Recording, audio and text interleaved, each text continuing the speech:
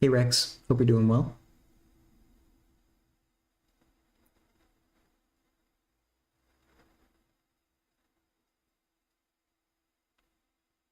Okay, looks like we're all good. Um,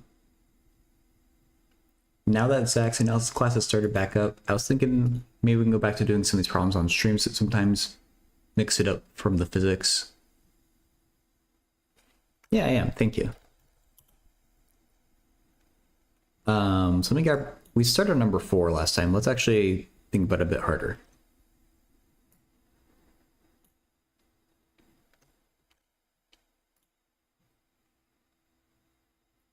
Where am I? There.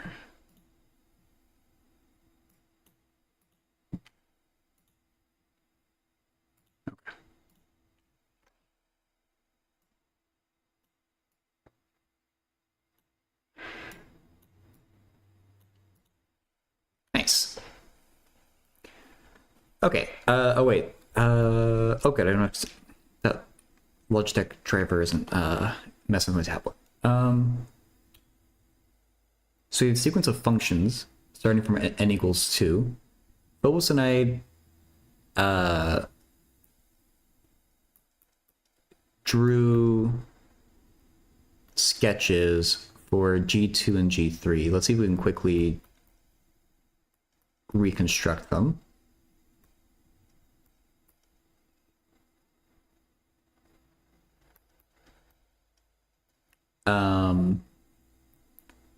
This is 2. Did I do this? Wait.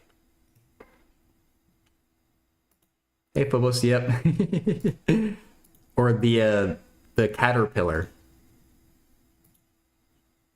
as some very talent. Wait. Oh my god! I had this in my queue from last night. You know what? Fuck it. We're listening to these 2 songs actually that I had in my queue. Even though they're metal, completely not the type of music that I would normally play for this. I just want to check my work. I feel like I put 4s where I had 2s, and that's clearly wrong. But oh no, I did. I did it right.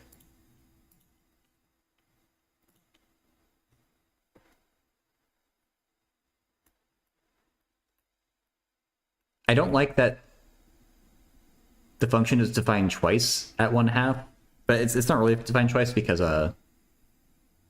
they happen to coincide there, but it still makes me uncomfortable.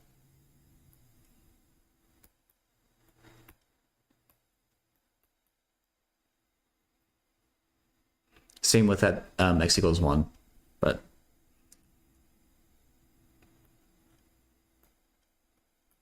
regardless. 9x. Oops. I need 3 lines here. 2 well. This function is just a bit too well defined. This belongs to 0, a third. La la la la la la la la la la la.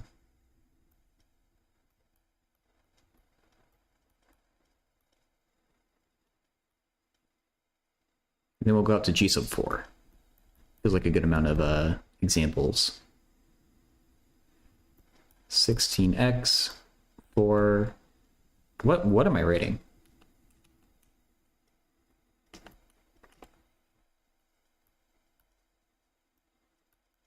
Two minus 4x. Why do I keep forgetting to do the bounds? 1/4.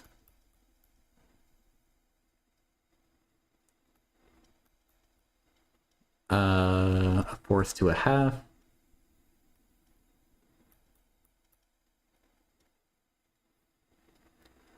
And this is a half to 1. Okay. So G sub 2, just do a quick little sketch. A half, 1. We're going as high as 2. We just get a little 10. Now G sub 3. 1, 2, 3. And then we're gonna go as high as 3.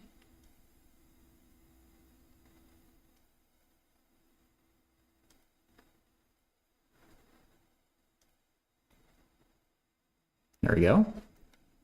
And then 1, 2, 3, 4, I guess. I don't really care about 3/4 though. 1, 2, 3, 4. So basically the function is getting steeper and steeper at this little thing here, and it's getting a longer and longer tail on the right side. Yeah, famished.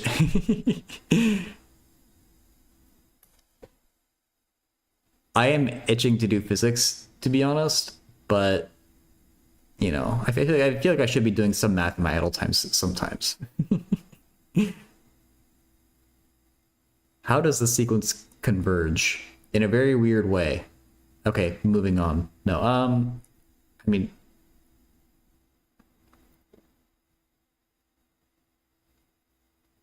that's interesting phrasing for the question. How does it converge? Not does it converge, or what does it converge to? I guess how does it converge? Probably the same thing as what does it converge to. Yeah, I'm wondering about that. Like, is it pointwise or uniform, or um, it could be asking that. Like, I imagine what's going to happen is it's going to converge to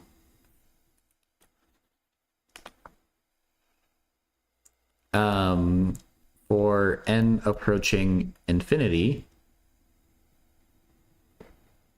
I guess maybe we'll do a colon and then we'll do a little plot. It's going to eventually just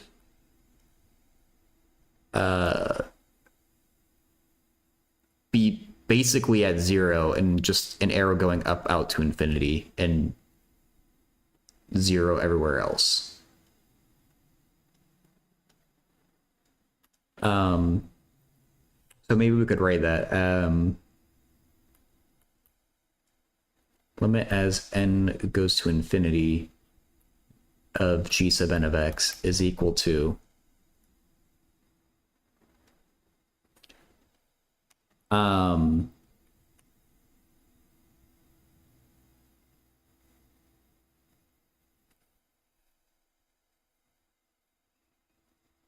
well, this bit here poses a problem if you just want to take the limit of that.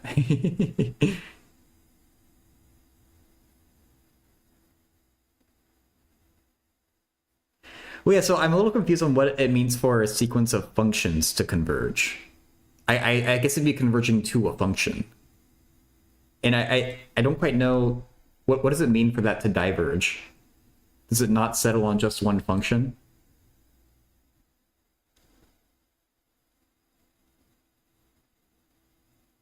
And what is the difference again between uniform and pointwise convergence? Dang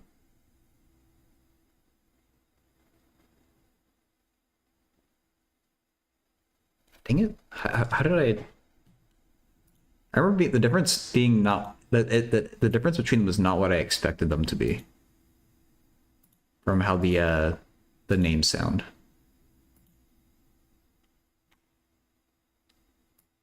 Yeah, the unfortunate part is I think you said you'd provide the formal definitions in the class that would be tonight if it wasn't canceled.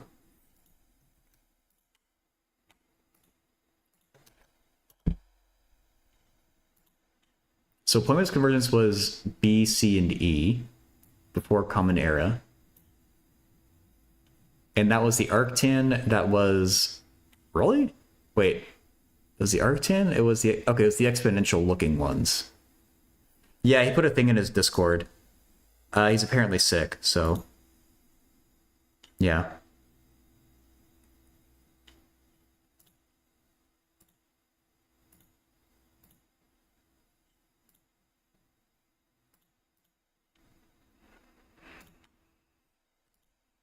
Um,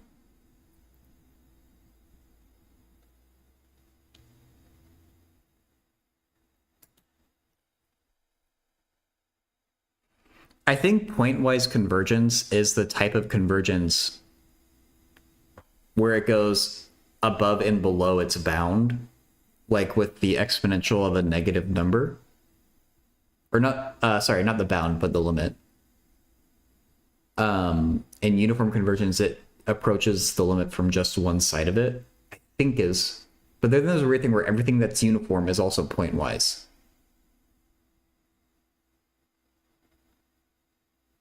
Like pointwise is a bit more, or no. Yeah. I feel like it's not talking about that though for this function. I don't know, at least that would be a little bit weird. I don't know how to think of those pointwise versus uniform in the context of like function convergence.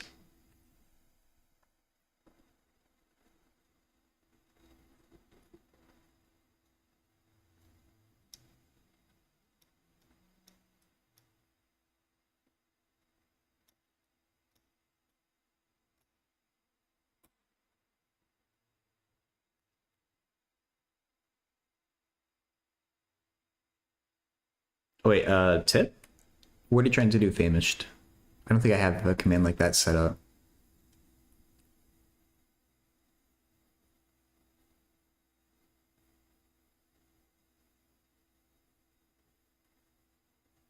You know, it's actually kind of a weird. Okay, if G sub, you know, let me just limit n approaches infinity, n squared x.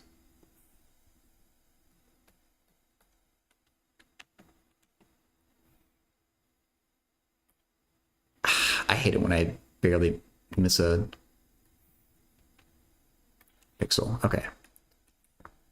Um,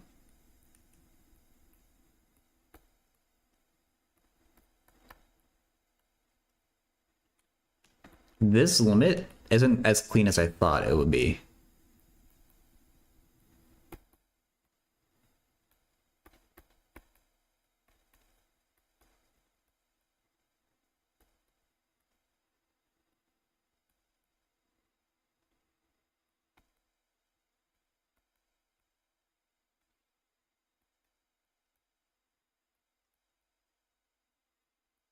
Because I think this thing right here is going to minus infinity. And that's it's a little unfortunate because we would get infinity. Ugh, at 0, 0 minus infinity also at 0, 0 and then 0. This is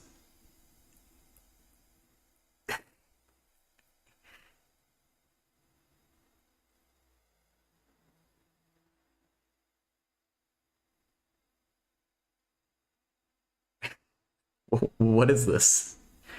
For 1 over n to 2 over n, it should be positive, right? Well, I mean,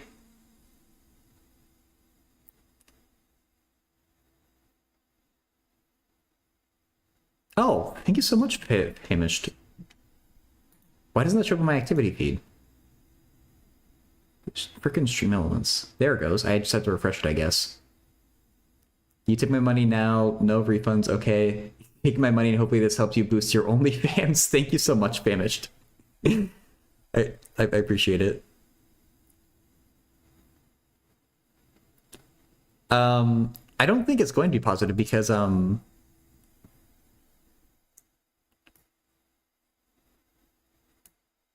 turn the music back down.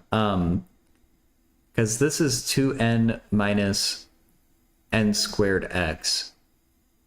So for the purposes of this, oh wait, it depends on the oh no.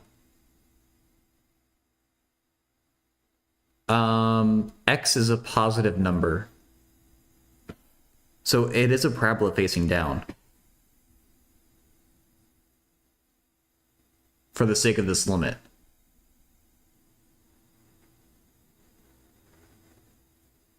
That's why I'm saying it's negative infinity.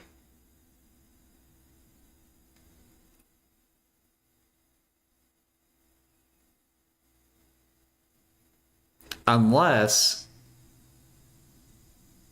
x actually equals 0 because of the bounds.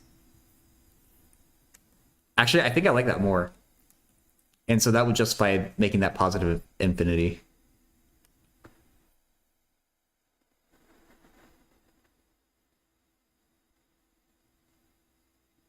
I still hate that it's double defined because it really makes an issue in this like limit thing here.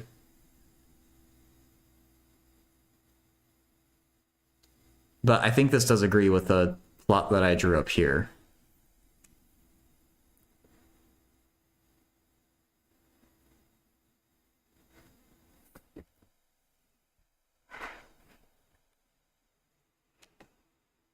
Make the middle one. Yeah, I mean, I would. I agree, but I specifically asked Zach if these closed brackets were right, and he was like, "Yes, they're right, 100%." So like, I definitely would want to change, like maybe both of these to be open parentheses, or like this and this, or some mixture of that, or like some combination of that. But he specifically said that they're correct, so I really don't know what to think about that. I think this is the point of the question. Like, I have the answer to how does it converge? I'm assuming that's just another way of saying what does it converge to? And I guess it is just one function if you allow for infinity, so I don't know.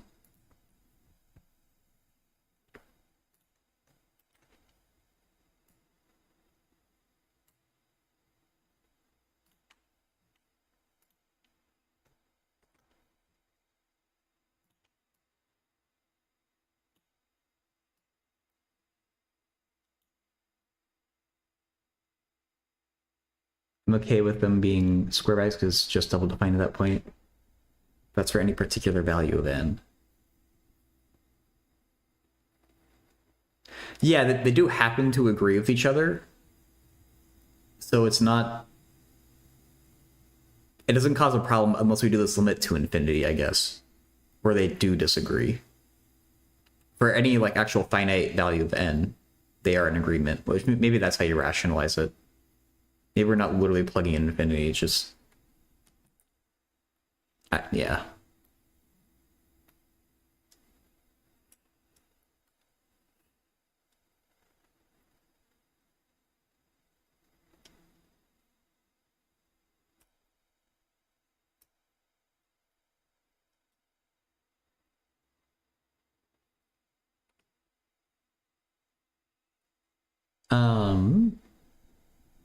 Provided x is greater than 0, this inequality being true implies this inequality is true.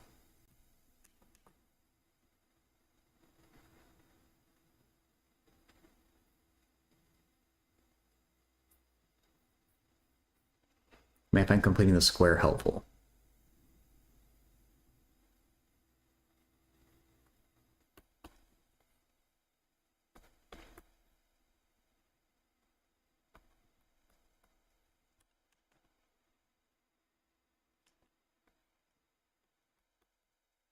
Why can't I just make a straight line? I'm either curved up or I'm curved down. The thing we would use to complete the square is 2nx, I think.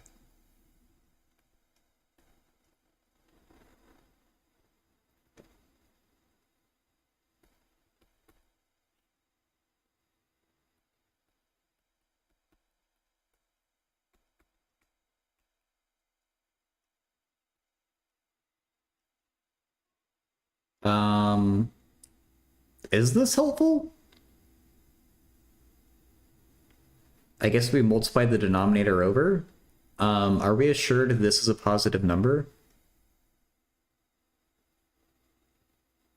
It deforms. Isolate NX. Yeah, that be nice. I mean, we're definitely gonna have to do that. Oh, okay, yeah, yeah. Um,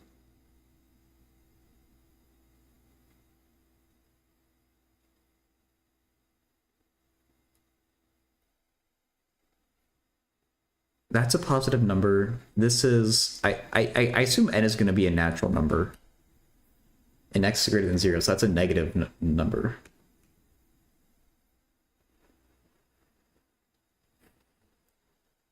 Is it true that m squared is greater than 2m? Yeah. Provided your m is more than 2, I guess.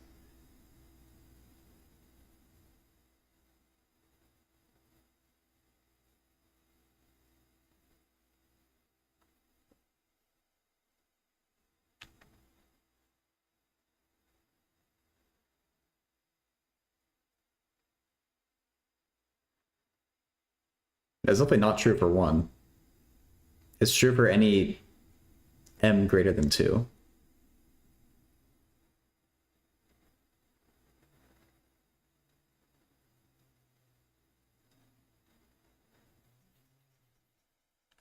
I don't know, I mean, if we're allowed to hold nx here greater than 2, then what I want to do is multiply over the denominator.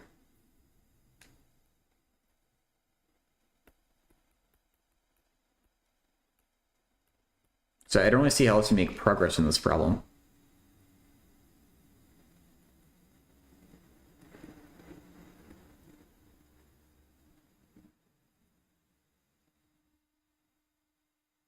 What was the point of completing the square? There should be, maybe there's something more clever here.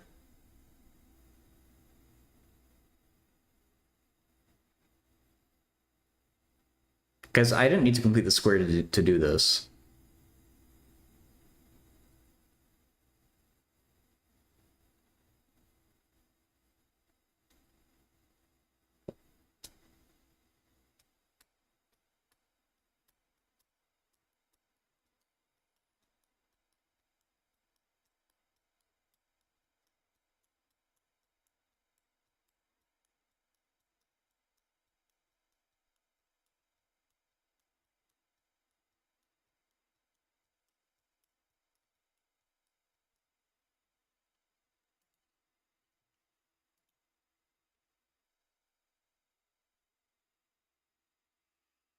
Hmm.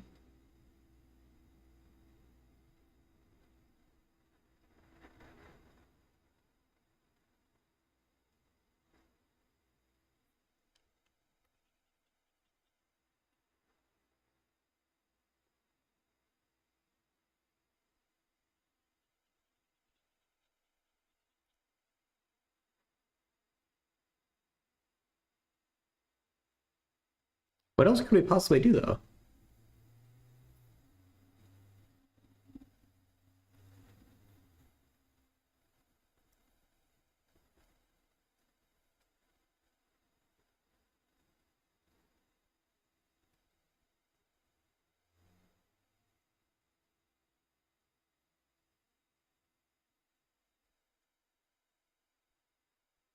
Oh, do we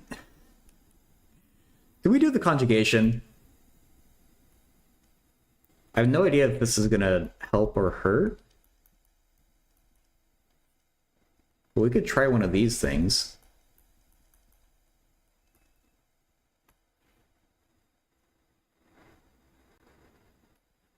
Where does that lead us?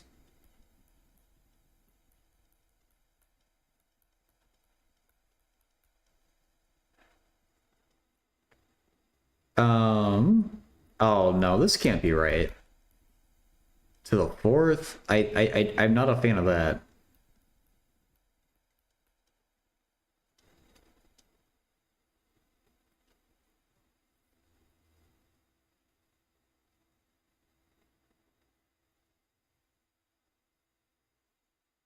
Do we have anything to gain from canceling? No, we can't even cancel an NX.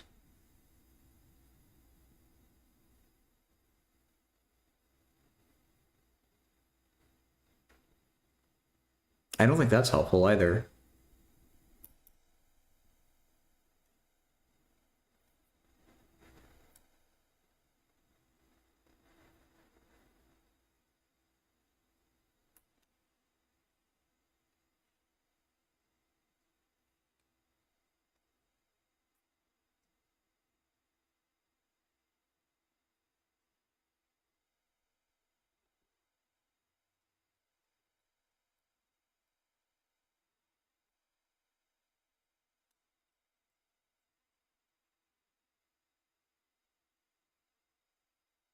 Distribute epsilon and the thing I had initially? I didn't see where that would lead in my head.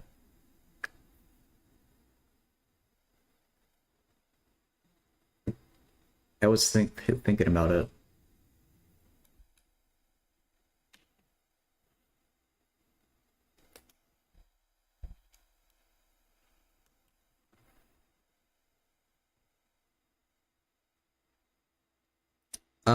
I almost wonder if there's any benefit to working the problem backwards.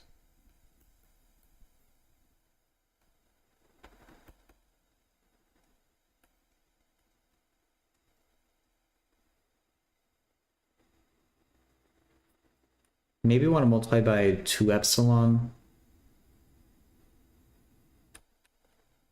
Assuming epsilon is greater than 0. I hope it's a safe assumption in a real analysis class.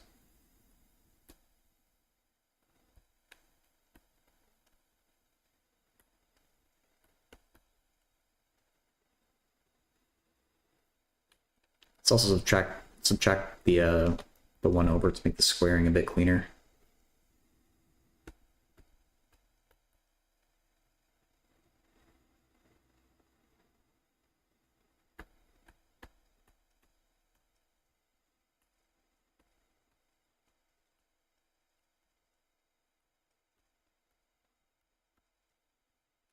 And here, I guess we want to gather up our epsilons. And get everything without an epsilon. Well, I guess we want to get everything on the same side.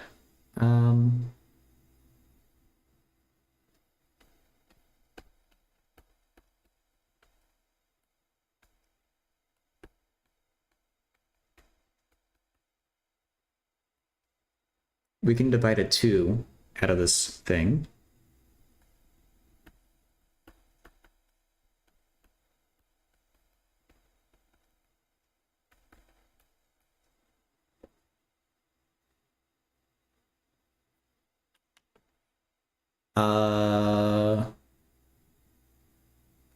Does that factor? Is it true root 2 n squared x squared minus 2 plus 1 times epsilon squared? How does that FOIL out? Does that give us the exact... No, it can't, right? It doesn't give us the right middle term. Hey, Scorpra.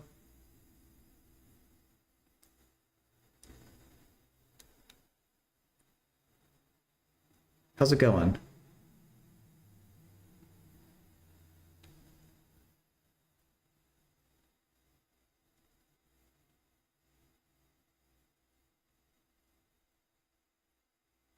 It's going? It's good to hear. I was just thinking yesterday that you've been like coming on saying hi for like a long time now, and I really appreciate that you've like stuck around. Okay, I don't think that factoring is right. We could always quadratic formula this thing though. Wait, I'm isolating epsilon again, aren't I? I need to isolate nx. I'm thinking about this problem wrong. Ignore these last 2 steps. I'm doing it backwards now, so I'm trying to isolate nx, not No, am I? No, I am trying to isolate epsilon because I'm doing it backwards. Ugh. Undo. Okay.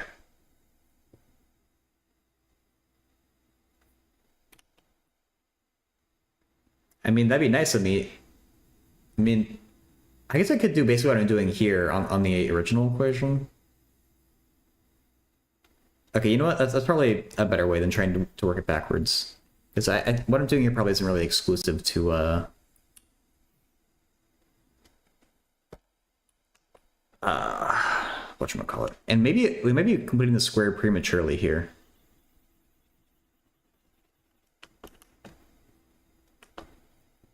Maybe we're not supposed to do it quite yet.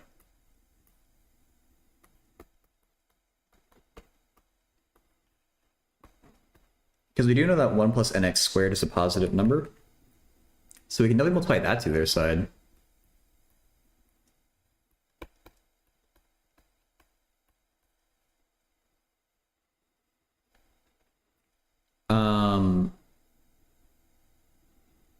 N squared x squared plus minus nx plus epsilon greater than 0. New puppy has kept me busy? Ooh! What kind of puppy? That's awesome.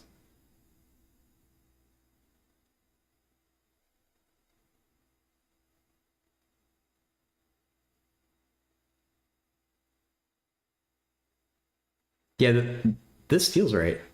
Oh, you already had Australian Shepherd, you got another one? Oh my god. I hope you enjoy taking like daily 5-mile hikes. They're amazing dogs though.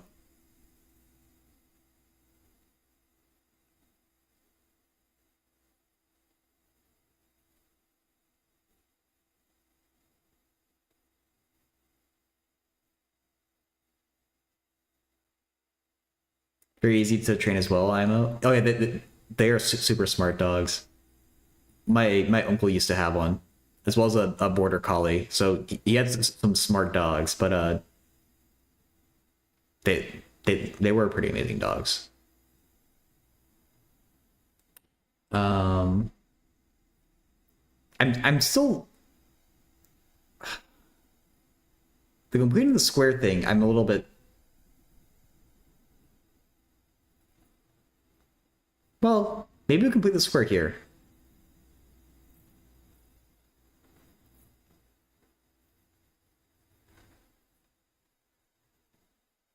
What does that look like? Um, it's like minus b over 2a squared. Is that it? I always get confused on including the square with. I could divide out the epsilon, I guess. But I do always get confused with completing the square with a leading coefficient that's not 1. Let's see if this actually works out, though.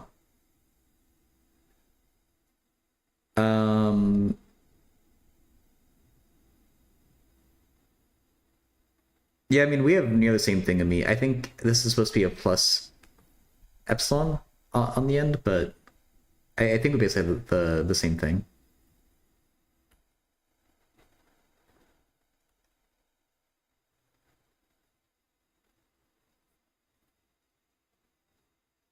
Wait.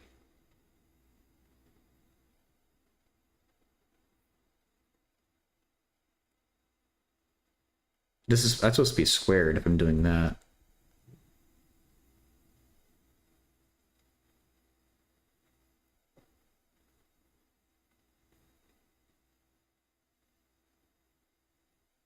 I'm factoring epsilon. Actually, I'm dividing out epsilon, dude. I can't complete the square with not 1. I know I can use the quadratic formula. I'm interested in seeing, like, the problem provides a hint of completing the square, so I just want to see what that has.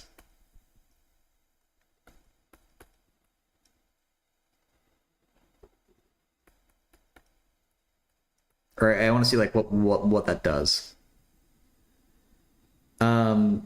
Yeah, Deform. So this is another math streamer, Eats Its White Pie, is doing an actual live real analysis class, and this is a problem from that class.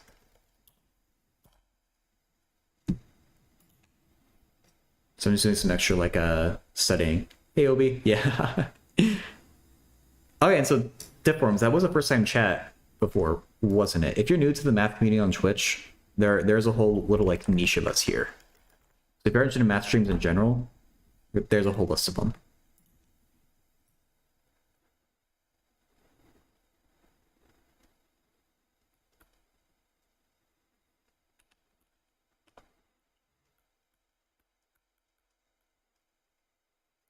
X4 Foundations? I have never heard of it. X4? No, yeah, I never heard it. I never heard the name rather. Is it new? Waiting for a sale? Okay. No? Okay.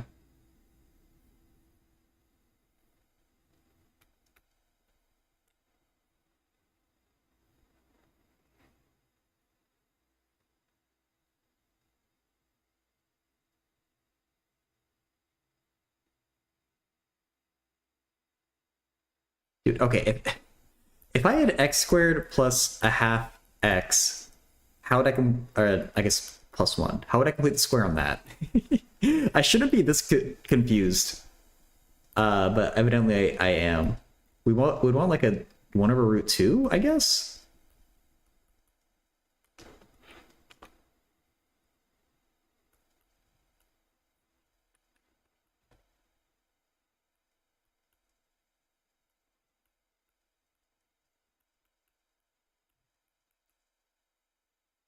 And then I need to multiply this back out. Because I 2 over root 2x plus half. What? This is what I don't like. No, this isn't right. Okay, do I need to do it?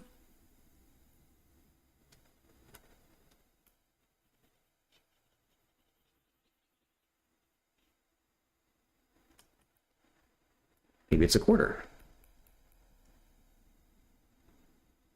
That's right, and then you square root it. Okay, yeah. I forgot. When you go from this term to that term, that's when you square root it. But you're multiplying by 2 first. Okay. Or you're dividing by 2, I guess. Ugh, okay. That's something I really should be better at, and I'm just not. So we're gonna have 1 over 2 epsilon squared, I think. And that just felt wrong to me, but I think it's what we're supposed to do. But yeah, if the hint wasn't there for completing the square maybe being helpful, I would just use the quadratic formula. I just want to see if this gives a particular insight that the quadratic formula doesn't.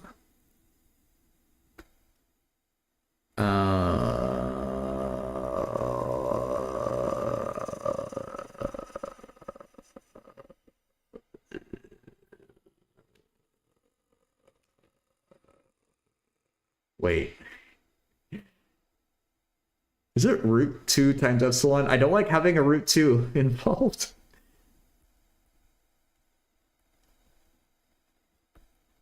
We need to multiply this back out. N squared, x squared, minus 2 over root 2. That's not right. Why is that so difficult for me? Should it just be a 4? Or should it be...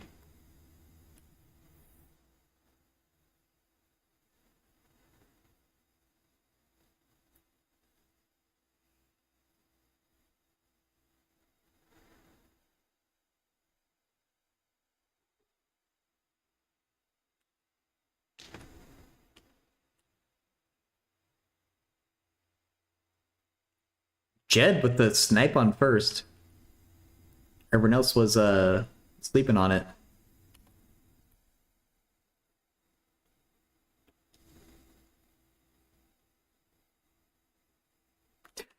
This is breaking my brain. Why can't I handle this?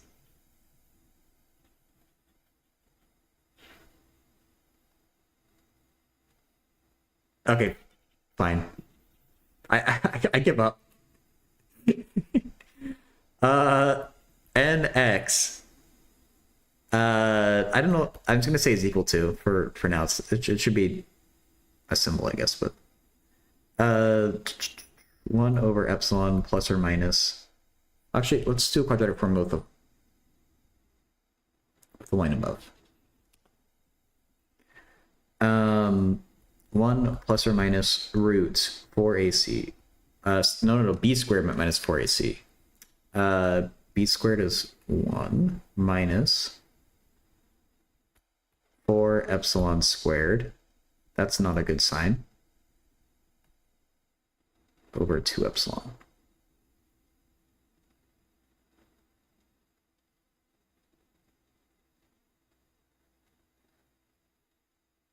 B squared. M square again. Nice. Thank you for the 25 streak. So we nearly have the exact thing that we want. There's a slight issue though where I'm taking the square root of a negative number. Well, it depends what epsilon is.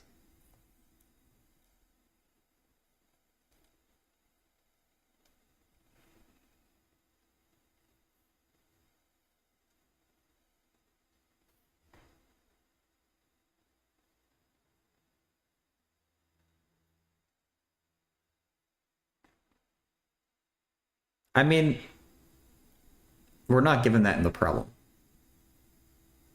If epsilon is a very small number, we're potentially in business there, but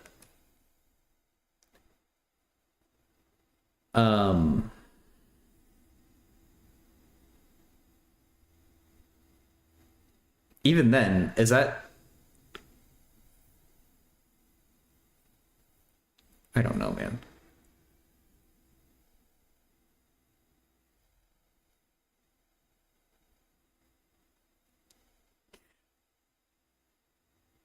True. That's just a regular old rational function. It's not necessarily small. That's not a good assumption. Like the left side blows up to infinity at some point. For x is about 0.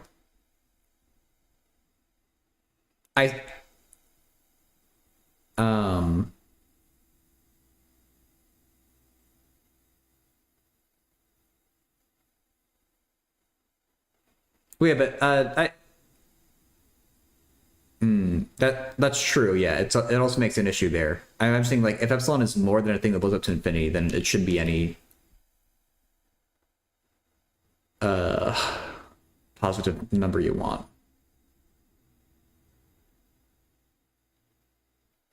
Wait 1 second. I'm getting distracted because I have a stream up on my phone because I want to get the frickin' Twitch drops. Oh, I actually did get it. Okay, cool. Closing out of that stream. I thought I wasn't actually like making progress on the drop. Okay, I'm good. No more distractions. That's so annoying. Maybe we do have to complete the square. Because I don't know how to justify reversing things. Hunt Showdown Scorpra.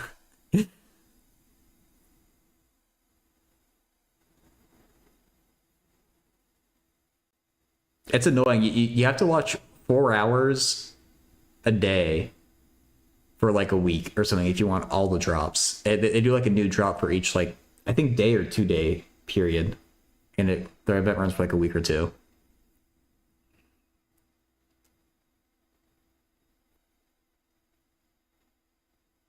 It's pretty fun.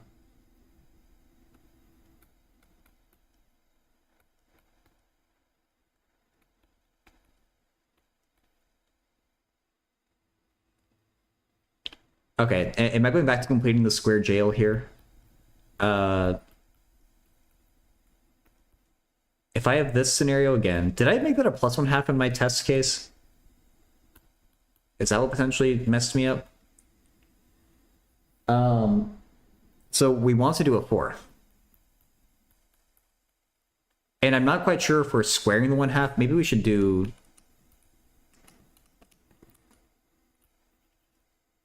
For that reason, we should do a third, right? I think it's a ninth and a ninth.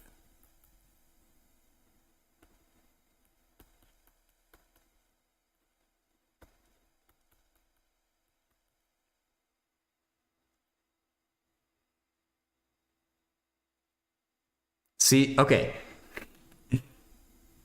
That needs to be... No. No.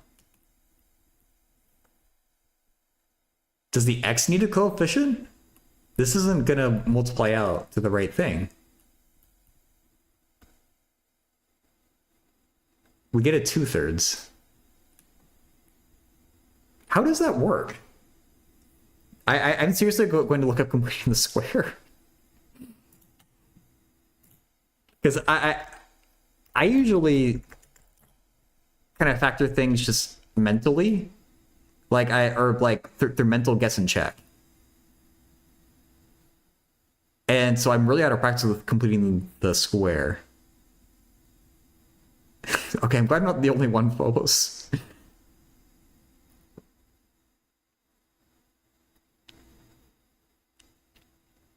D is B over 2A.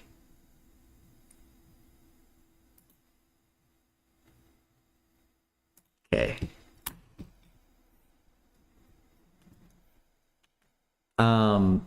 Wait. Yeah, and there's no tricky squares.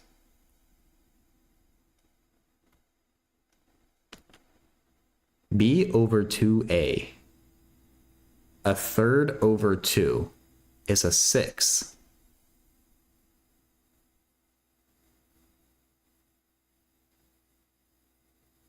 That can't be right, though.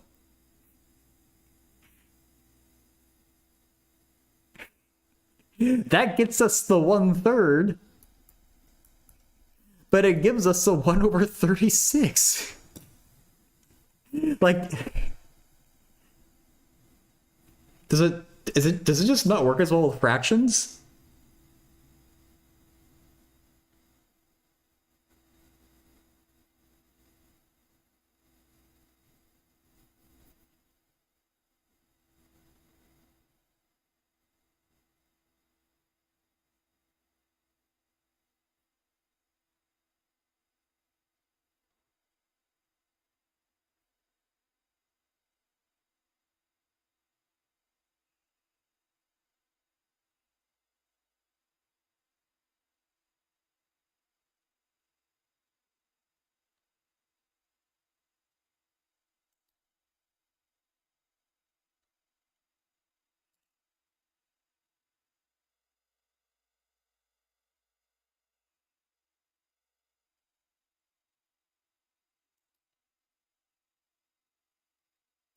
I hate this.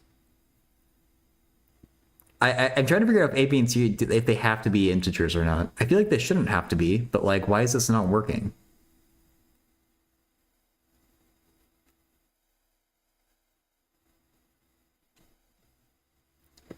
Wait, actually, maybe... should I be considering 2x squared minus x plus 2? The same thing as this thing, but multiplied third by 2. 2, and so if we just finally apply the formula, the 2 will come out front. It'll be x minus 1 over 4 plus 2, and then minus whatever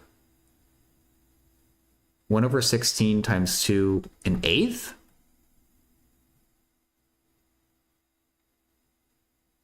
Does that multiply out how we hope and dream?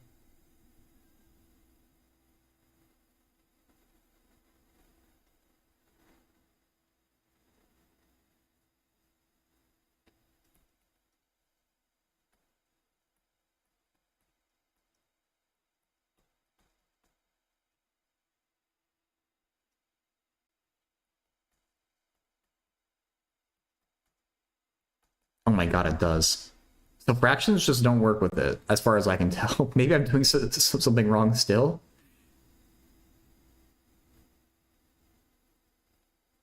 But I feel like fractions just don't work with completing the square, at least not in this way.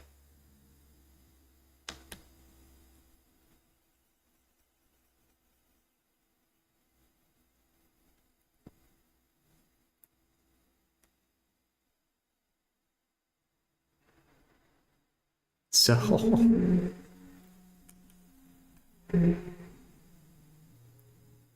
if we go from here, we would have epsilon nx minus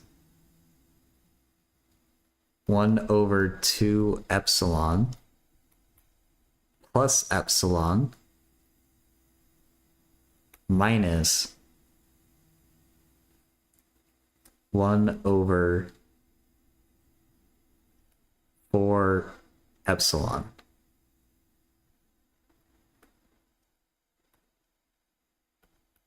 N squared x squared minus 1 over epsilon nx plus 1 over 4 epsilon squared plus epsilon minus 1 over 4 epsilon. Epsilon n squared x squared minus nx plus 1 over 4 epsilon plus epsilon minus 1 over 4 epsilon. Oh, thank you, Jesus. That works. Okay. Hey, Fembox. You should look... I just spat. Oh my god. You should look away as I struggle with completing the square. Oh my god.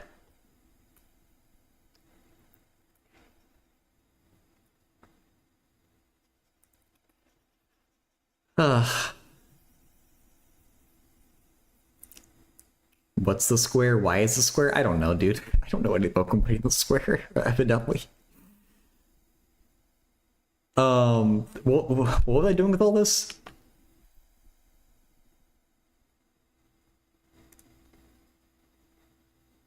Especially work, gotta brave the elements and head home. Oh, nice. Good luck. Okay.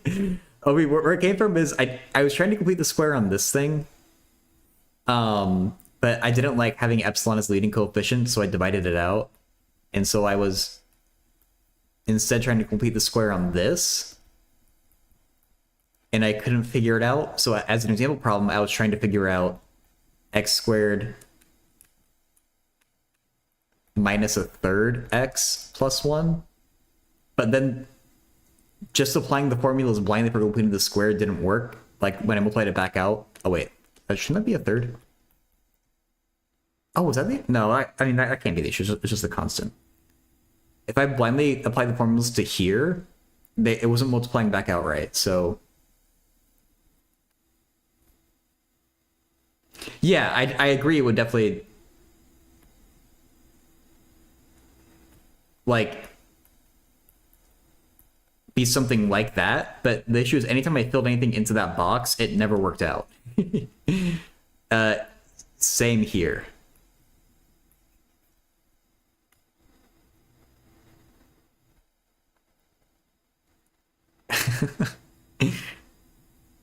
See in a bit if you don't hear from me half an hour, send a search party. Okay, Fembox, good luck. Oh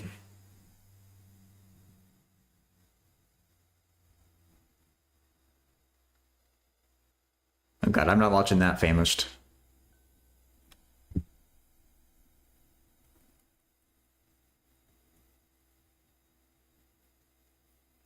So yeah, apparently either completing the square with fractions, if fractions are involved, either just doesn't work or I don't know how to do it.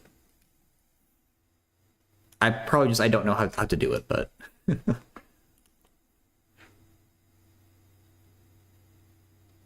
uh this implies 2 over epsilon equals 1. Oh shoot. Was it?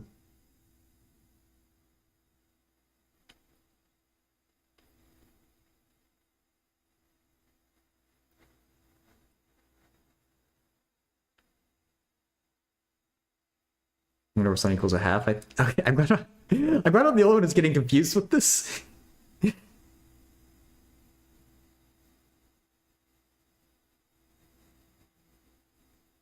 I think I have the right form now, regardless. But completing the square is just a finicky thing, it seems. Hey, Lucas.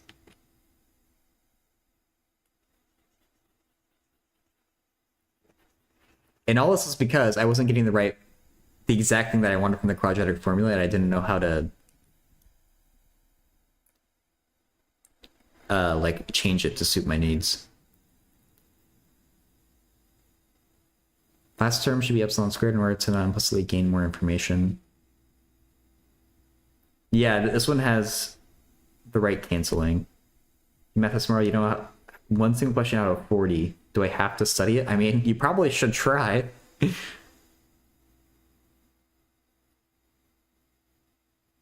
Yeah, so I think I'm good now. I spent way too long on that struggle for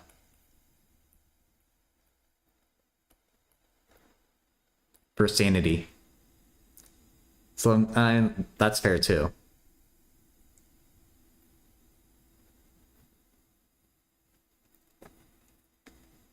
Um,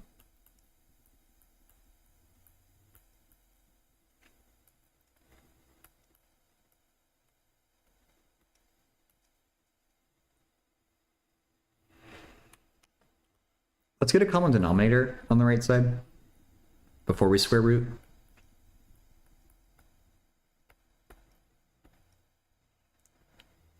One minus 4 epsilon. No! Alright, good night, Lucas. I'm still gonna get the same stupid thing is negative.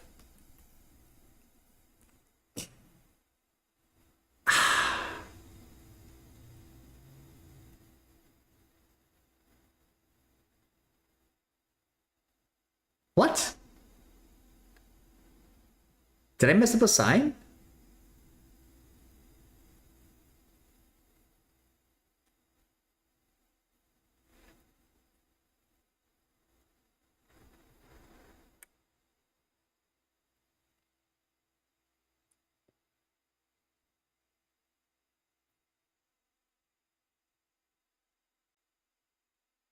Eight over 38 to the 1/4, but the answer was 1/2? Oh no. The epsilon on the outside should be positive on the inside. And negative on the outside?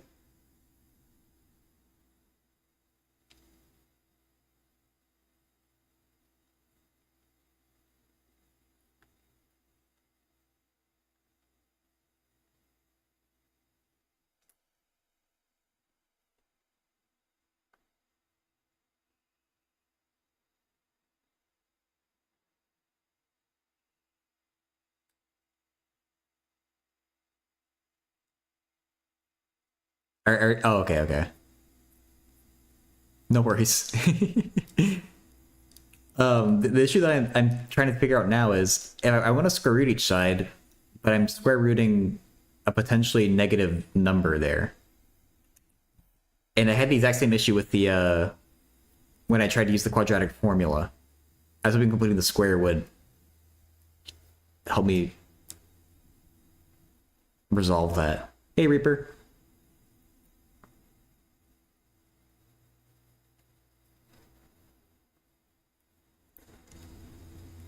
I'm a professional. Hey, Simply Facts. Can you please explain me what a function is and what is a sign table and what is a variation table? I don't... A sign table and variation table could be a lot of things. I don't know what they mean in the class that you're taking. Um,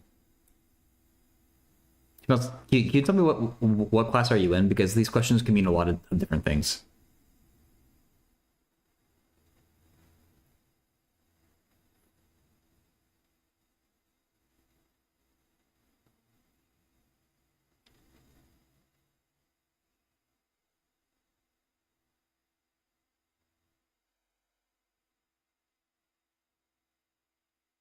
This is nearly exactly what I want. I need to be able to reverse the order of these two things.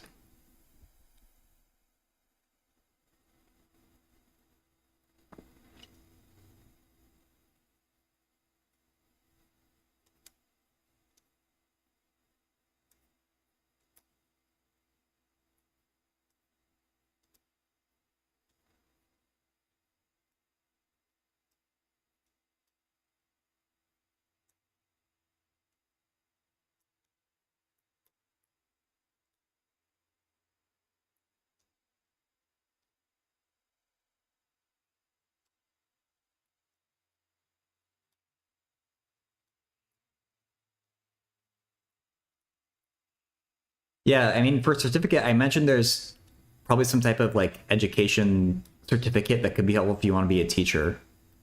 And maybe some specific fields have like certificates that are helpful. That kind of that it'd be a pretty like niche thing though. I don't know of a particular example.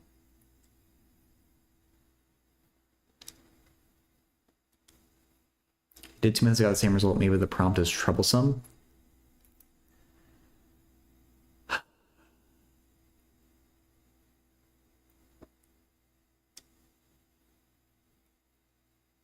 Is there a way we can verify this?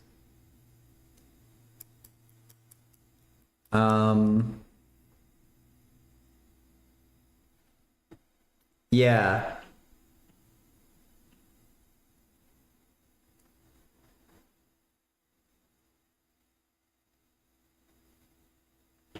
Let a equals nx, make it slider for epsilon and a. Okay. Yeah, that's probably a good idea.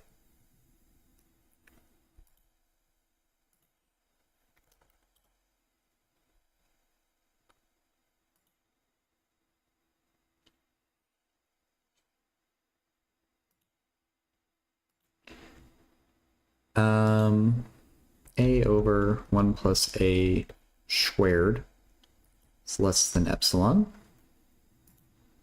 What do you think E is, Desmos, so I can correct you? Oh, you think E is Euler's number. That's actually fair enough. Call you F.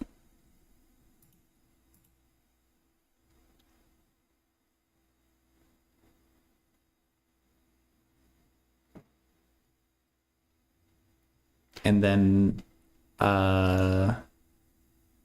A greater than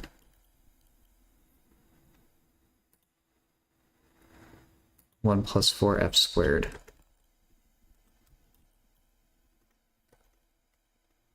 Or 2f, is that it? Yeah, okay.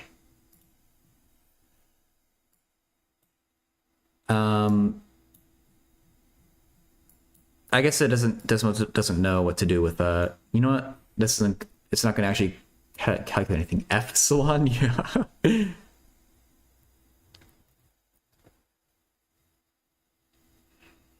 Honestly, Famish, my kind of general advice is to just go on Indeed.com or some kind of job search website and look up jobs that you might be interested in and look at their requirements.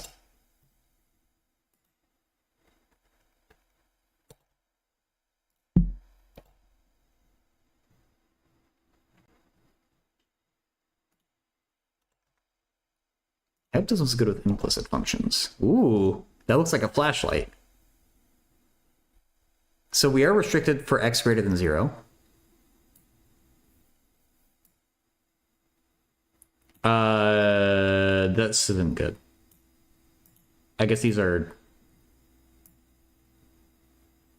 Okay, so if we're given that red is true,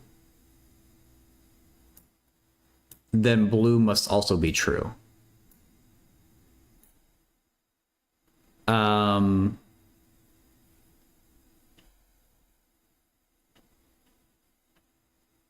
And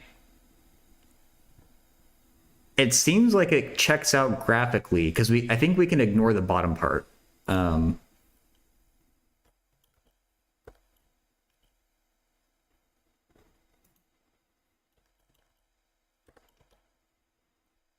It's still giving the bottom part as a solution. I feel like that's not quite right though, because it comes from negative x's.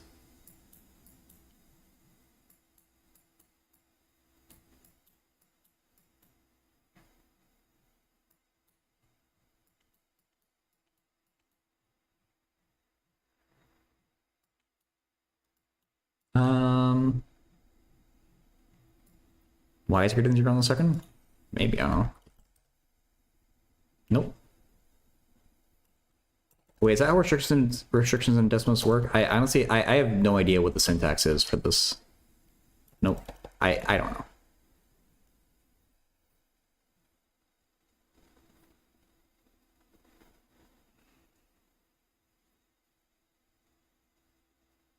X was originally NX. Well, they give us the problem, just X is positive. Oh, I see what you mean. N could be negative.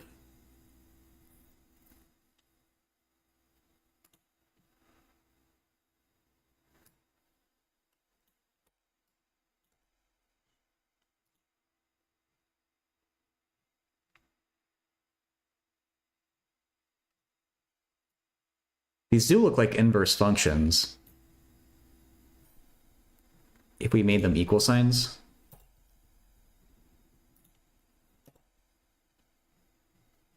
They're not quite though.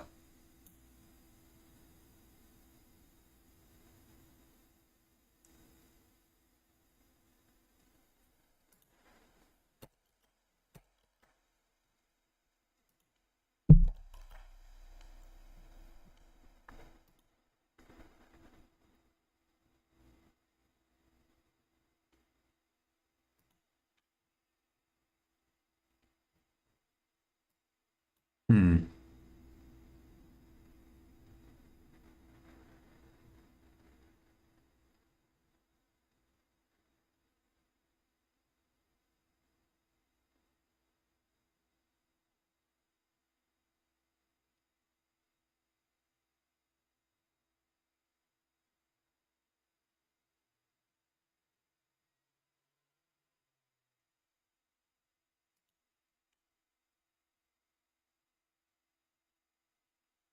Um,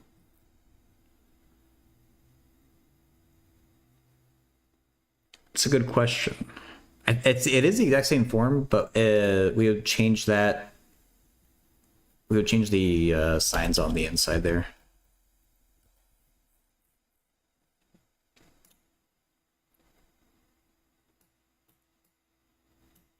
Well, shouldn't this also be true?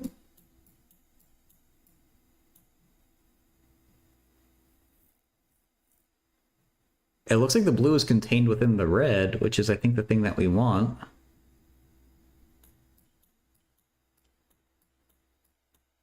Wait. No, do I have this backwards? Should the blue contain the red?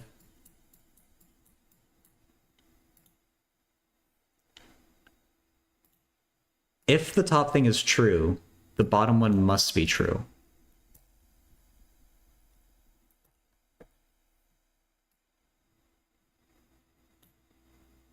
Can't we... So doesn't this mean there's regions if we take nx equal to 1/2, maybe that's worth checking manually.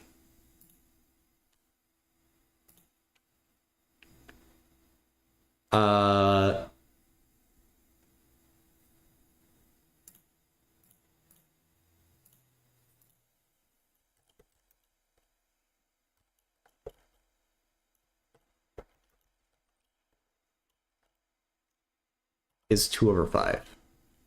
So I assume we can take any number more than 2/5. And choose that for epsilon. So let's say 3/5. If epsilon equals 3/5, then we want to check 1 plus square root 4 times 3 over 5 squared minus 1. Ah! Over 2 times 3 over 5.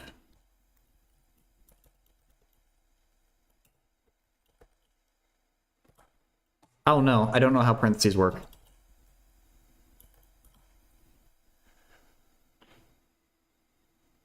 $1.38.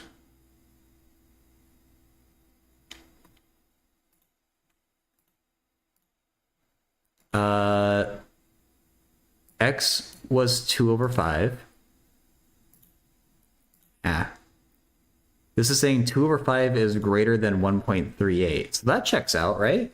Because 1.4 is greater than 1.38. No need to mobilize the National Guard? All right, just let me make a phone call quick. Glad you made it home.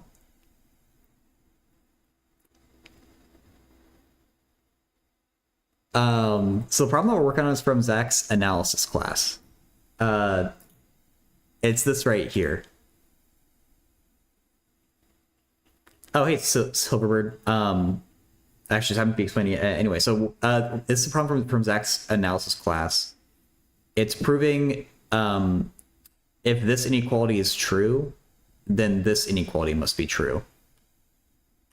And oh, what did I just undid something? Oh wait, redo. Okay, cool.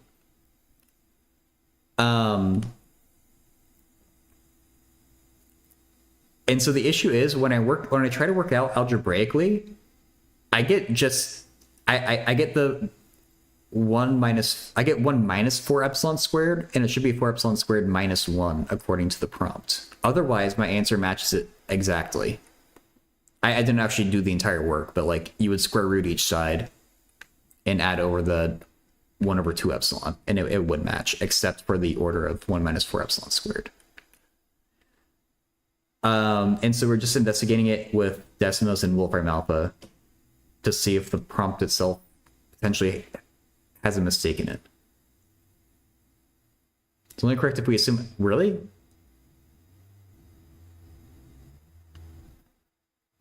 So I was checking exactly epsilon equal to 1/2. How did you figure that out instantly? Like, is this a power series?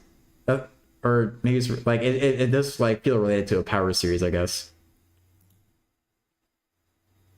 But it does seem to check out exactly for 1/2. Hey, syntax. We grabbed it in Desmos as well. And so I was checking 1/2 because that's where the blue and red don't overlap.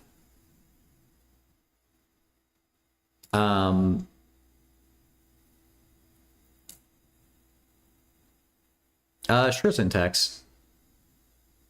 What about the 2 epsilon nx when you expand the binomial? Wait, 2 epsilon nx when you expand the binomial.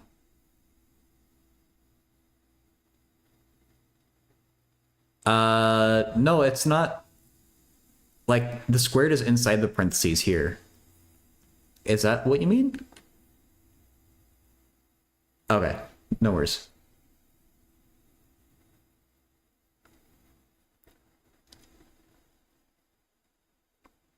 What's the... That sounds really hard, syntax error, unless you restrict... Like, if maybe you say between x is between 0 and pi over 2... Well, no, it's... Yeah. But if it's just, like, x is only greater than 0, that sounds really difficult. I don't know how you do that. I can barely do... Hey, Hanlon. I mean, if it makes you feel any better, I'm struggling hard on this problem. Welcome in, though. I hope you're doing well. How would you approach that? You would have to... You would take the area underneath tangent for x greater than 0, which is just unbounded, I assume. I assume that's going to be infinity, and divide out the area underneath x. Well, no, you have to... It's not quite that simple. You could definitely do that. You could think about a problem like that geometrically. I think you're just going to get something that's an infinite, though. Part of the problem is Greek. That's true.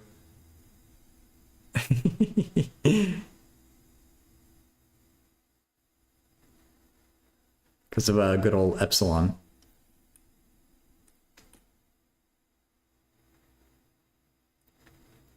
It should be bounded?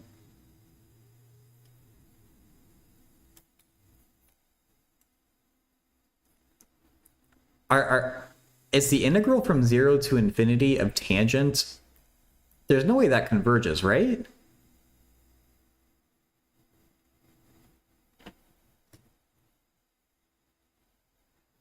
Assuming you deal with all the various discontinuities. What does Wolfram Alpha have to say about that? Because I think that's the issue.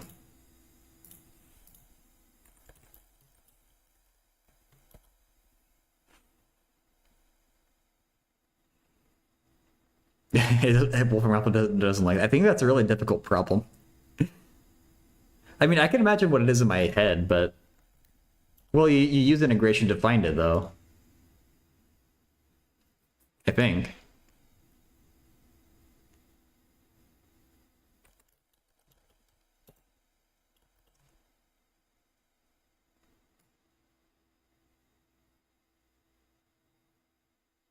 Oh, maybe...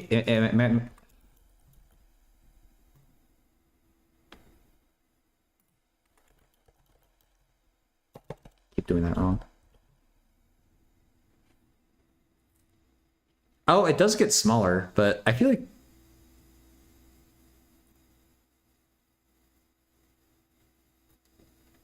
Maybe I don't know how you do that as a probability.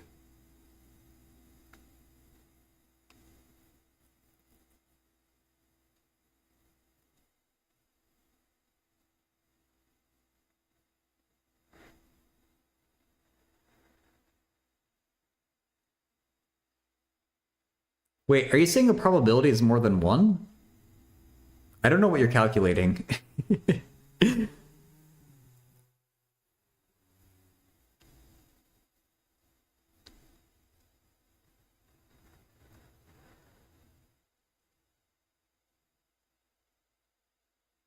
I don't think I understand what the question is. You shouldn't be getting more than one for a probability.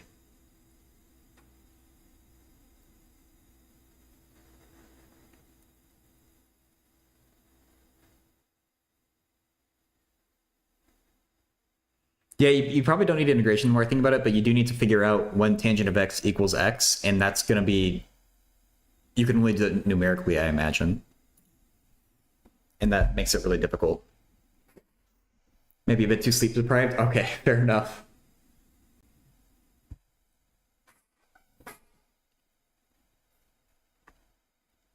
But you basically need to figure out what percentage of the time is that true. And you probably wouldn't need to do it probably wouldn't be too hard to do it numerically and get a pretty good result. I don't imagine it's possible analytically. Had a prep exam for physics unit entry exam today, studied all last night. Dang, good luck. Oh wait, you already took it probably. I hope you did well then.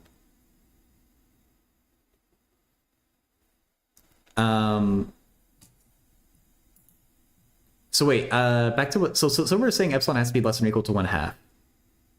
I chose 3/5 here. Wait, no, I chose epsilon equals 3/5. And it worked.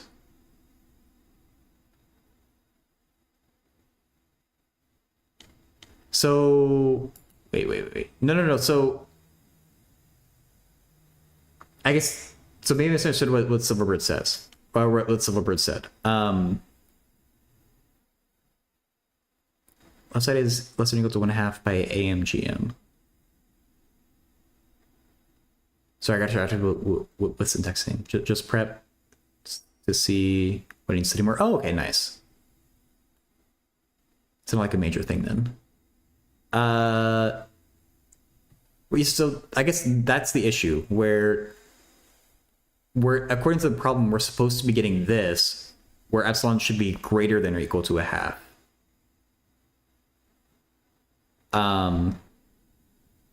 I'm getting the reverse though, where epsilon has to be less than or equal to 1/2. No, wait. Yes? No. Wait.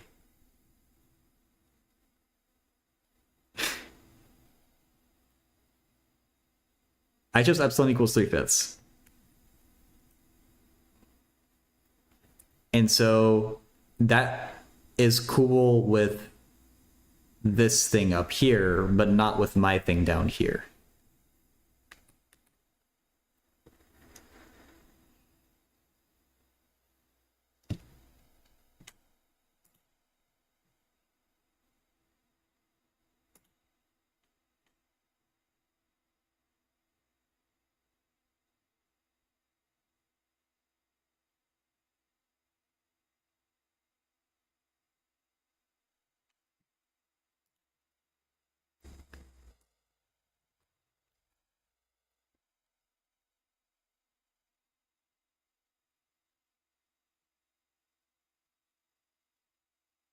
So maybe if we want to break it, we could take x equals,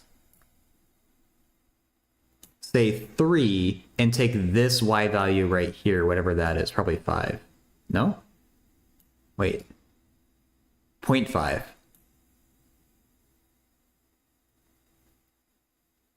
So if we take x equals 4, or nx equals 4, epsilon equals 1/2, can we break this? We aren't given a restriction on n box.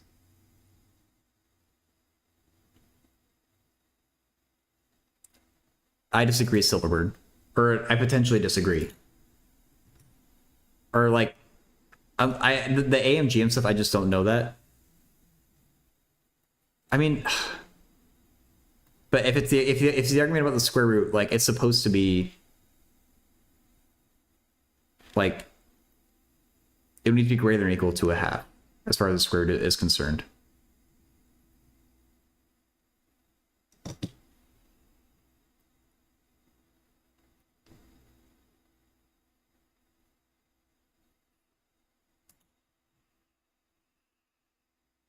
Okay, so I'm going to take nx equals 4, epsilon, wait. Oh, you're right. We do have that cutoff at 0.5.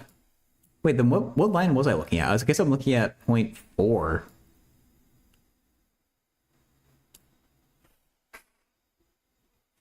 Okay, so then that breaks my thing.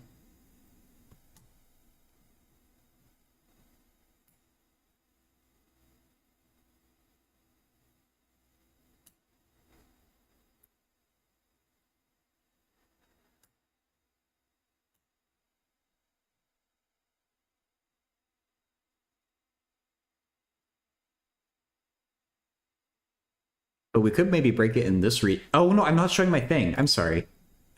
I'm showing the wrong thing. So yeah, that is a good spot. Like this blue line cutoff happens right at 0.5.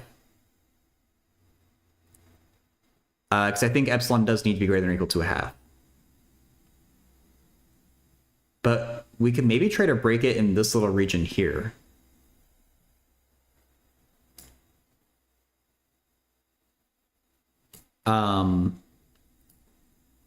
If we take nx equals to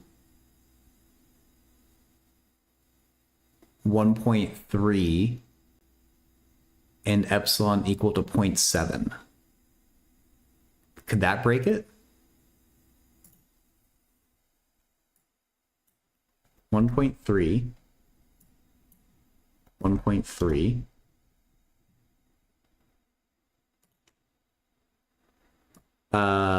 Epsilon equals 0.7. Wait, so we need to check this thing. 0.7 is more than this thing. So the first part of the conditional is met. And so how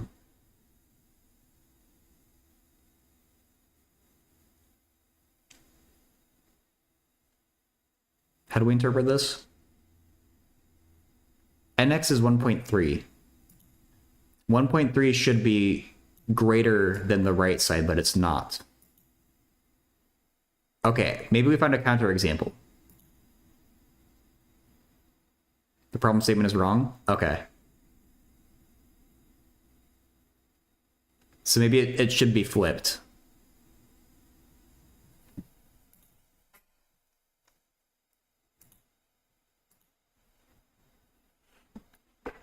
Um,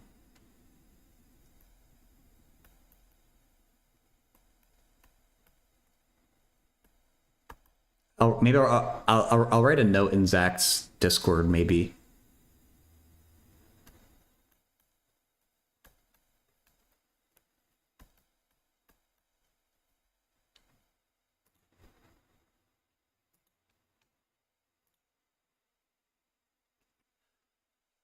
Um, so what if we investigate the world? We can still consider the flip side of the problem here, where things are proper. Um, or where like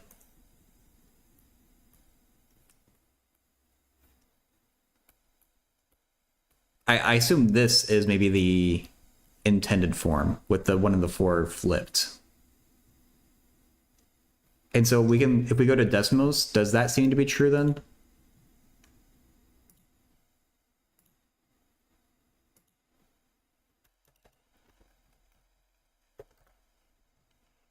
We did look at this before, and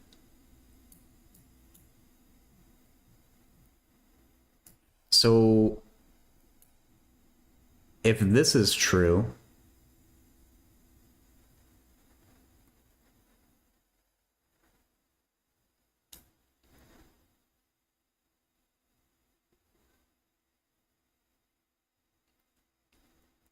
epsilon always has to be less than a half. Um,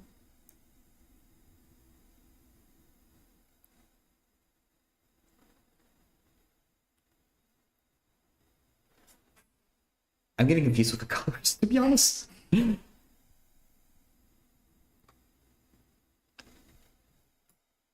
uh,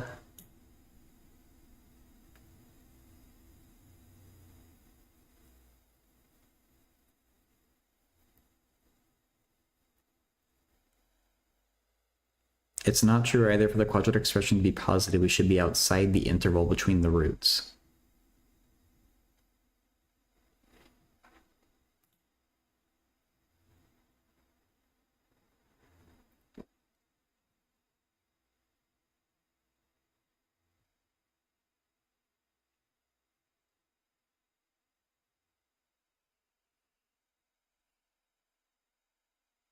Wait.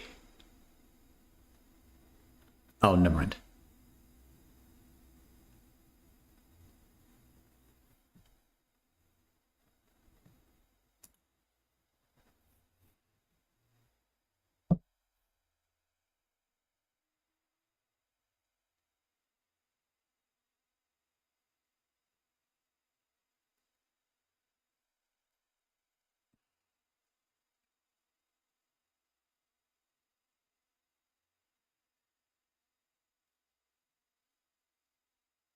Wait, the roots aren't both non-negative?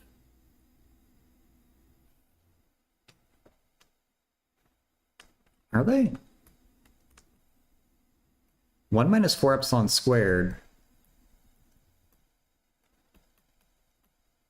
Like, when you don't have the middle term, it has to be centered at 0. You always have one positive, one negative root.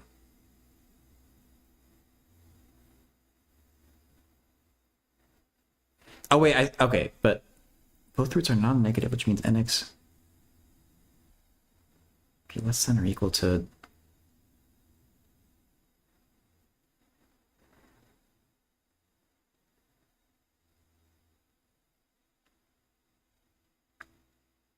We do need to be outside the interval between the roots. I agree with that.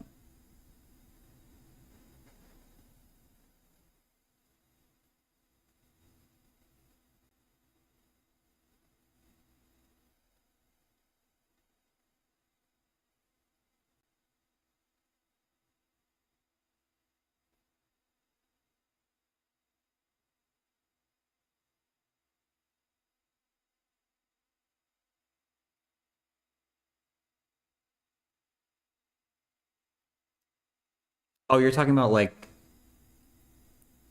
the plus or minus roots? And I just took the positive one?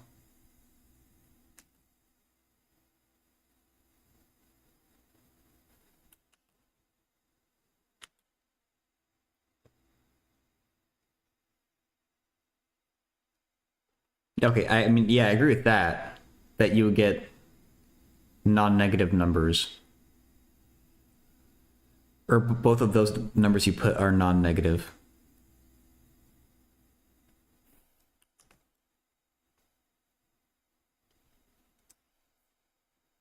Nx could be less than or equal to.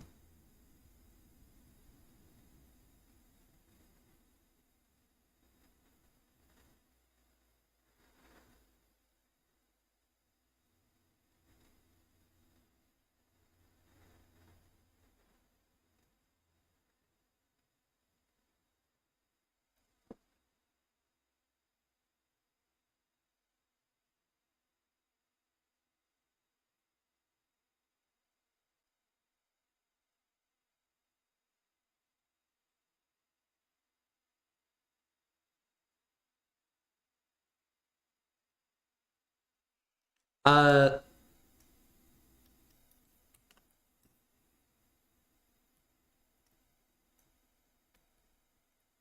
sure.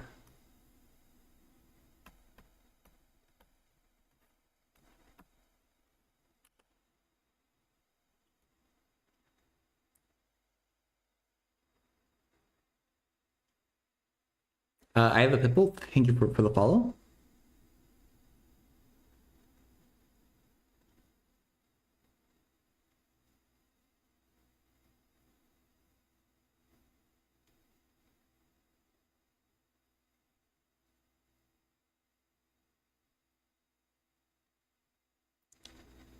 I was assuming that the provided x greater, it doesn't actually do it. I was assuming this part was in the spirit of just take the positive root.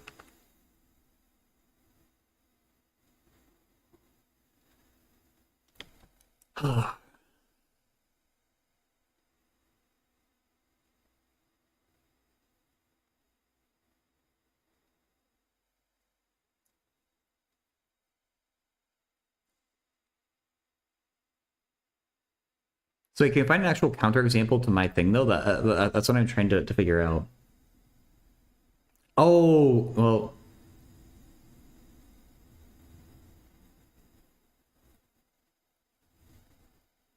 no, I still don't know why there's a contradiction, Silverbird, unless you're not saying, or I don't know if there's pointing out a contradiction or if you're just saying that we should be careful about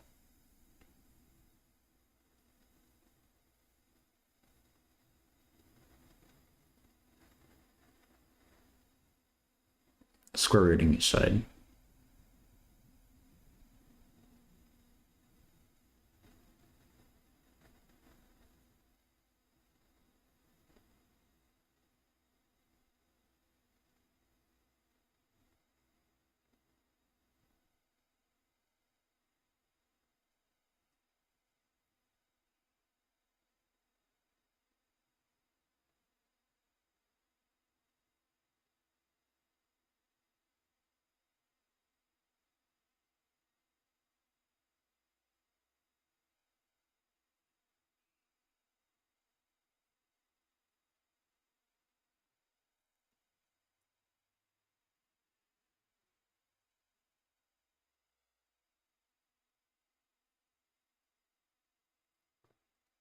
Take any nx less than 1 and epsilon equal a half.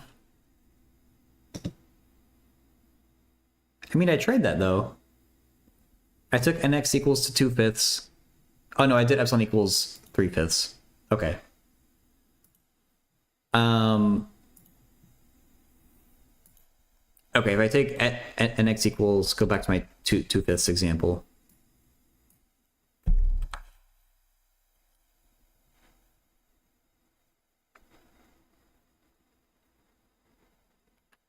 That's 10 over 29. That is indeed less than a half. So we can choose a half here.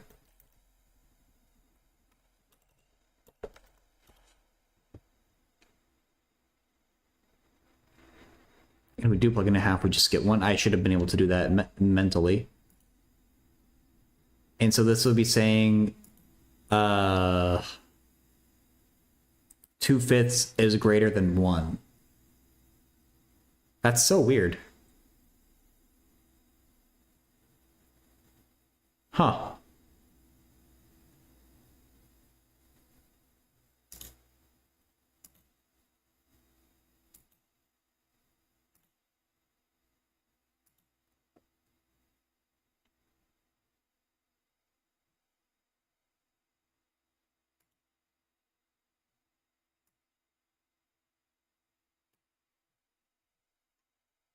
My whole high school solving mathematical inequalities. Oh wow, well you're the perfect person for the job here then.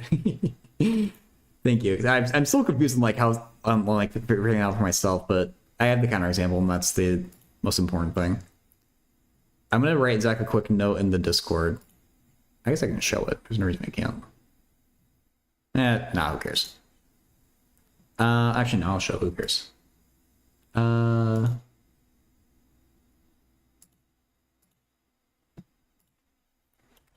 For prompt 5, I think there might be an issue.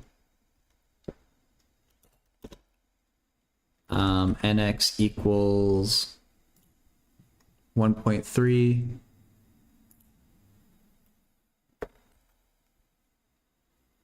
Hey, SimplyFacts.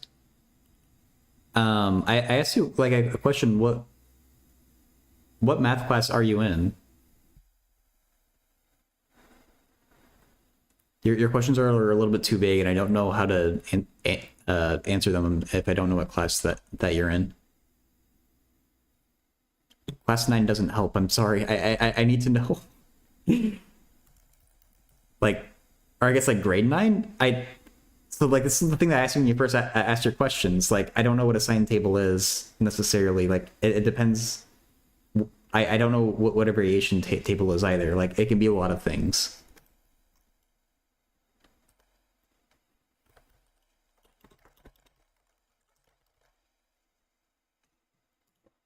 I can talk about what a function is,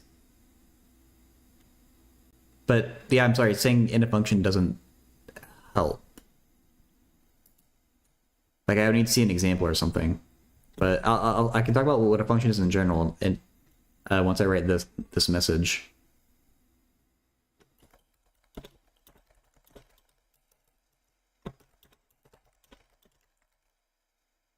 Algebraically, I get Dojo Drummer, thank you for the follow.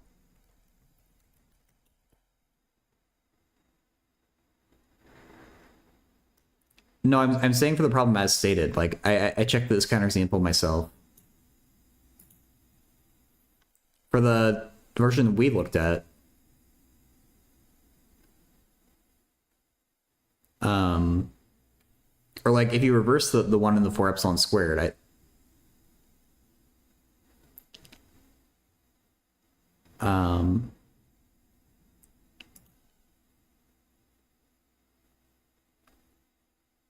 dang it, I can't think, man.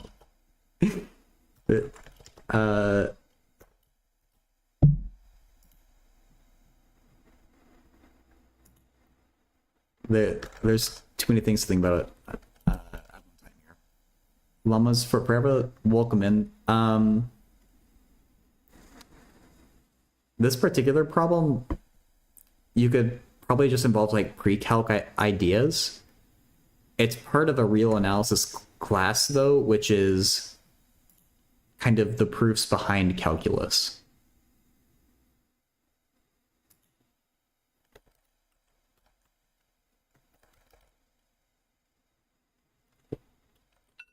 Ah.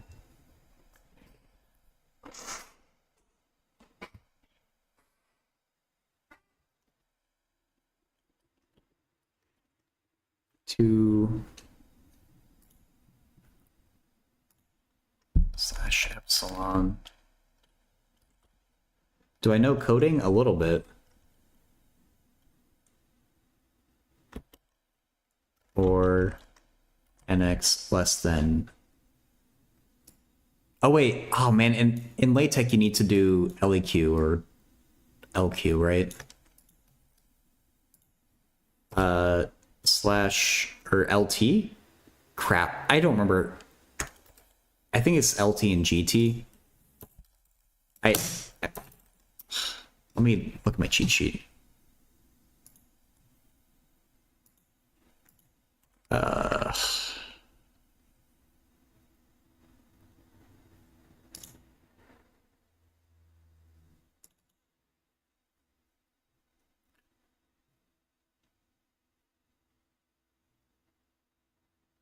Oh, okay, slash LEGE. Wait, no, but that's for equal to. Damn it. I'll edit it after if it's wrong. We'll see. Oh, and it's a var epsilon for this type of epsilon.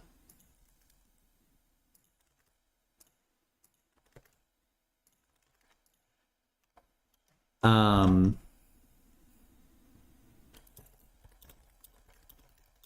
it's a counter sample for nx less than 1 and slash var epsilon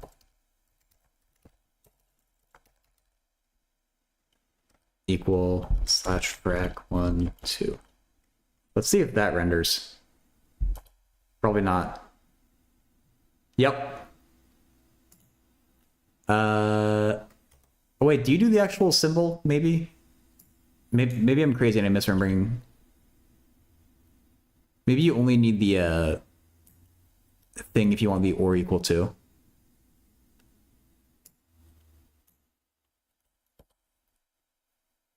My LaTeX is not the greatest. No, it's still going wrong. What is the issue?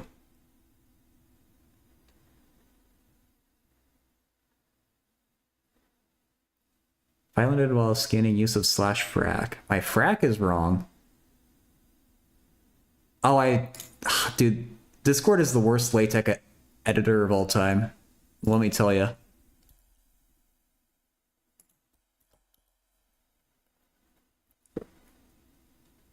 There we go.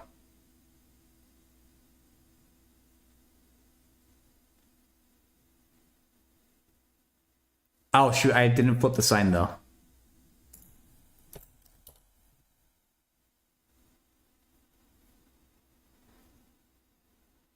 Okay. I think we're good now. Well, the phrasing doesn't quite make sense. Has counterexamples. Okay.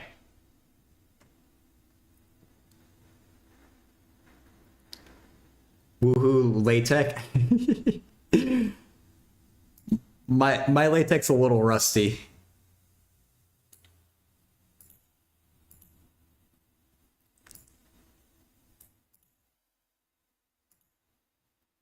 Okay, so simply facts. Are you still here? Do you want to talk about what a function is?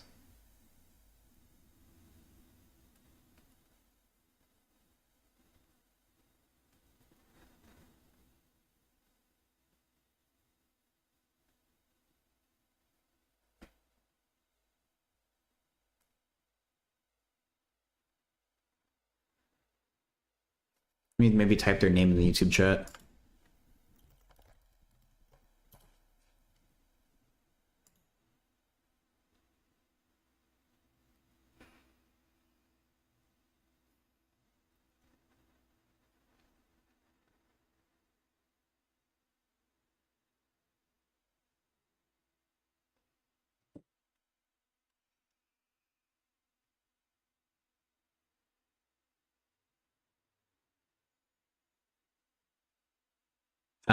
They probably left again.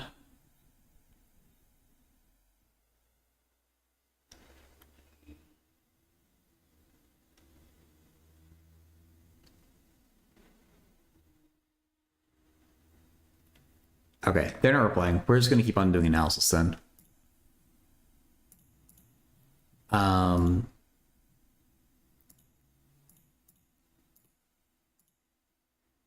oh wait, that's the end of the analysis. At least for the most recent problem set.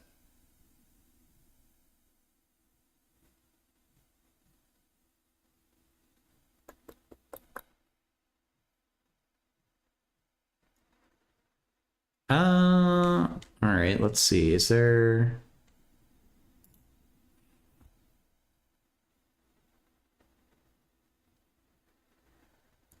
anything interesting from one of the older problem sets?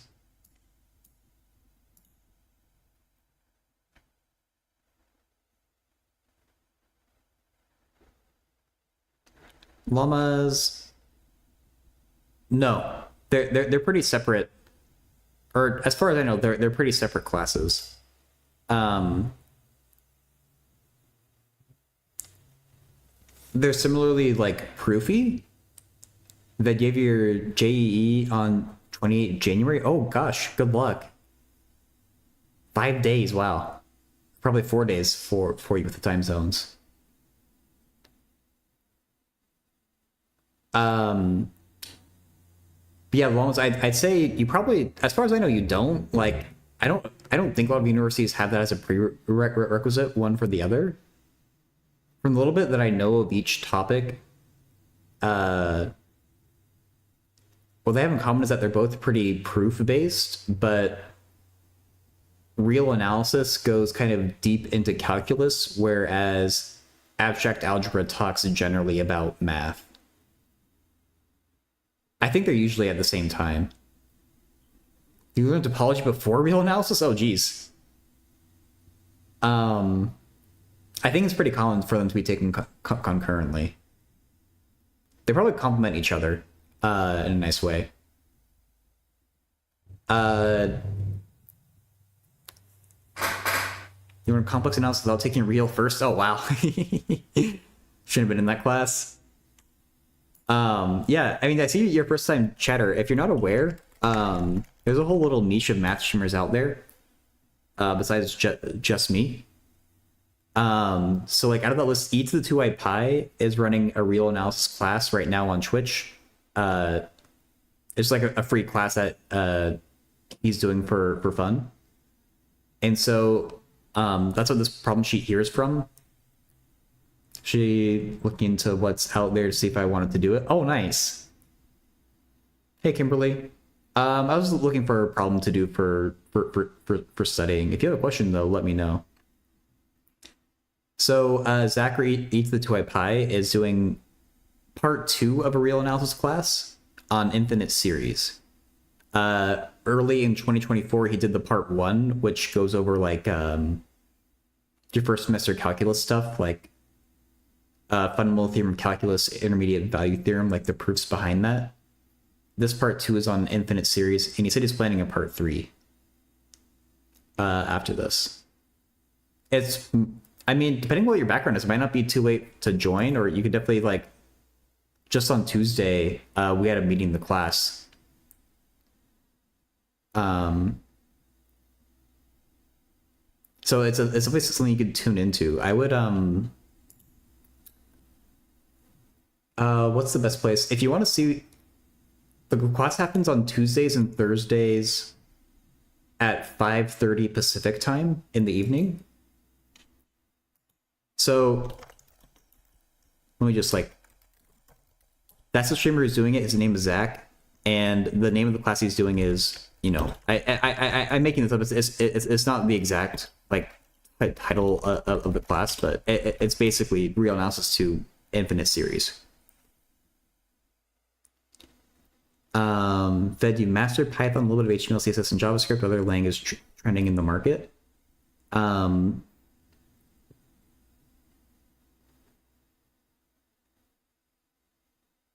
Honestly, I would just look at job postings and see what people are asking for. You probably want to learn some popular packages, I would think, to be honest, rather than a coding language.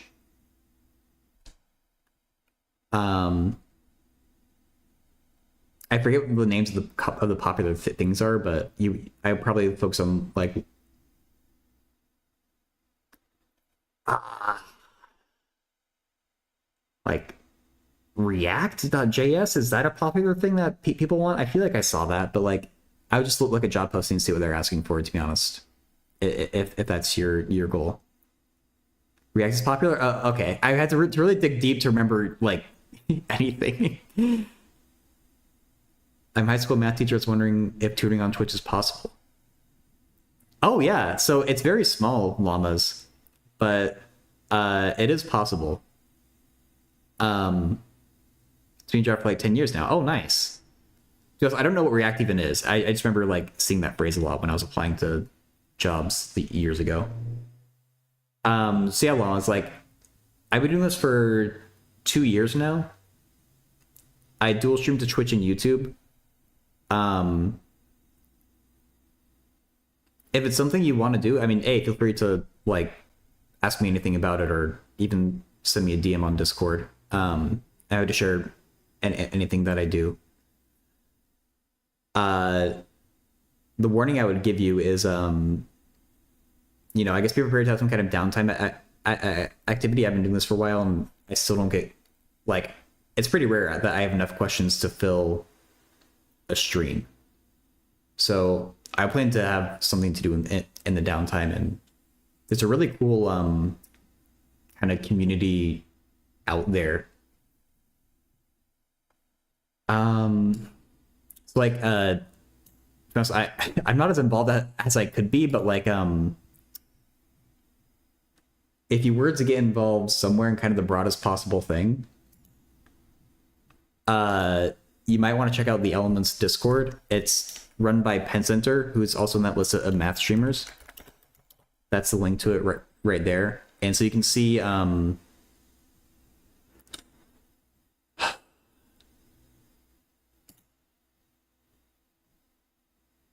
there's a linear algebra course that's also happening.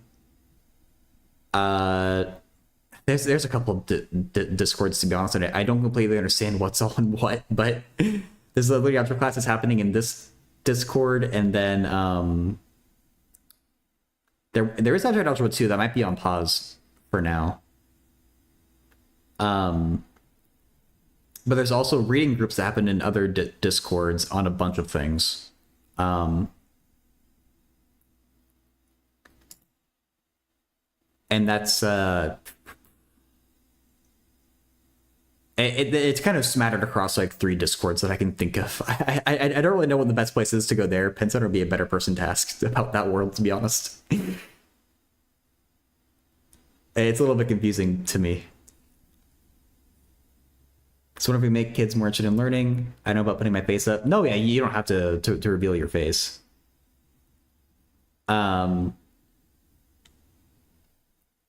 I've definitely seen streams of like teachers just like teaching classes to their students on Twitch. Like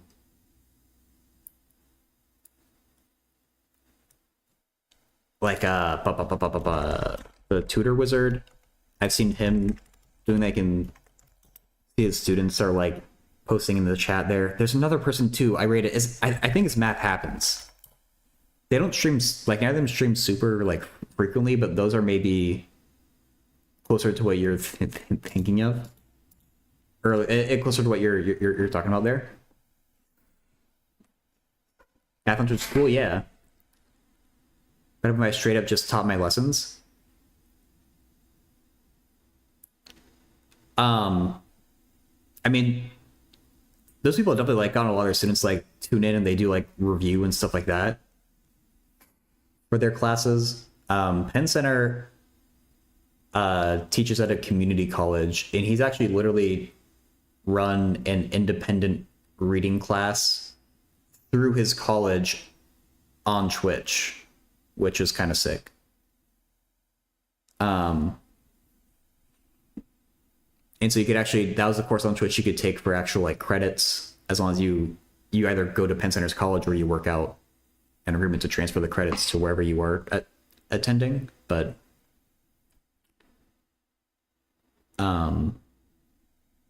yeah, I know. I think the community that we have here is super cool. So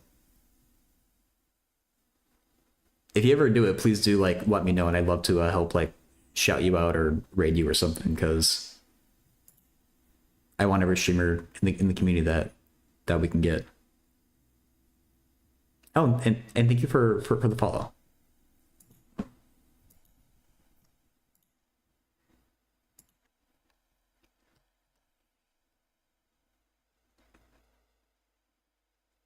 Brand new thought. Oh yeah, fair enough.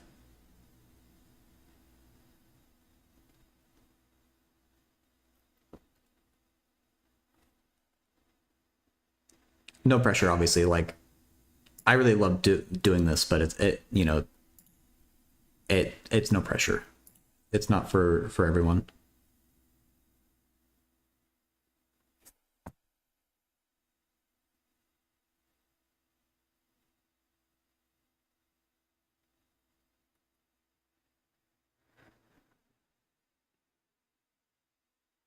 Dojo, Zach loves using interesting variable names.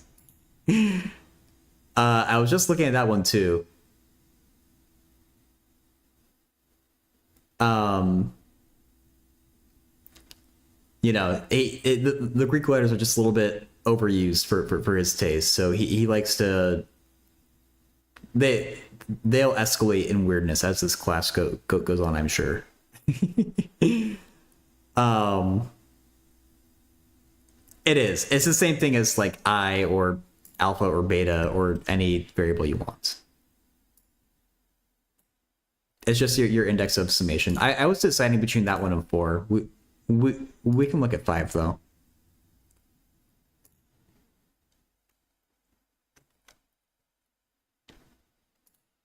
I is dangerous? I don't think so. Not when there's a giant sigma there saying that it's clearly a summation index and not an imaginary number. Maybe it's just me. I mean, if you have a sum of complex numbers, I guess that's fair. I haven't dealt much with those.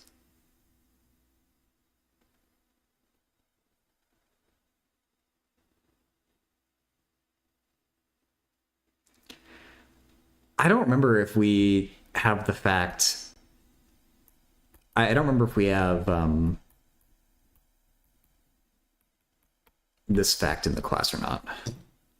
That's my first thought for what we would want to do with this. Or like for some type of, like, this is just a like this series, this sum is a transformation of this sum, right? I don't know if we actually proved that or not. I might need to go through past prompts or past problem sets. But is there a different way that we could think about it?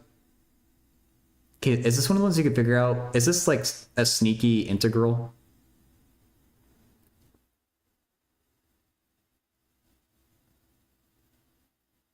It is kind of interesting that it starts at 2 when it could have also started at 1 without breaking anything.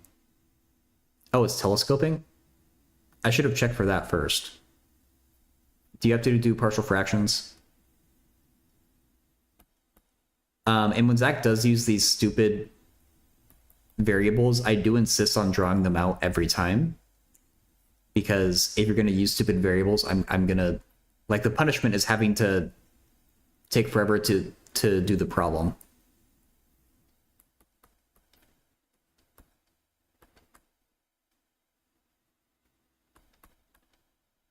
It is telescoping? Okay. So yeah, we're gonna need to partial fractions that then.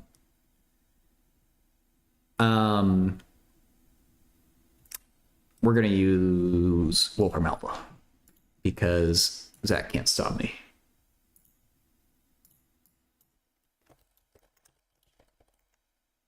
Ugh. Oh, are they? Is it just that they're each a half? That's kind of lame.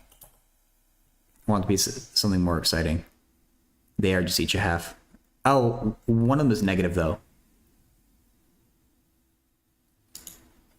The one that goes with +1 is negative. Oh yeah, of course. Otherwise it wouldn't be telescoping. Oh, ugh.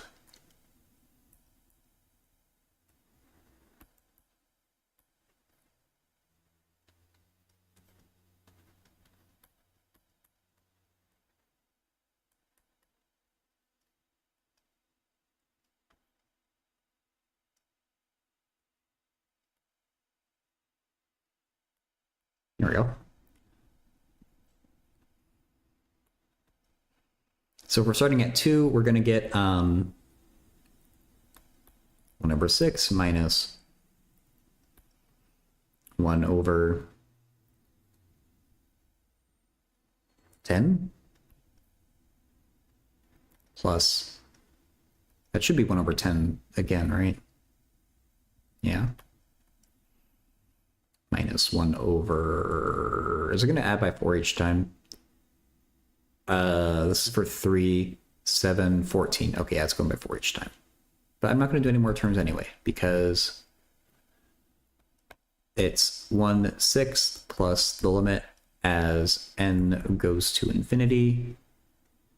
1 over 2, 2 times smiley face minus 1, minus 1 over 2, 2 times smiley face plus 1, which is equal to a 6. Okay. Let's get the same thing.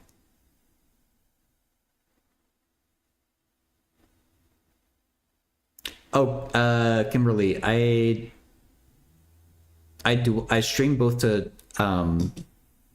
Twitch and YouTube. So yeah, it looks like you're probably the only person who's watching on YouTube then, but the chat that's up there is just the Twitch chat.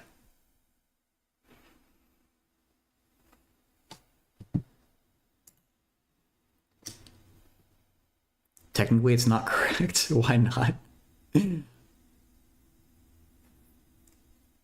Ugh. Yeah, sorry.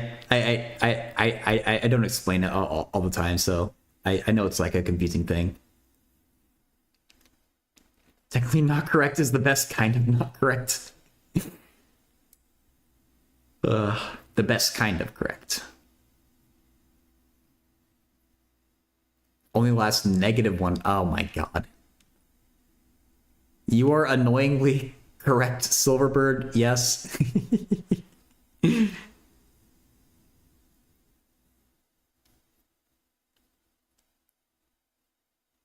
Don't you get bored of this? Oh no, that's not rude. Honestly, no.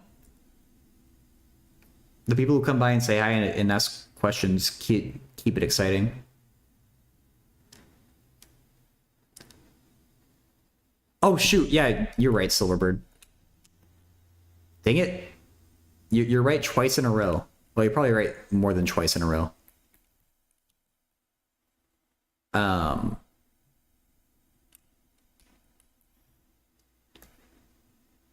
There we go.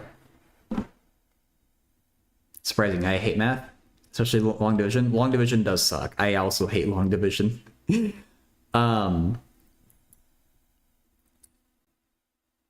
For math, I thought in general it was all boring until I took a calculus class in high school.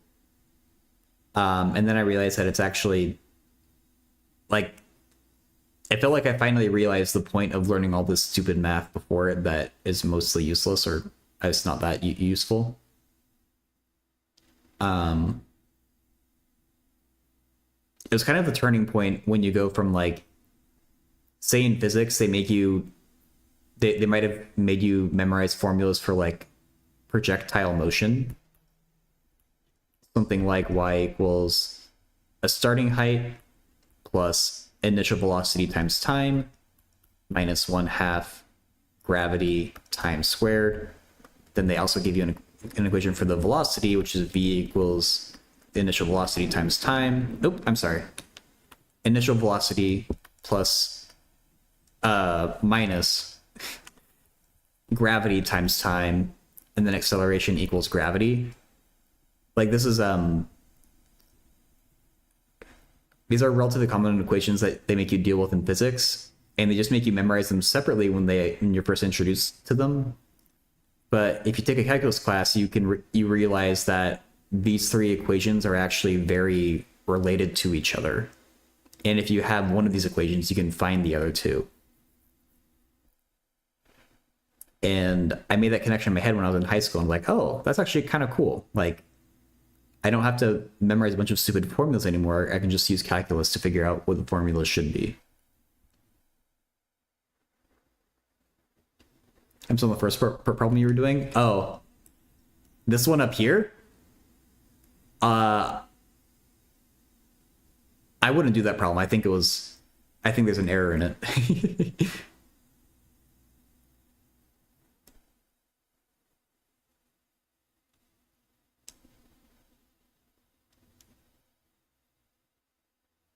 I represented my country in the International Mathematical Olympiad in 2013. Whoa, that's awesome.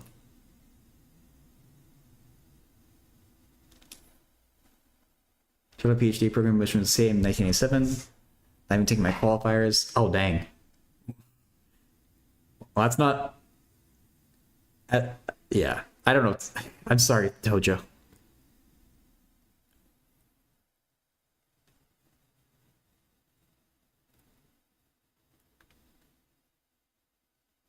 That's awesome that you did that, Silverbird. Yeah, I get the same thing that's backwards underneath be radical.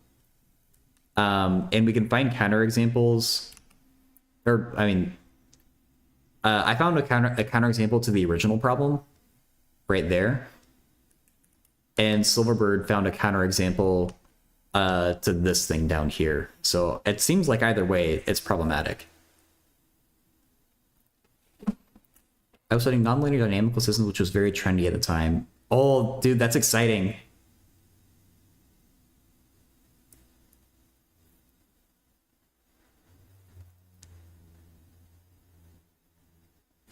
I really like dynamical systems, and I love to learn more about them. The Alpanov exponents. I don't know if I learned those. I remember learning something with the Alpanov's name in it for dynamical systems for my... I just have a 4-year degree. And I definitely did something with Lyapunov's name in it. I don't think it was exponents though. Dynamical system. I think it's more than just this, but a common example of it is a system of differential equations. X prime, Y prime equals some matrix of coefficients. Oh my god.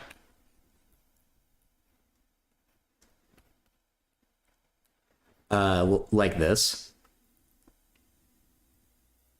And so you can analyze this and get some really cool looking like phase plots that represent...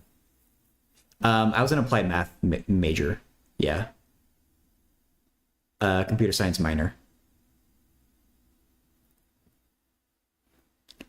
And so a system like this can represent something like a predator-prey system, where depending on the initial conditions, meaning the population of predator and the population of prey, you get all these different behaviors.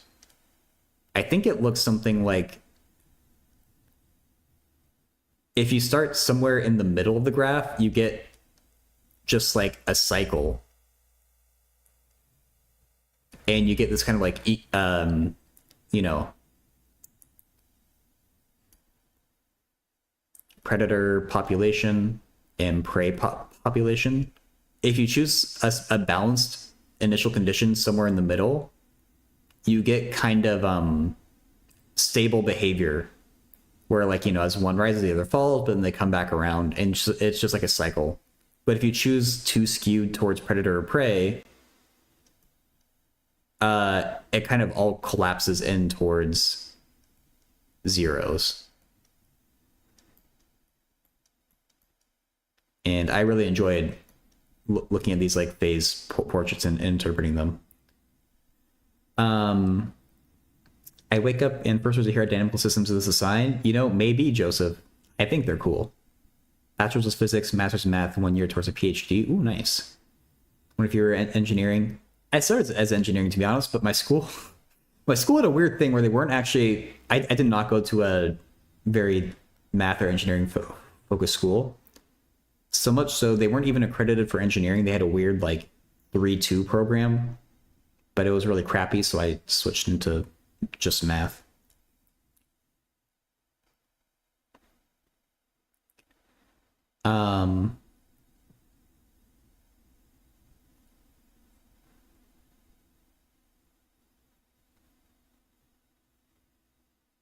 Eat, breed, pray. We did some moose wolf populations on Isle Royale and Lake Superior. Ooh, that sounds exciting. I regret not studying math at the university. What did you study instead? Or did you just not go? Pure math is the most fun, I think. That's what I should have done. I did engineering. To be honest, I'm a little bit allergic to pure math. There's some parts of it that are cool. Half the time it's just kind of a little too abstract for me. I will say almost all the other math streamers seem to prefer pure math though, so you're in good company. That's what you like about it. It's a good thing that we have a difference of opinion there.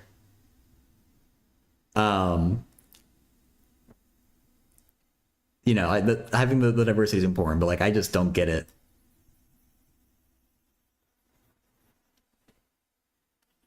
Yeah,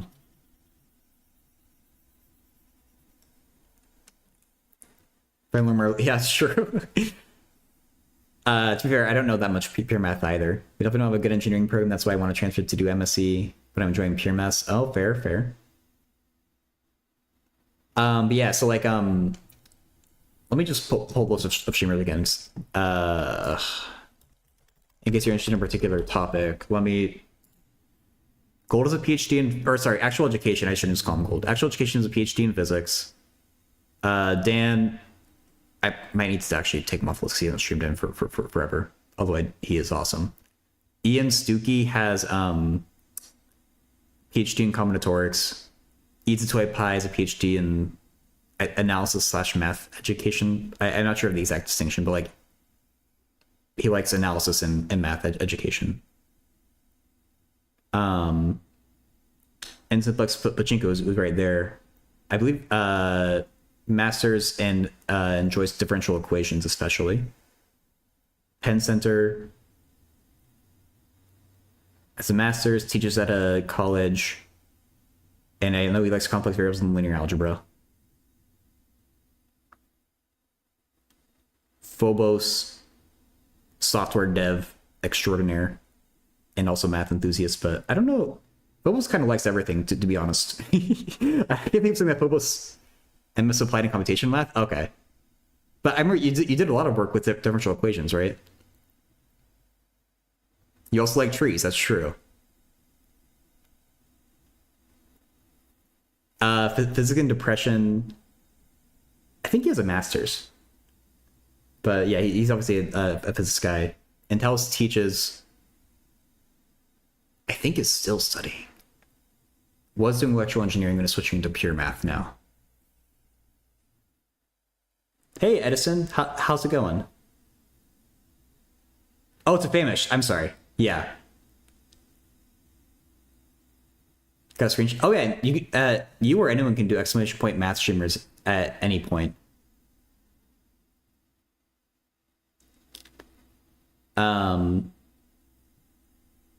Did it? Oh, I didn't even see the machine learning bit that Dojo Tremor was saying.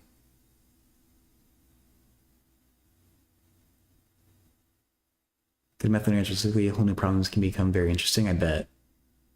That's one of your coworkers is doing, Llama says. Neat. Tutor Wizard, Tutor Wizard is amazingly smart. I really like his stream. Like, he's so enthusiastic about it too. He has a way of like getting you hyped about things. You get a PhD in math too? Nice. Grab Martin's book and watch his videos, how to make money with modest knowledge of linear algebra. Ooh. Taking discrete math and physics 2 this semester. Ooh, good luck, Edison. I didn't enjoy either of those classes at the place I took them. But I think I could have changed if I had better professors, to be honest. Was it now computational ecologist? Yeah, with all the tree streams.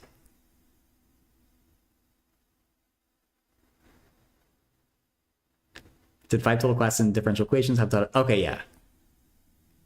Your teaching specialty is pre-calc and calc 1. That's right. Okay. I would love that job.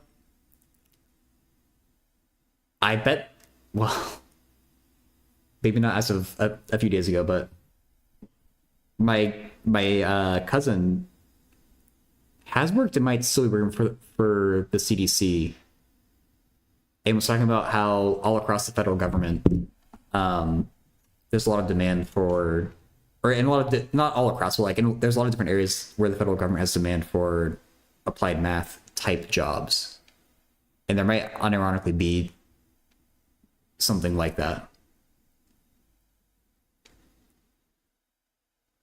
With my knowledge in tech and math, no employer should not decline me. Yeah, I mean, you're studying a lot, Famished. Learning algebra professor. My favorite I've had, so I really like the subject. Ooh, nice. So Southwest Hawaii is pretty cool. That's where I went to college. And what you need to know to code for those jobs. I'm not sure. I imagine you need to know some. Hey, Stevie Crenshaw. I hate series. They could be fun. There's also a lot of tricky things. Test for what series? Taylor series? Yeah. The way it gets taught is often not ideal.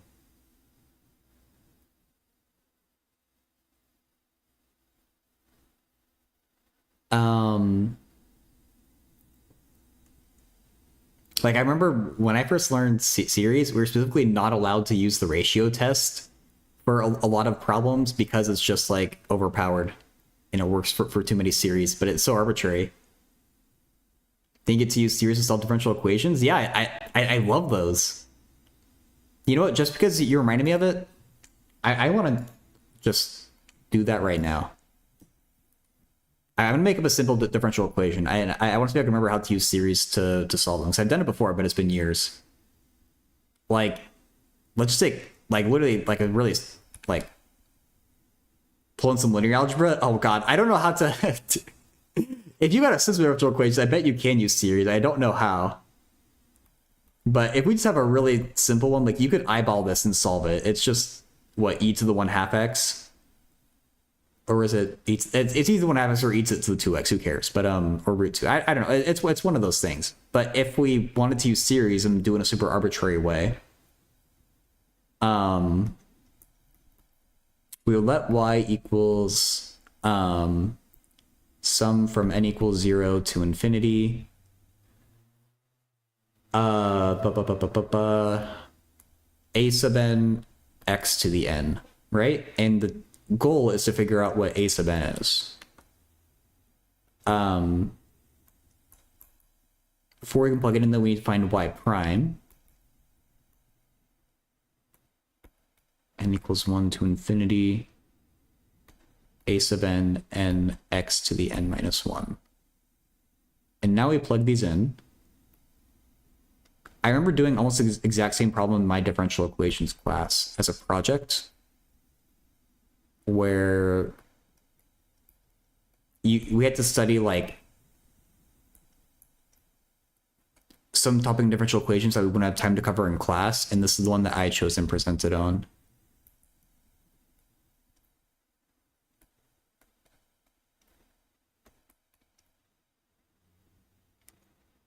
You out here? All right, no worries, llamas.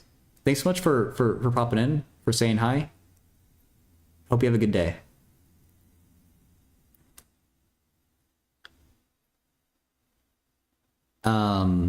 Okay, and so now we need to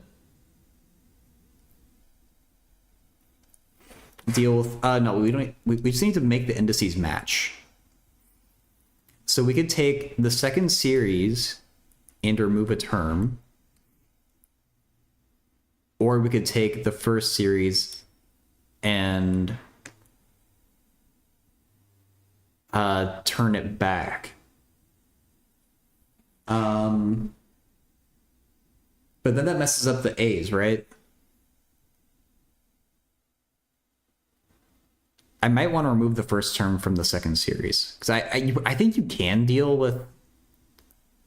I think you could write n equals 0, a sub n plus 1, n plus 1, x to the n.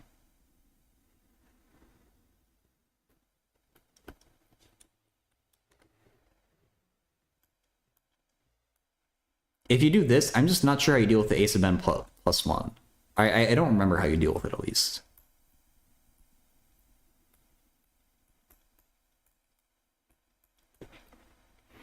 I forget I'm rusty. Yeah, same. Now it's solved Navi or Stokes. Yeah. I'm okay. Or Navi A Stokes. You'd have to change the index. Oh. Yeah, let's see if we can remember. I just want to do this to see if I can remember like how to do it, or if I can like figure it out again. The point of doing this is to combine them into one summation. N plus 1 x to the n minus 2 a sub n x to the n equals 0. There are two ways? Okay.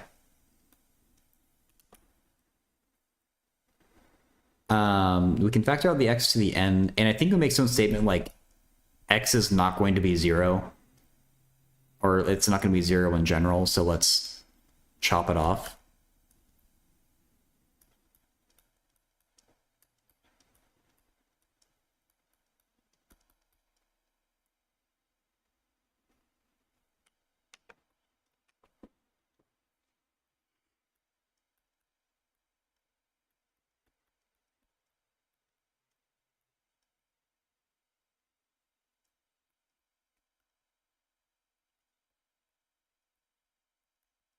N plus 1 minus 2 a sub n equals 0. And then you have to solve that recurrence relation, which I don't remember how you do.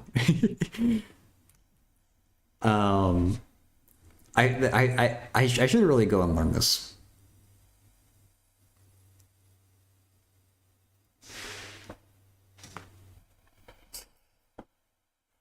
Actually, I'm pretty sure you went over this in your as part of your DE class, right? Solve for a sub n plus 1? Okay. Or this like a technique. Then iterate n from 0 on up. Oh, just plug numbers in? Okay. Oh, that's right. You get it in terms of a sub 0. Oh, yeah. I forget. You don't get a satisfying, or you don't necessarily get a satisfying. A sub 0 depends on the initial conditions. Yeah. It's like a black box to me now. I haven't had any applications to real world, so you forget all the things like derivative shortcuts, integration by parts, Fourier transform. Yeah, I mean, if you work with circuits, you might use Fourier transform a lot, but in general, I agree with you. If you don't, you tend not to have to use this stuff a lot, and if you don't use it, you'll lose it.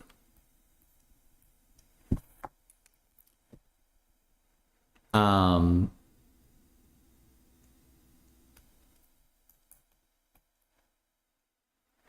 then a sub 2 is 2 a sub 1 over 2, but a sub 1 is a sub 0. So 2, wait, why did I get 2 twice? 2 a sub 0.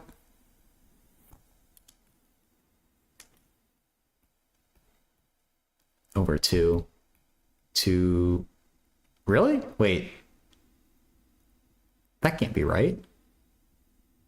Maybe it can. The other way you get separate x to the n and x plus 1 each time, so you need to iterate up in order to get all terms of the same exponents to group properly. Huh. Okay.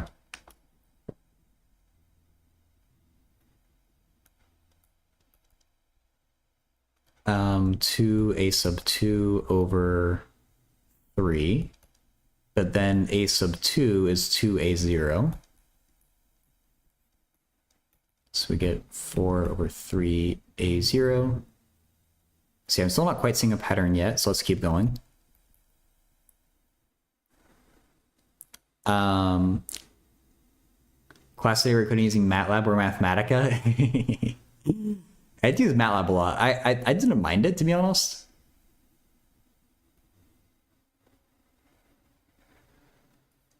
Would have been nice to learn like NumPy in class though. Um,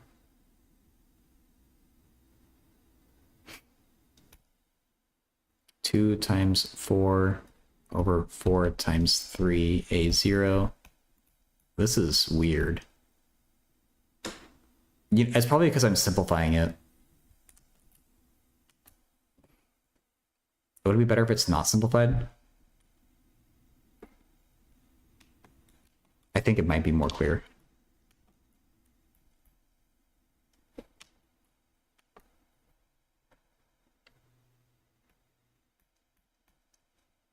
Maybe it's not. I don't know. You want a math marathon? All right, good luck. We're getting every damn perturbation theory power series problem wrong for about 2 weeks. Then we just clicked. I got all of the rest and couldn't figure out what I've been doing wrong.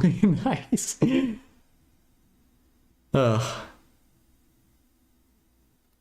It wasn't that dramatic for me, but that's kind of what I went through the first time I took a calculus class. I just kind of studied for weeks until I figured out what a derivative is. And then it kind of clicked. The Wronskian, I do remember that it exists. The Wronskian is used for variation of parameters, I want to say. Or am I thinking, it might be a multivariable calc thing. Yeah, I mean, I remember having to calculate it. I took multivariable calculus and differential equations from the same professor, and I tend to get, the Wronskian in particular, I tend to get that mixed up for whatever reason. Okay, it is for differential equations.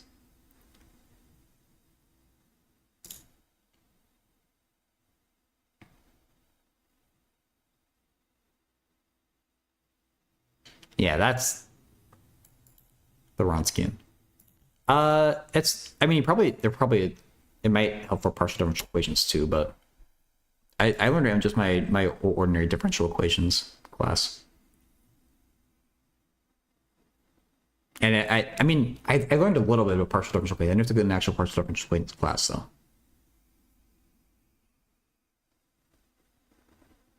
Yeah, use it for variation in parameters, I think. Maybe it's more generally helpful for differential equations. I don't know.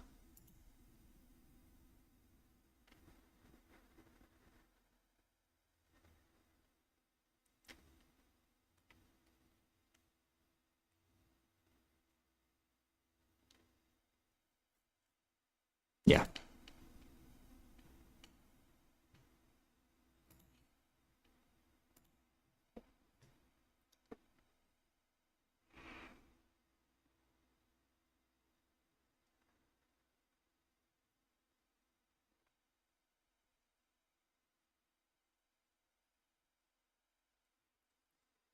Differential geometry? Oh, I never took an actual differential geometry class. Is that related, though?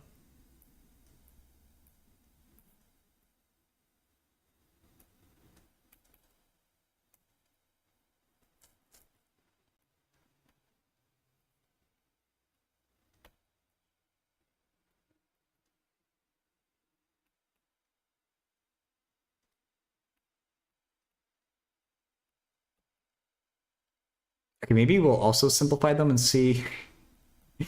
I don't know. I'm still a little confused on what the pattern should be.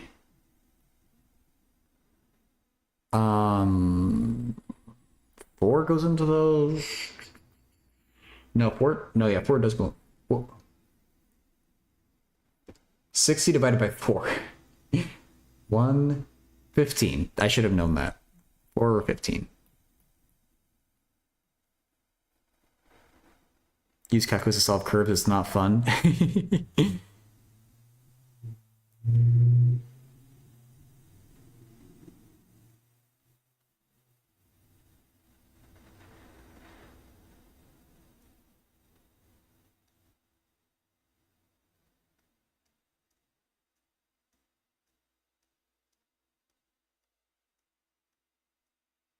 I feel like you might have to do something.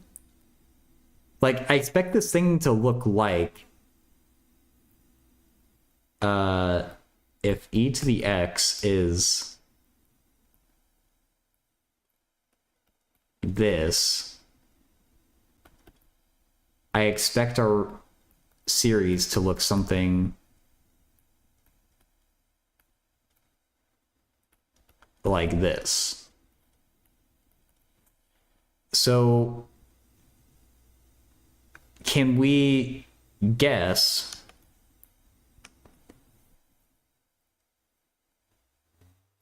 that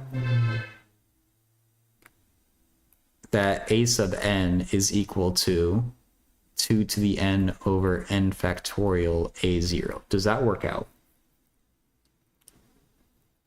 That would give us the 2 there for n equals 1.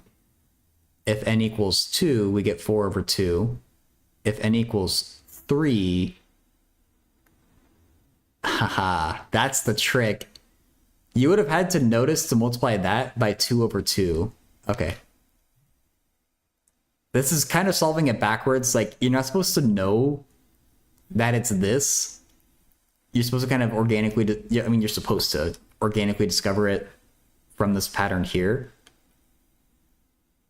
But it would have been pretty difficult. Because like things were like already canceled for us a bit. Actually, I mean, I'll keep that there. Who cares? PTSD from statistics, all distributions. Oh yeah, I'm not a fan of combination permutations or like of counting problems. I find them pretty freaking difficult. Okay, so we solved for a sub n. That was kind of the task there. So we can plug a sub n into our original proposed solution for y.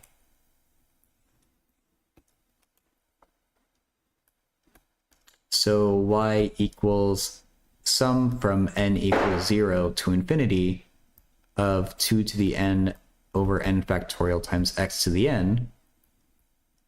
And now we're like, oh wait, if we rewrite it like this, we notice this matches the power series for each of the two x. And that's how you would solve the series. There we go.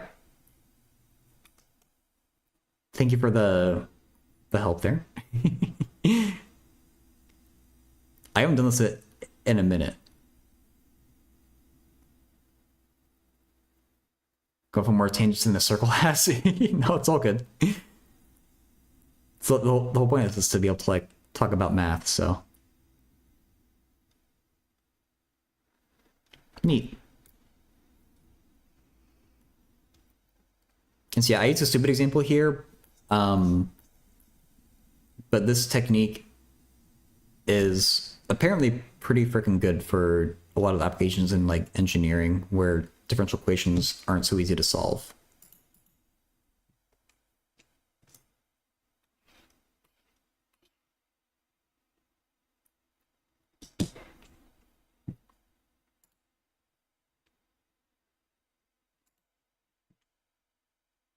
So all the speed cameras use and stuff to catch speeding. Like differential equations? I'm sure the differential equation involves somewhere in like the cameras. I imagine it'll be, I don't know, dude. I don't know how anything works.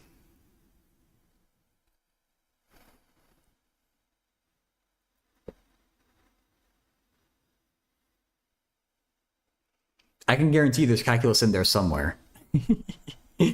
I couldn't tell you where though.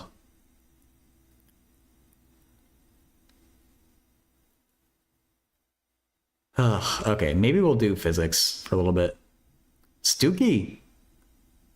I guess everything is going good right now. How about you? I was just for old time's sake remembering how to learn or remembering how to solve a series with solve a differential equation with series. So good to see somewhere else to do that with some help from OB especially. And before that, we're doing some real analysis studying.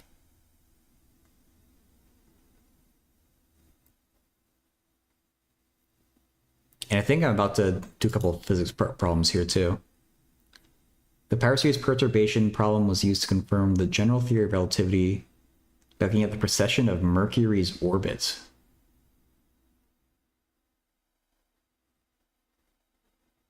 Cool.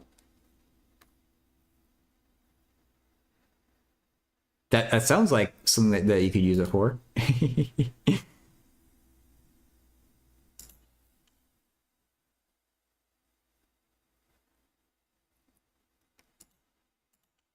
Yeah, don't a lot of like orbital dynamics problems, like you can't really solve them analytically.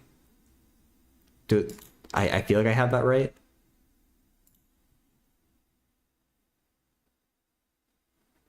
Does this how about Millikan oil drop experiment that makes you crazy? Is that the thing that Mythbusters did? Where you have like a you're like strapped to a table and you have like waters or like water like drips on your head constantly until you go crazy.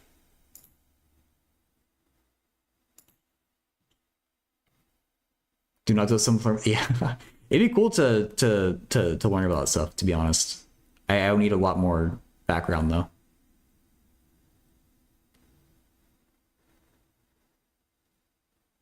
Oh, terminal charge of an electron. Okay, never mind. I'm thinking it's something completely different then.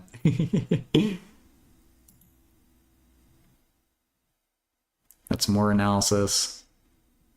Did I complete problem 6? Looks like I did. Yeah. Chinese water torture. Yeah, yeah.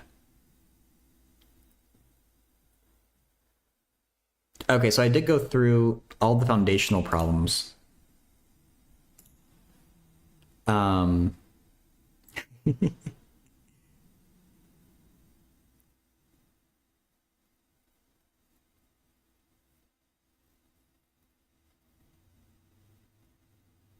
that's cool though.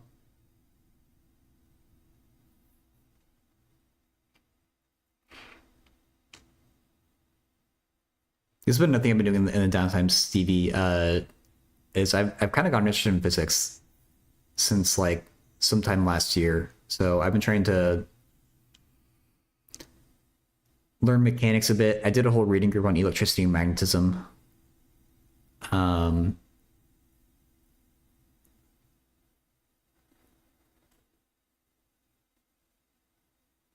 do you know what tickling the tail of a sleeping dragon refers to? If it's not sexual, I don't have any guesses. If it is sexual, I have a few guesses. I guess.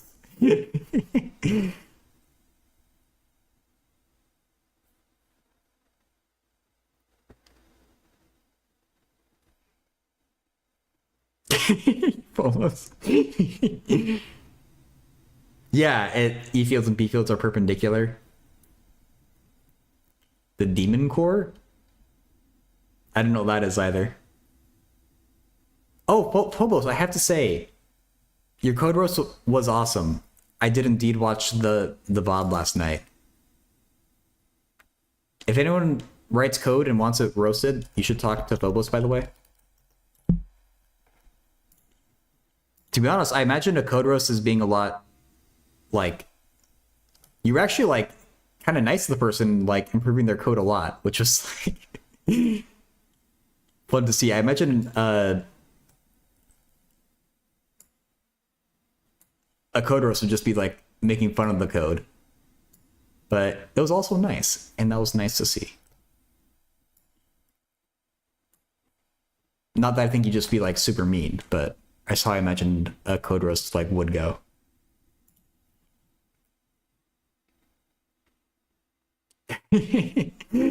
Whoa, famous. I like to burn and soothe, like icy hot. Well, I guess icy hot shouldn't burn.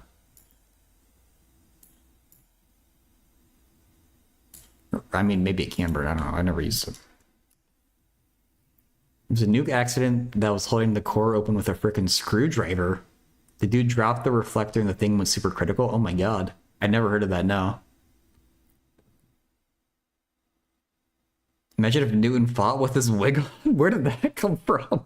Yeah, I mean, any of those old-timey dudes fighting with their powdered wigs on will probably be pretty funny.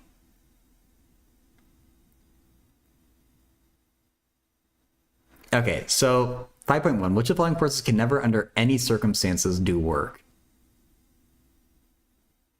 I have no justification for it, but my gut is telling me the normal force. I'm not locking that in yet, though. Oh, yeah, okay, true. Yeah, I thought completely out of the blue. Um,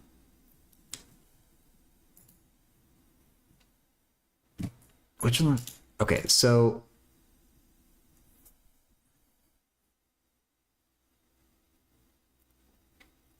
oh my god.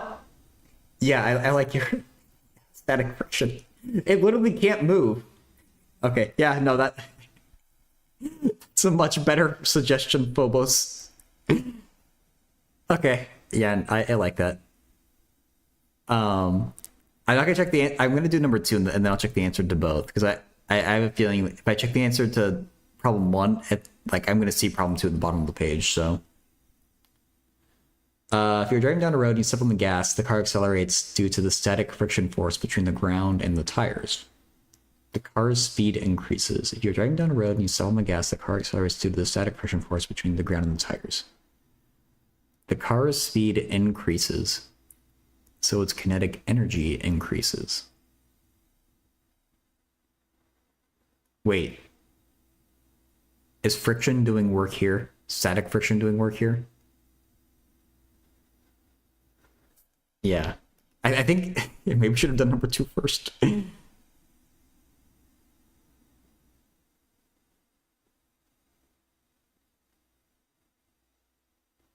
I mean, Newton invented calculus because he needed it for his physics. Normal force is perpendicular to velocity like magnetism. So my gut was right. That does make sense where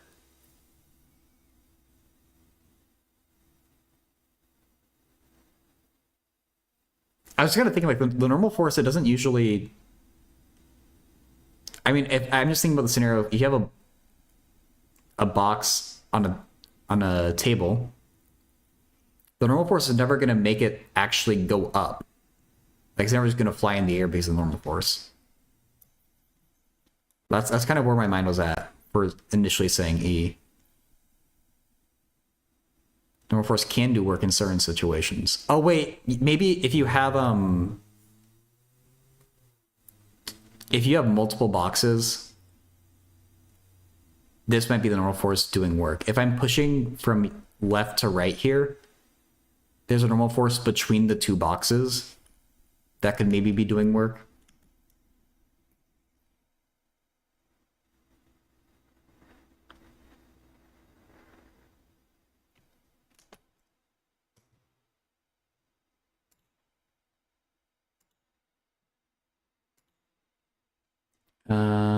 And isn't there debate about what exactly it means for friction to do work? I think one of the answers to one of these problems talked about it. Or like what exactly it means for friction to do work. Maybe it's over here.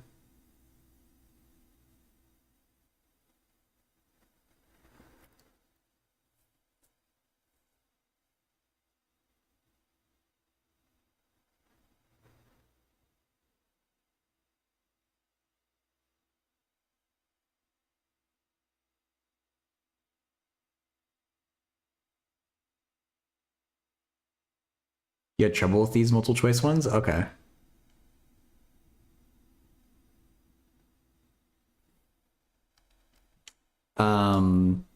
Phrase work done by kinetic friction is riddled with subtleties. The exact nature of the friction force needs to be specified before we can determine how much work is done on any given object. We generated by kinetic friction. Okay, so if I between the objects about, say the work is kinetic friction force times. Okay.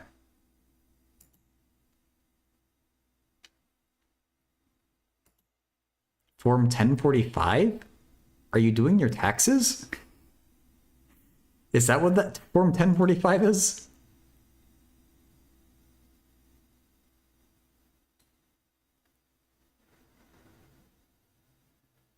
Is there relative motion between points of contact?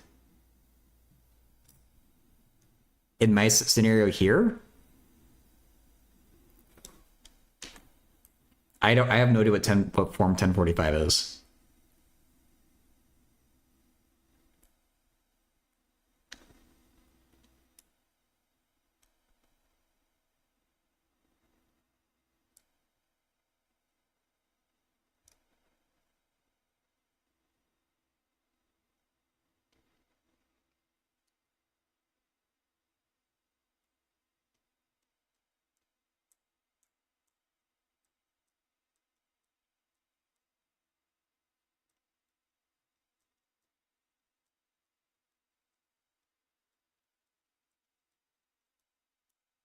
You know what, Stevie, that kind of makes sense. Where even if a normal force exists between these two boxes, they're not doing work.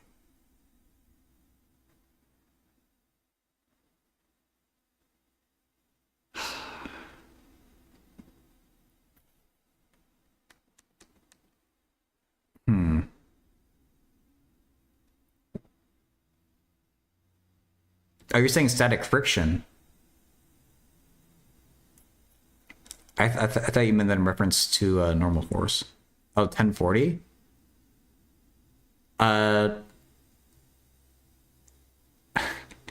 I've only ever used a website that fills in the information for you.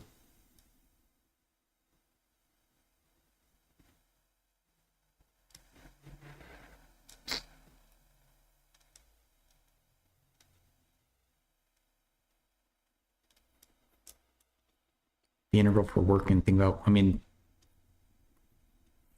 that's not it. No. F dx, I guess. Or you can say, I guess, f dot dx if you want to do that. Hey, Ben. How's it going? The tax table? Like, how to calculate taxes for a certain income? I think I know how to do that.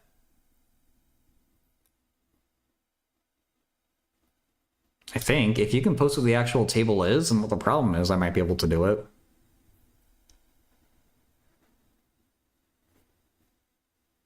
Nice one from 2012 for 25 bucks at my local liquor store. Nice. I'm doing good. We started off by doing some real analysis studying. And then just for fun, I solved a differential equation with series because I just wanted to see if I could figure out how to do it again. And now I'm on to doing some physics studying.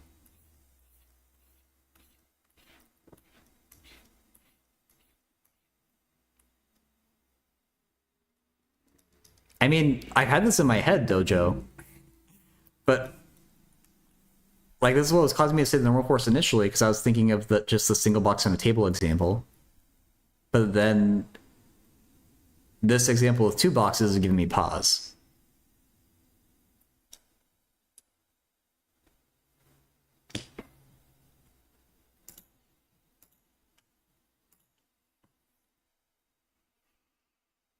And there'd be some other situation involving a normal force that I should maybe be thinking about instead. To teach Bolzano wire stress theorem next weekend. Just show the wrap and walk away. True. Yeah, that's everything that you ever need to know about it. Oh.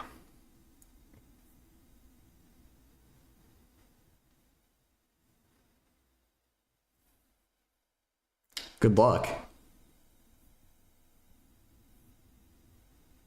Why did the normal force go to therapy? Because it was tired of being uptight.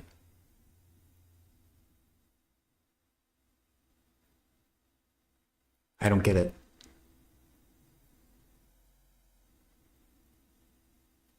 Why did the normal force go to therapy? Because it was tired of... I'm sorry, I don't get that. Might just be me being stupid.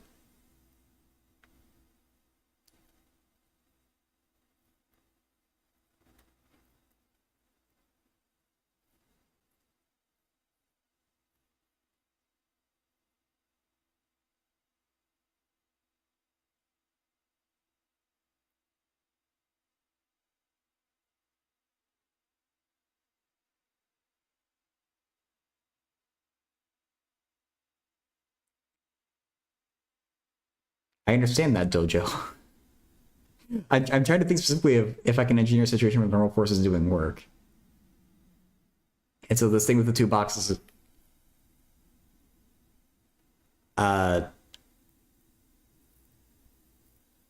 is what I'm still trying to figure out. Or just anything involving the normal force. I think we can, like, I'm thinking it'd be anything else. It's either E or F here.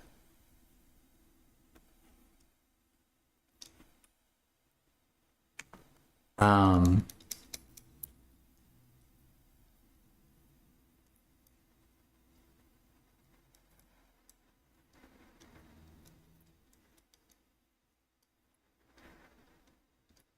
Also, I'm for two. I'm going to say yes. It does negative work. Oh, wait, no, I don't know. You like it. The thing that I don't like about it is that I can't. I don't know whether that actually counts as doing work or not.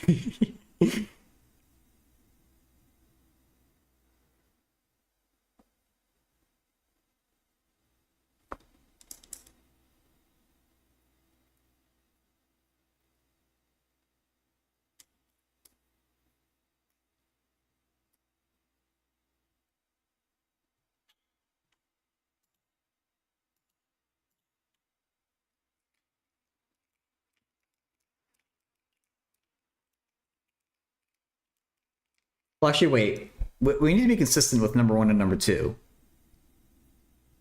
Either it's B and yes, or it's E or F and no, right?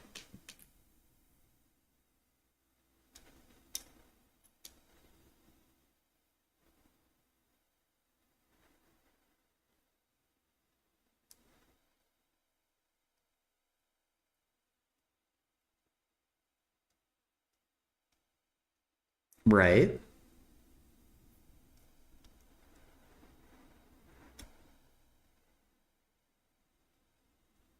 That's a normal force? How is that a normal force? Oh, you mean, oh, literally. Well, no, the magnetic field isn't the actual force. Uh, if you have a loop of wire and a changing magnetic field going normally through it, the actual force is V cross B.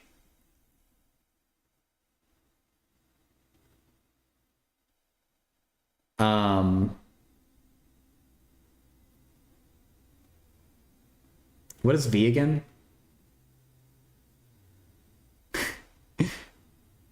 V is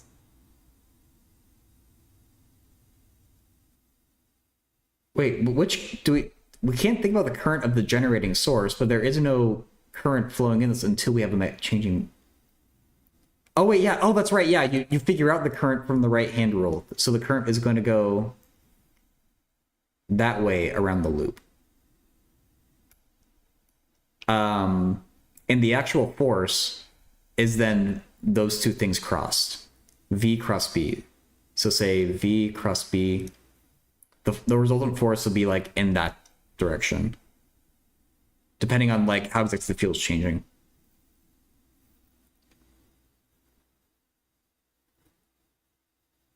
Stevie's saying the answers are B and no. Maybe. I don't know.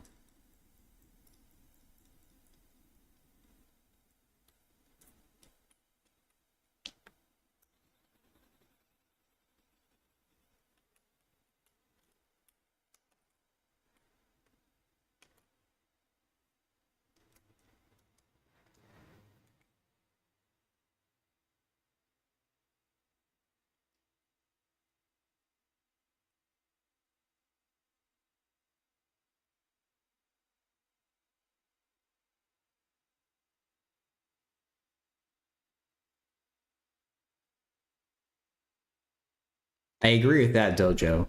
I'm saying there's a horizontal normal force if two blocks are touching each other though. And that's the part that I can't quite puzzle out.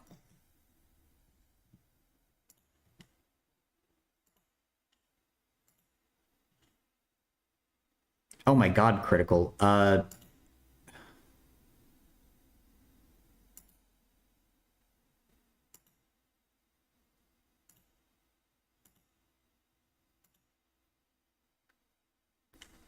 I'm not gonna read all this. I'm sorry. This is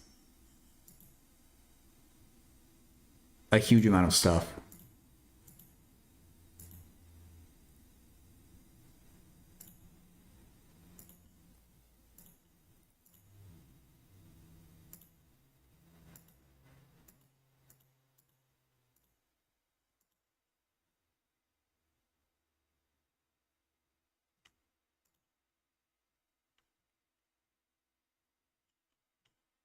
I think only the X marks isn't helping that much.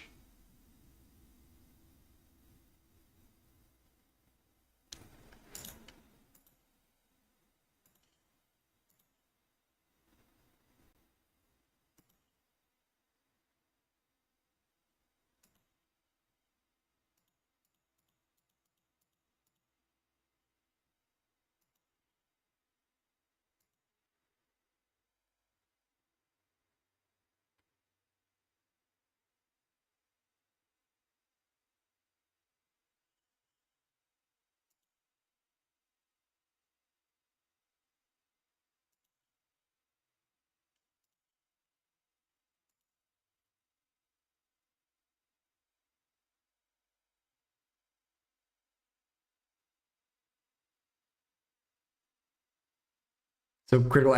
When you said it was gonna, when you said you were asking about calculating income, I thought you were asking a simpler question, but this looks like it's just how to fill out Form 1040. And there's a huge amount of background information that I'm not going to know what to do with.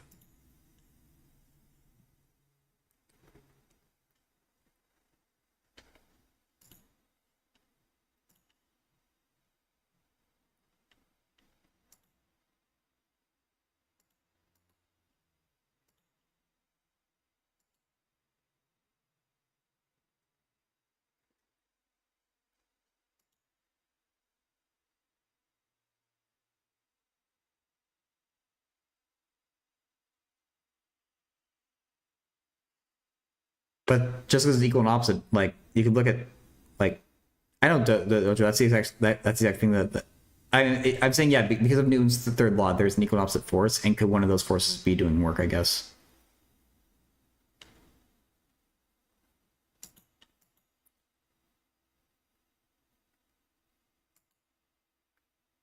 Um, but yeah, critical. I feel like you're just asking me how to fill out Form 1040, and I just don't know how to do it, especially not in such a specific situation like this word problem has you doing it in.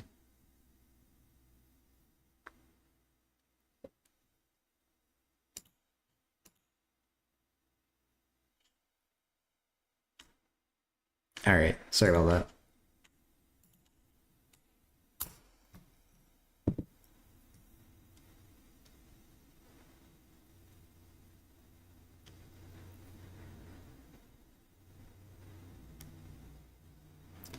So, I mean, if someone wants to look at it, it's posted in my Discord. Um, in math homework help in calculation problem, but there's just a little. This is too much for me. And then all the rest are. I don't think you need every last bit of these tables here, but it is there if someone wants to try their hand at it.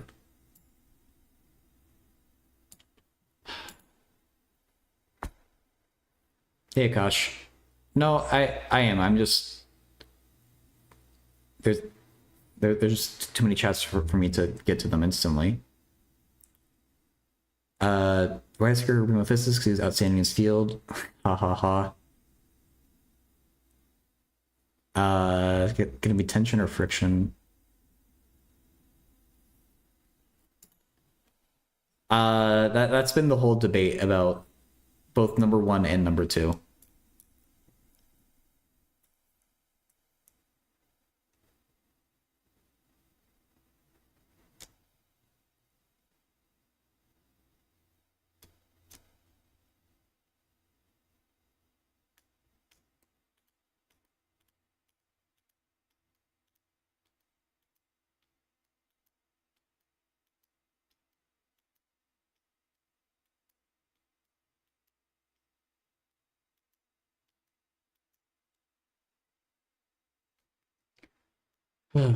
um,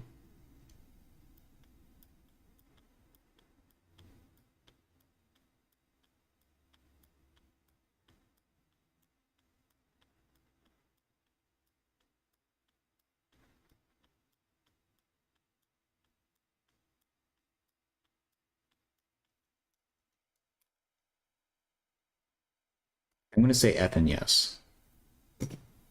I'm getting done with this problem. If I'm wrong, I'm wrong. Let's check the answer.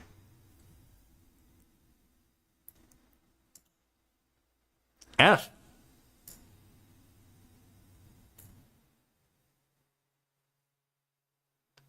Oh, F and no? Fuck no.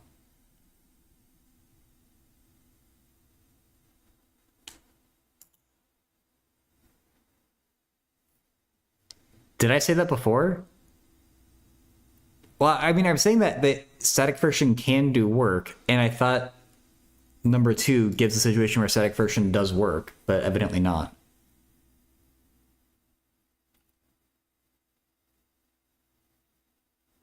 Okay, so wait. The explanation for F. They can all do work. Gravity slowing does work on a falling object. Static friction does work on a book lying on a table if you accelerate the table sideways. Really? It's not a weird situation like number 2? Take the question you're on, multiply it by 10 and factor it? There's no numbers though. Okay, take none of the above, say it 10 times, factor it.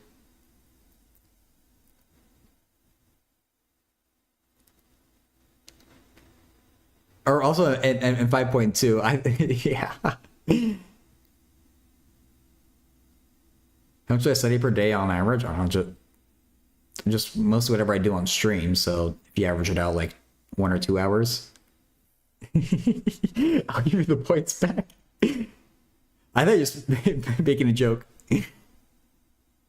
Either way, these are like conceptual questions, I guess. So, I'm surprised static friction does work in this situation, and in the answer to number 1. It only, like...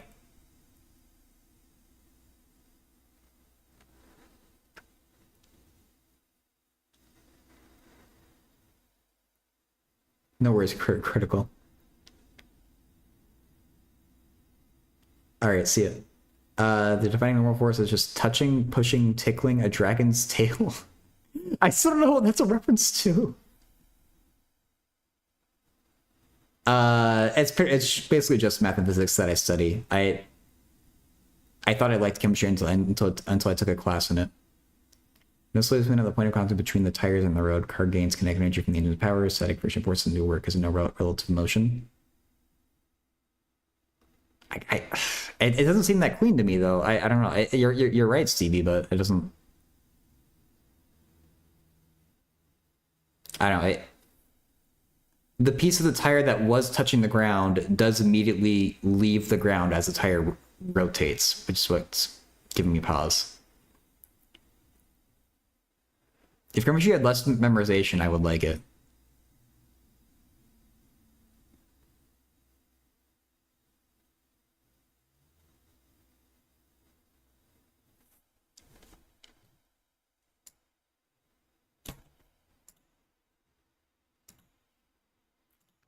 What is this link?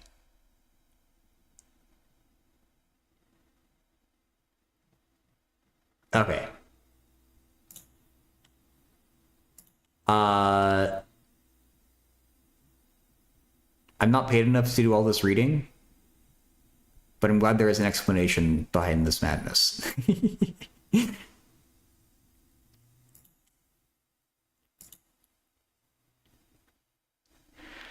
Okay. Kinetic friction does work in the same set if you accelerate the table so quickly the book slips? Really? What? Wait, you accelerate the table sideways.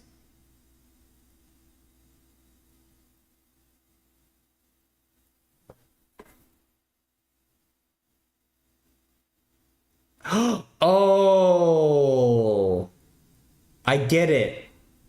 Because friction is keeping the book in the same spot on the table. Relative to the table. And the book is moving. Okay. Kinetic friction does work at the same side. If you accelerate the table so quick, the book slips with respect to it. Interesting. Tension does work if you pull on a block with a piece of rope, right? Normal force does work if you push on a book with your hand. Okay. So my 2 block scenario is basically the same idea.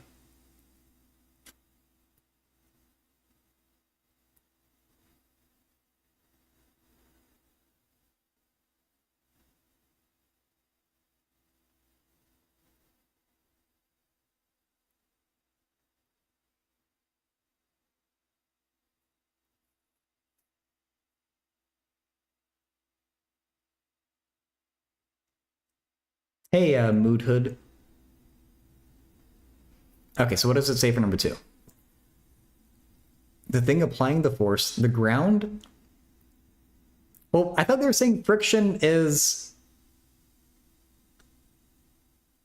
the 2 materials combined. It's not just one thing on the other thing. Well, no, I guess. Oh, okay, never mind. The ground is applying friction to the tire is applying friction to the ground. Is that what we'd say?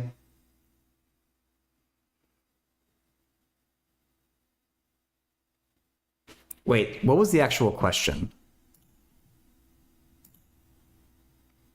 Does the static friction force do any work?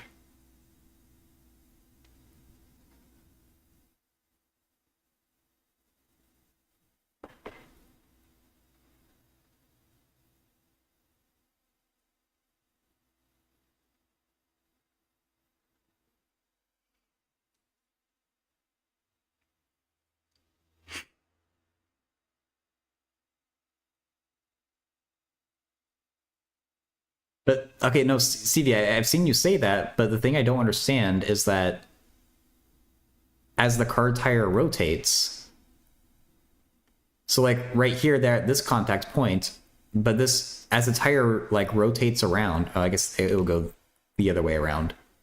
This point is moving up and away from the road.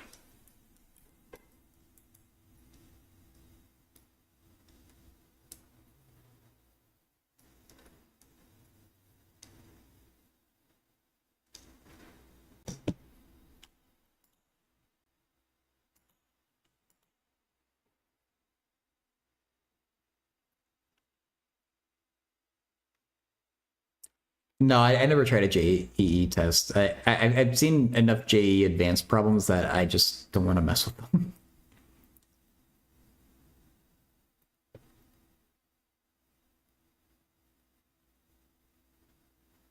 Hey, Sereno. I mean, if you came to me like even half an hour ago, you would have seen me doing analysis and then differential equations. So you snooze, you lose if you wanted to see math. MNTOCW physics? Oh yeah, that's probably a good resource for it. I've had people ask me them before, and they're very confusing, and they're basically just trick questions. I don't really enjoy doing them.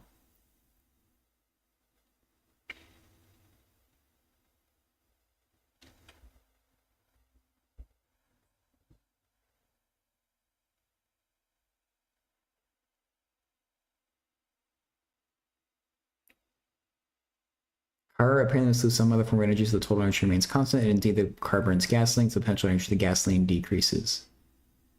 This is a more concrete analogy. Consider the setup shown in figure 5.20. No! How does that keep happening? No! Stop it! Why? Why?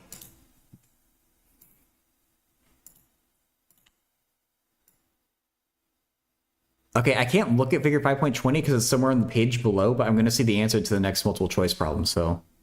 Well.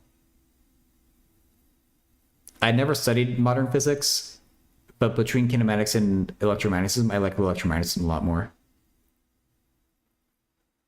And Rejo or Reho, or however you pronounce it, what is 0 over 0? Indeterminate. We don't know what it is. You hate rotation? I have a hard time dealing with it too. 10 tires rotate a little bit. The piece of tire isn't being acted on by static friction anymore? I guess.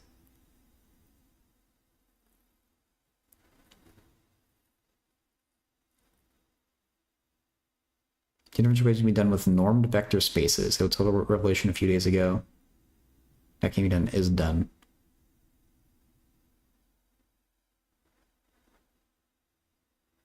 Is that specifically where, as a normed vector space, where the vectors are perpendicular to each other? Is that what it means to be normed? Because I've seen like the crossover between linear algebra and differential equations. I mean, some of it anyway, but that sounds like a particular thing that maybe I haven't studied.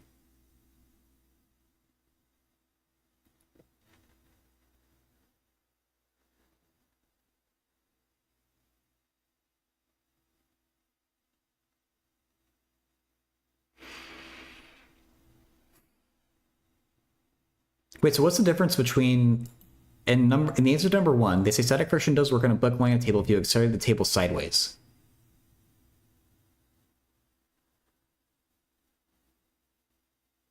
Why is the reverse not true? In that case,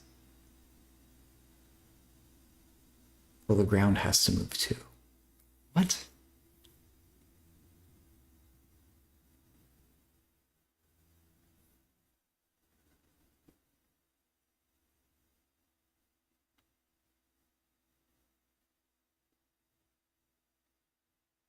I've forgotten almost all my chemistry.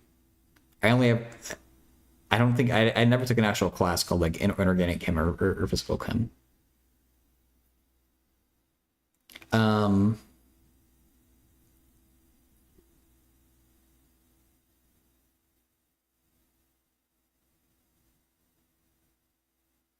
We have rail that's gonna be one.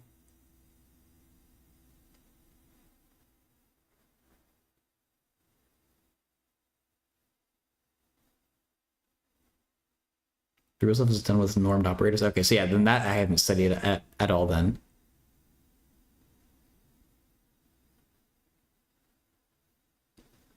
Or, I don't know what a normed operator even is in the first place, I guess.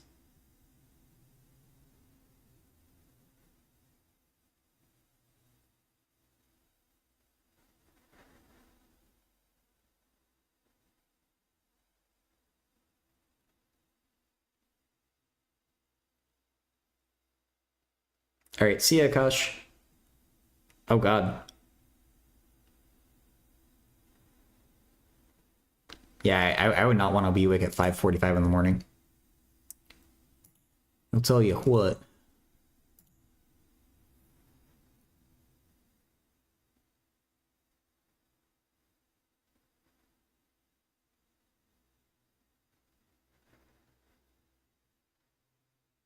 Unless it's a factorial, true. In that case, I probably would never notice that it's 5:45 in the morning. Wasn't there between a Banach space and a normed vector space? That's set up to a joke, and or it's a question I have no idea what the answer is.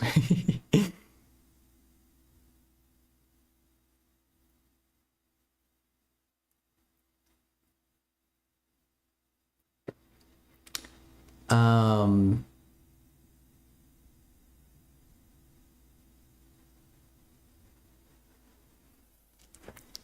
That still makes me uncomfortable. I don't get why.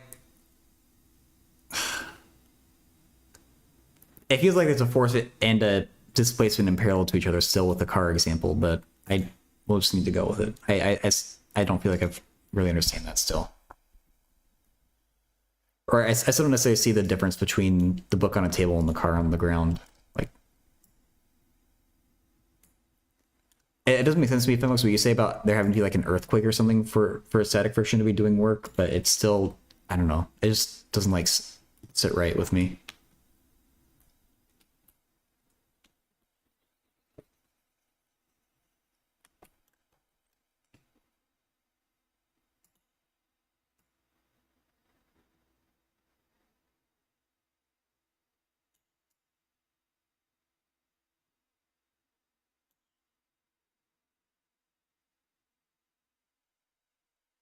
Oh, is that just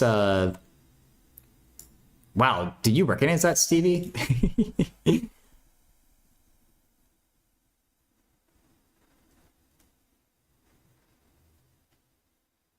I do remember just encountering a cubic that has the golden ratio quadratic inside of it,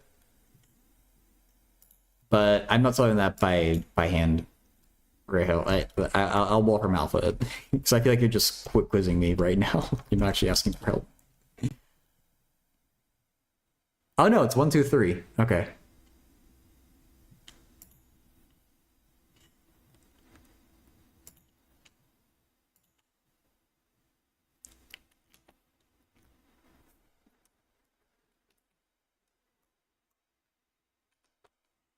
Escalator moves downward at a constant speed. You walk up the escalator at the same speed so you remain at rest with respect to the earth. Are you doing any work? Oh my god.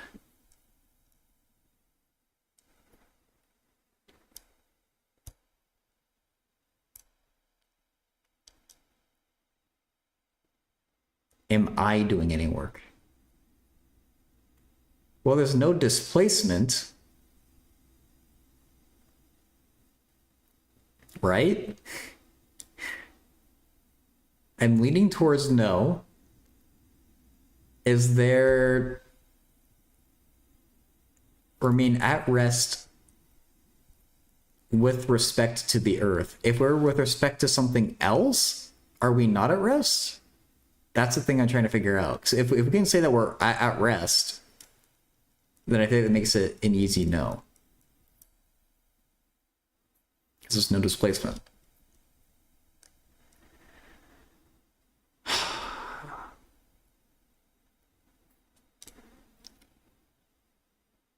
I don't know. I mean,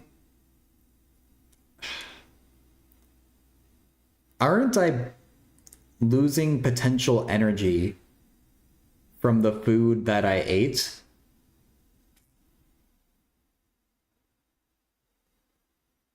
Is that, and that loss of energy should be manifesting somewhere as work? Because they've literally talked about the potential energy you have from the food that you ate in a different problem.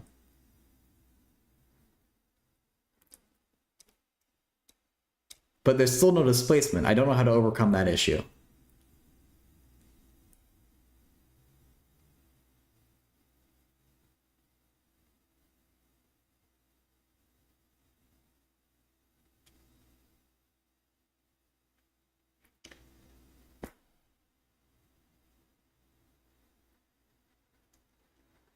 Like, we'll be using the static friction between our feet and the steps to keep moving up, or to keep moving in speed with the escalator. Like, our feet are being displaced.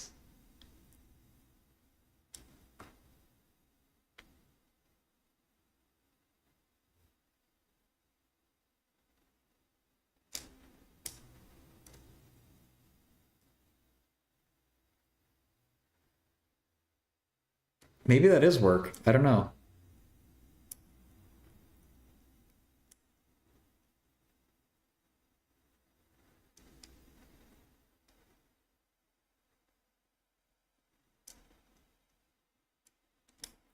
Oh, I need to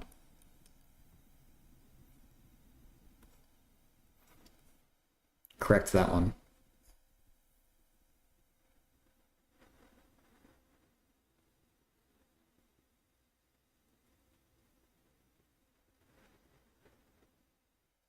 I'm gonna say yes, because I feel like that there's something in what I said there where I am losing potential energy, and I think you can sell something about my feet are being displaced to calculate some kind of actual work. Like, my center mass is more or less at rest.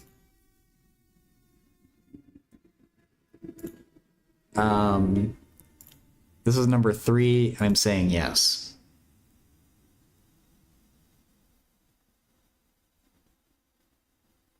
Yes!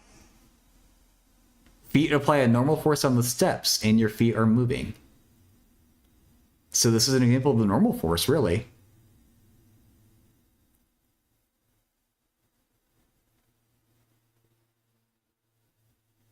I didn't see... Okay, I did actually scroll down too far, but I didn't look at what the answer was.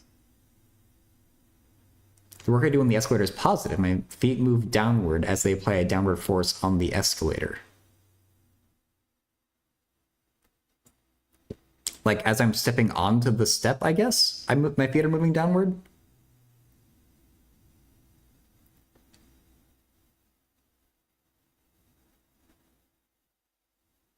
Wait, what? The escalator is moving down. I'm moving up. Oh shoot! I'm getting a phone call, and I actually need to take it. I'm gonna be right back, guys.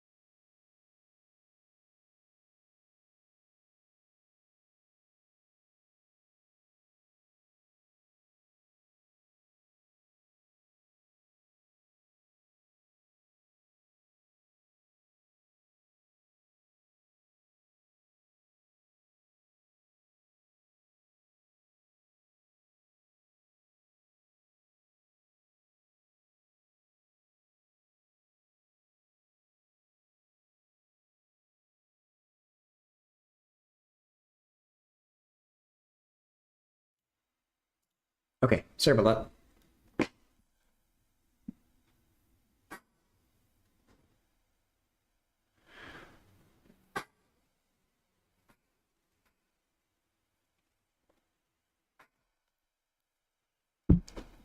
So later, this is not relativity. If only it was. So Dojo, a couple of these questions I've had some grievances about, but overall, I found these questions would be really good. Like they all have seem to have a thought out point of something to teach you.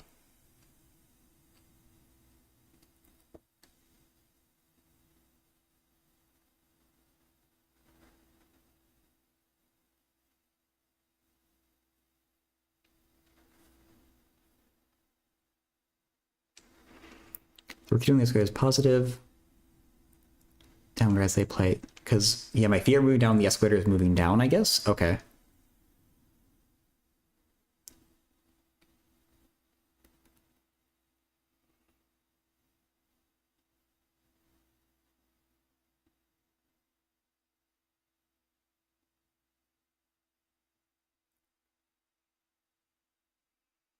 And so what was with the last question with this spring in a box example? The box has a spring. inside it that is compressed against stationary protrusion from the wall. The box is released, the spring pushes it to the right, the wall doesn't move.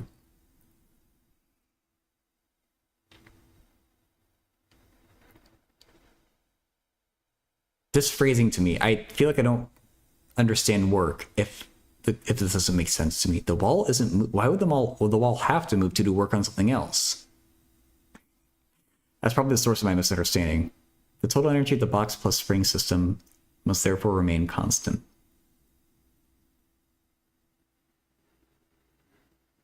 The gain and kinetic energy of the box is exactly cancelled by the loss of potential energy of the spring. The box is opaque so you can't see inside. You can still conclude there must be something inside that loses energy.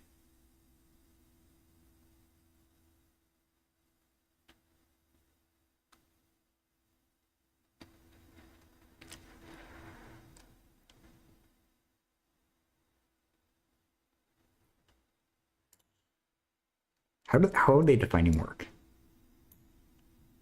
The constant force F is directed parallel to the line of motion of an object. We can find the work done by the force on the object.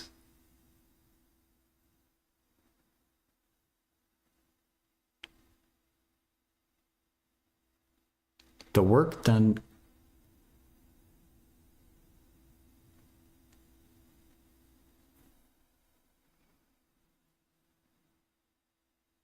Why are we measuring the wall's displacement and not the box's displacement?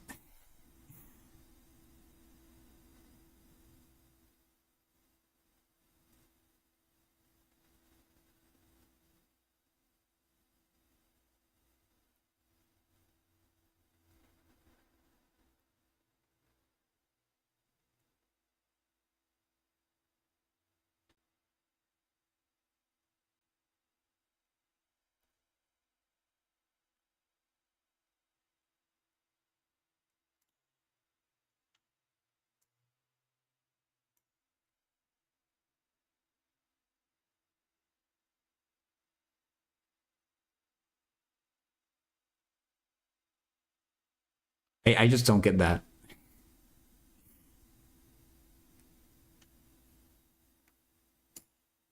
You instead want to consider the box alone to be your system.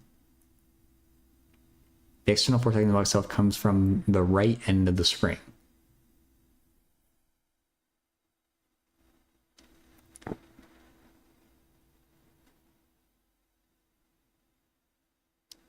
This end does move, so it does do non-zero work in the box.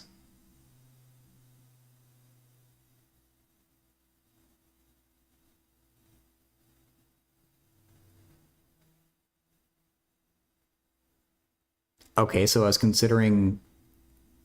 In my head, I was only considering the system of the box.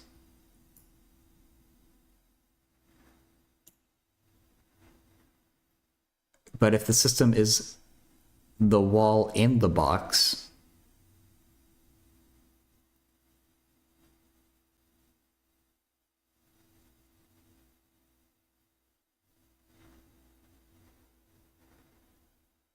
Oh wait, the box alone versus the spring and box. No, I don't get it. I just don't get it.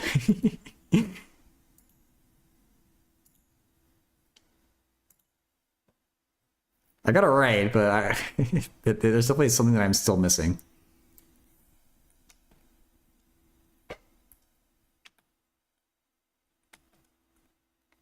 If you walk up some stairs at constant speed, the net work done in your entire body during some specific time interval is something. The net work done in your head is something. Done on just your head. Done on my body.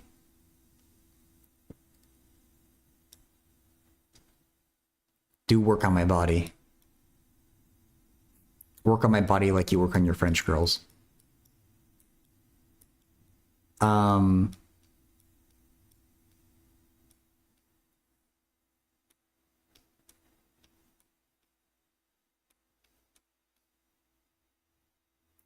Well, okay, I mean, I think it's positive.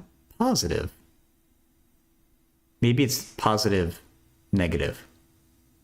No, that's not an option.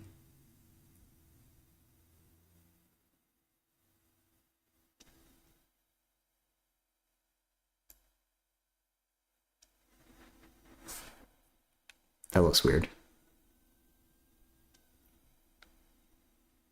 These are some steep stairs, but... Okay, so... I'm thinking... the work done on my body. The stairs are exerting an upward normal force. And I am also moving up.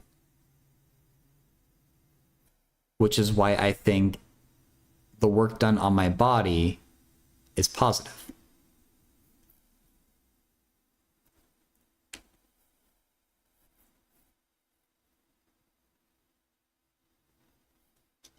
Now the work done on just my head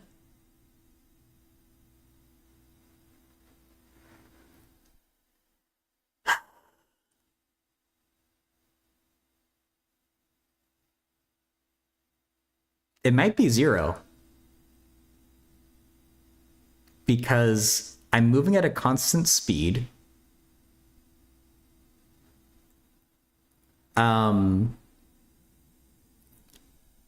Gravity is pulling my head down, but it's exactly canceled by the normal force from my neck, I guess, holding my head up.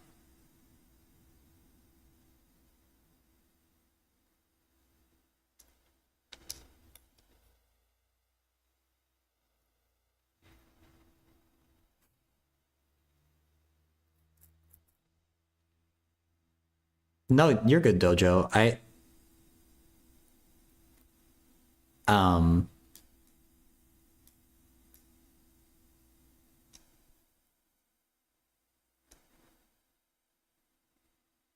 just need to like not look at chat during like certain times, to be honest.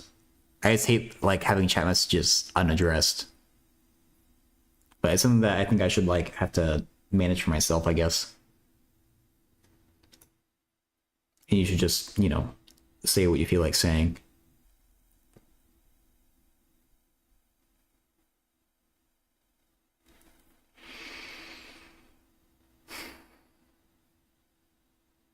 But at the same time,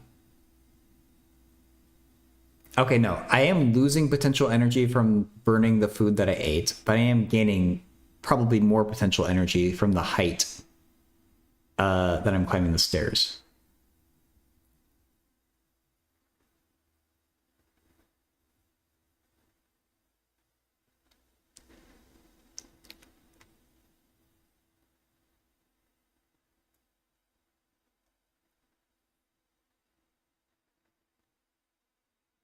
I think I'm feeling positive 0.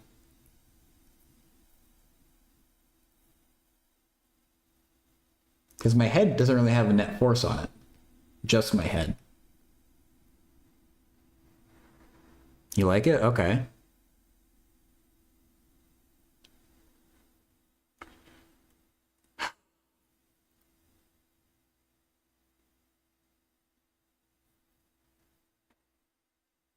But yeah, yeah, there definitely needs to be some work being done somewhere.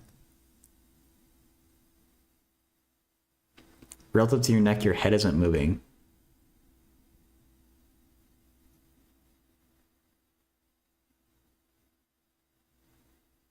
That's fair. But back to the book on the table.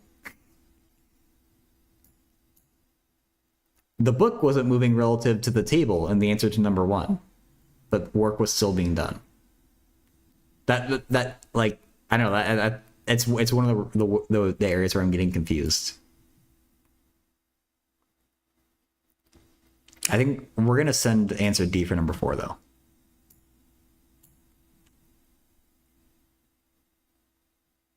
A.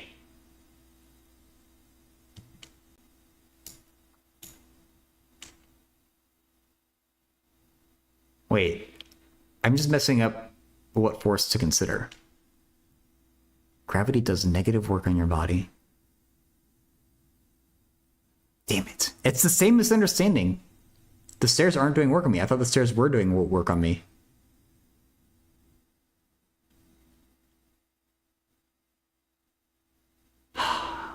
Is the Earth moving? Oh, I am moving away from the Earth.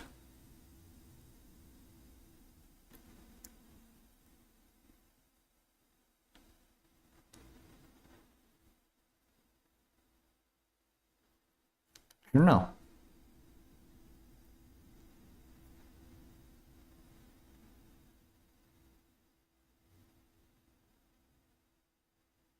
Okay, I got the zero part right at least.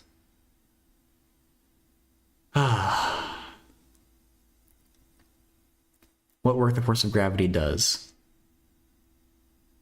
No numbers, if that's what you mean.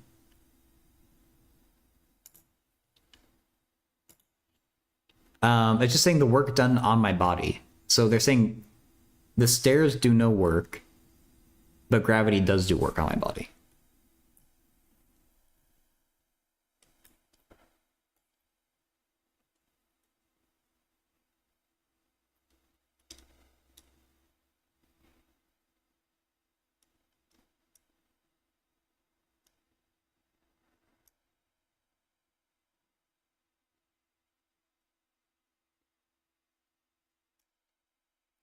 The spring hangs from a ceiling. It is initially compressed by some distance.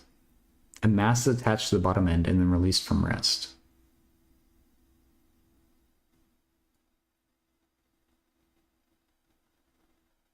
Consider the lowest point in the mass's motion as it bounces up and down. So the spring's potential energy is... Ooh. Okay.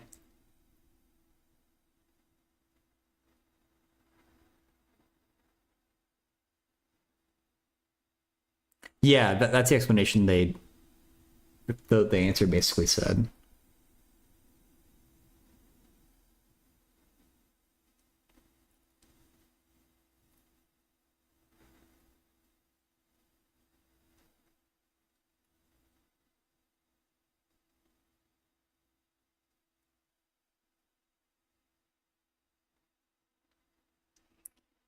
So at this moment in time,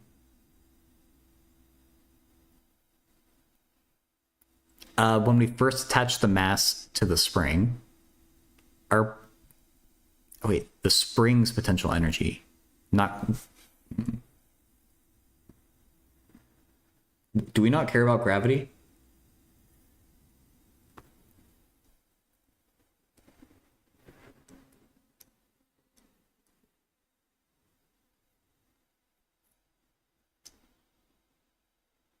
The force of my legs do positive work. The force of gravity does negative work.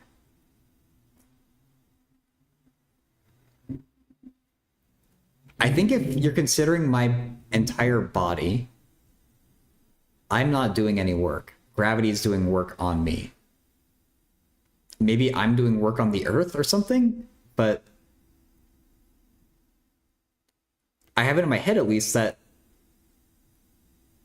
the work needs to be from an external force. In this case, our system is my body.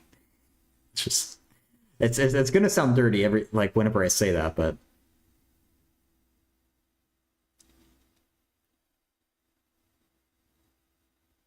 I know that's how I'm thinking about it, at least.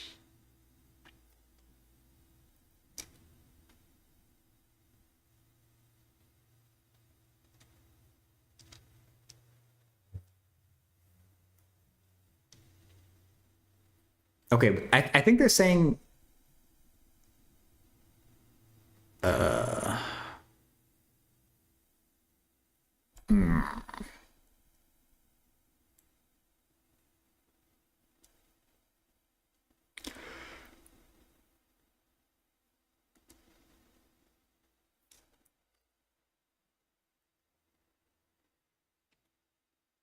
potential energy of the spring.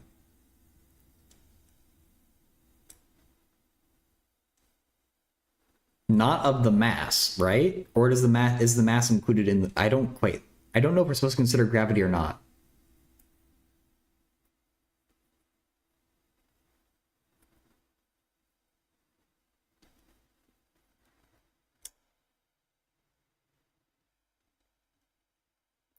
If we're considering only the potential energy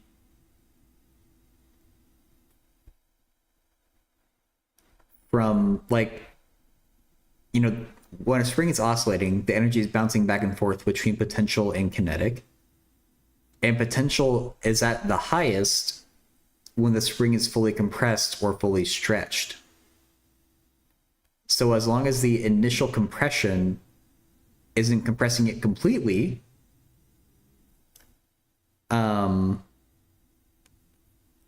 we probably have more potential energy at the bottom, or like at the lowest point. But if we have to think about gravity, the same is still true, isn't it? No? No, not necessarily.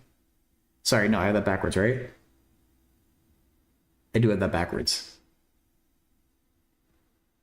The energy from the spring, the potential energy from the spring would be at a maximum, but gravitational potential energy would be at a minimum. But I don't know if we're supposed to consider that. I'm not clear on that from the phrasing of the question.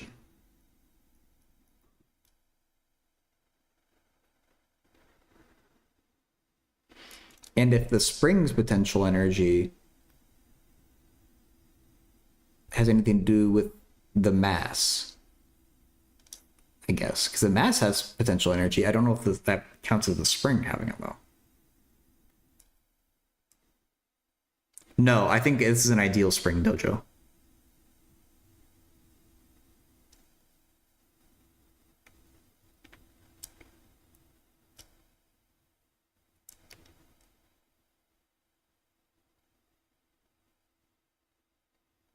I think. I don't know. We haven't considered a realistic spring that loses energy. But it is weird that we have considered the calories burnt by my body and the fuel burned by a car. I feel like considering an imperfect spring would be in the spirit of that. But so far, we've never done that.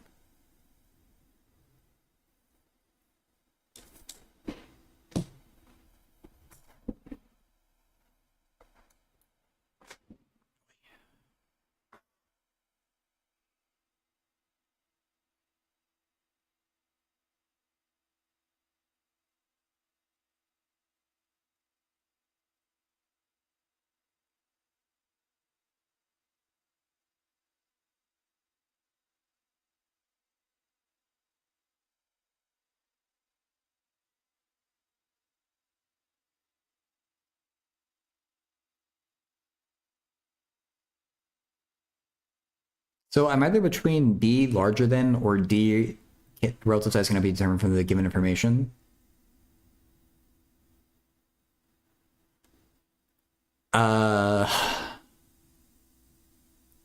Depending on whether we have to involve gravity.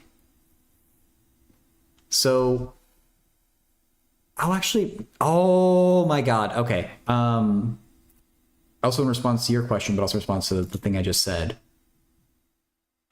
there was a foundational problem that I did last stream, or last math stream anyway. Number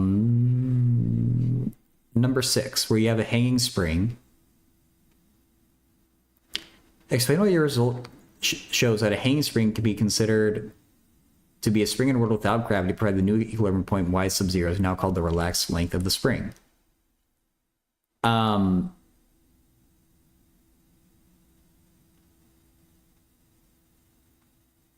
You can neglect the... Oh, maybe it's equal to now. I think maybe gravity doesn't matter.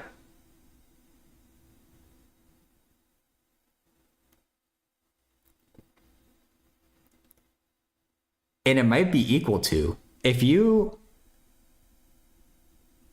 have a spring at relaxed length and you put a mass on it, the mass is just going to dip down a little bit and stay still. It's not going to oscillate. You do have to give the mass an initial push or pull.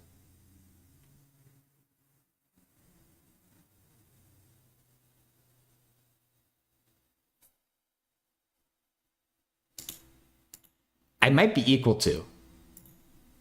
if this initial compression determines what the oscillations are like. Okay. At the top, we have compressed the energy of the spring, the potential energy of gravity. At the bottom, we have the compressed energy of the spring and a different potential energy of gravity. In theory, yeah, Dojo Drummer, but if you measure... Number 6 made a point of saying that, at least in terms of energy, if you measure it from the equilibrium of the oscillations with the mass attached, you can neglect gravity in some way. Am I tired, chat? I don't know, probably all the setting famished. BizBuzz, hey, it's going good. How about you? I'm just getting freaking roasted on some mechanics questions right now. Yeah, Teratar. And that constant doesn't matter because we only care about like the change in energy.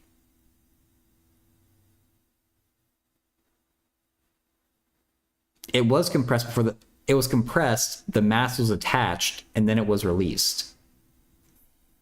So if the spring was compressed, say by that distance d, what I'm hoping we can say is that once we release this system, we attach the mass, we release the system. That means that the actual mass is irrelevant though, isn't it? Maybe that can't be right. I was hoping we'd be able to say that the thing oscillates over a range of 2 times d, but I think that can't be right. It has to depend on the mass in some way. And that's what we did in number 6.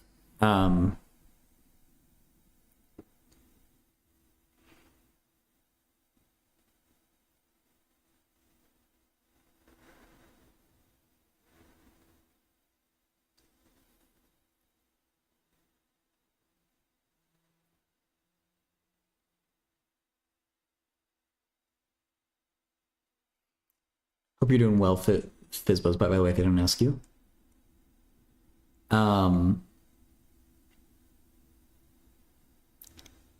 Maybe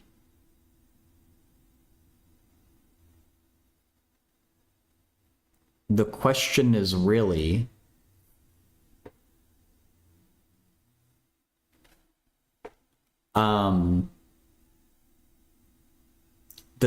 what does this initial compression do for us?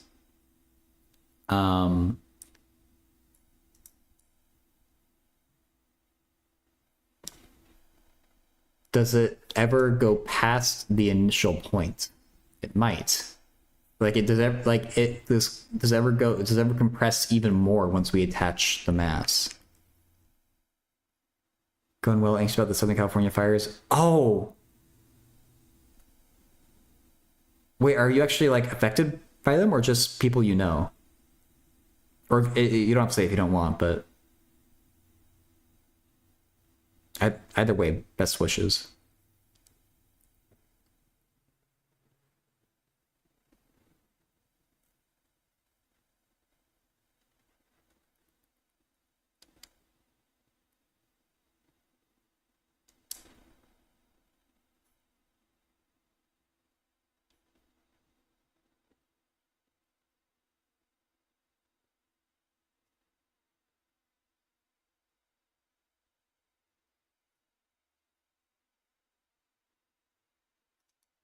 Let's look back at the answer for number 6.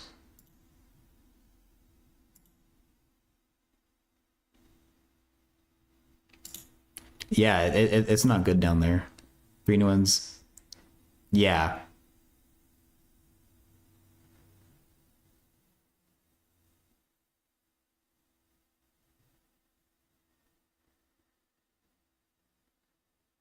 It's fair enough, Fizzbuzz. Initially, on the bottom, the kinetic energy is both 0. The potential should also be the same. Ooh.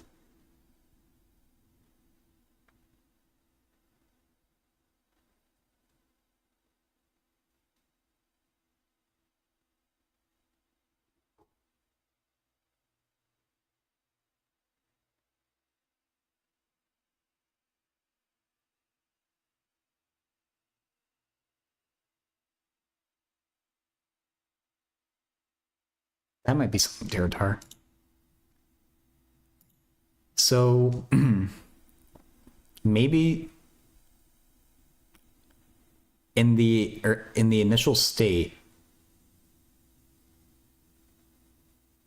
there's no kinetic energy, and potential energy is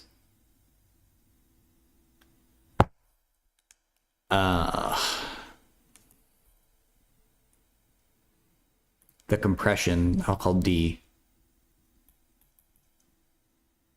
Well,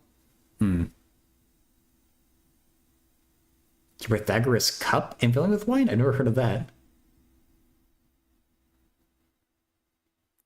K plus P equals constant. Okay.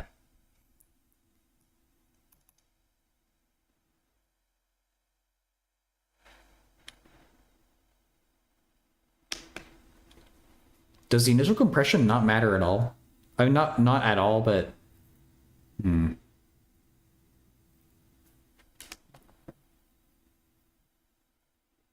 U is 1/2 KD squared. The initial compression does matter because of that. Plus mg.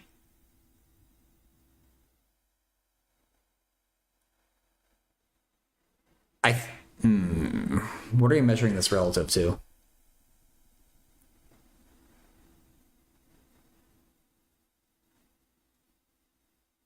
It should be more than, well,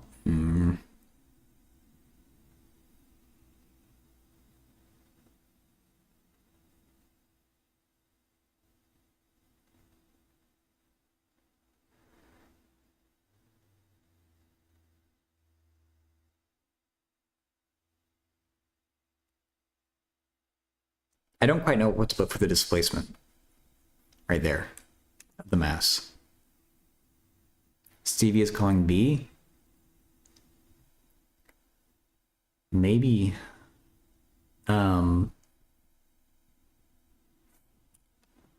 maybe. Okay, I'm just gonna put a pin in that. Let's look at the final state.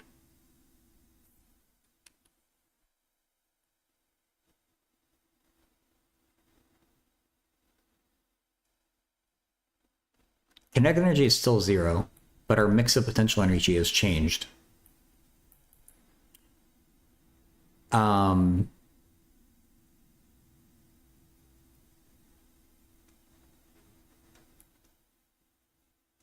guess H, I really don't know what to call that though. It's gonna be all spring energy.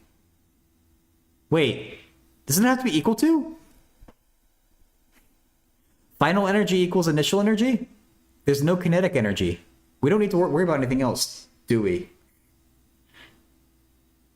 Kinetic energy is 0 at both of these points.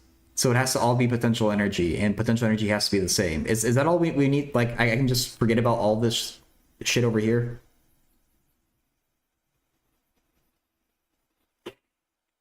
Okay.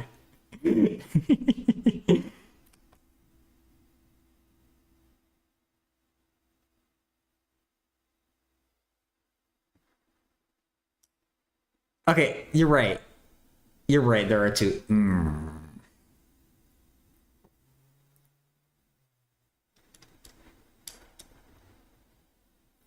Wait. Okay.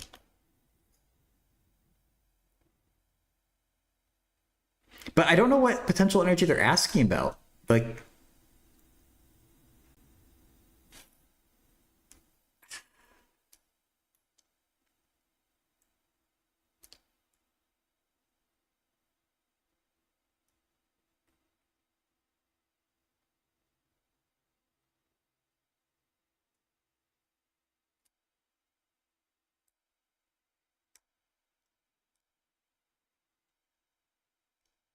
final spring potential energy. I guess, but the spring's potential energy,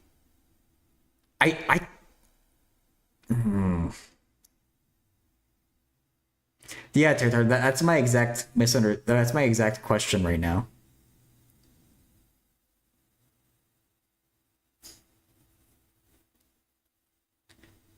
I don't know if we're including the potential energy of the mass on the spring.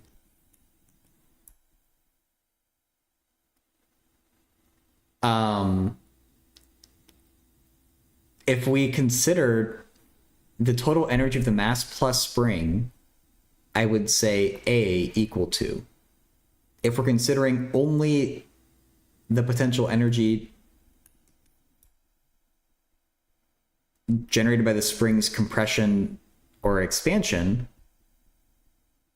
I would say, well, I guess larger. Or no. Larger, yes. No? Yes. Larger.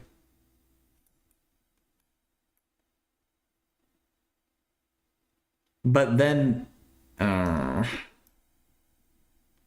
Stevie, I'm explaining what my conflict is. I'm not saying an answer yet.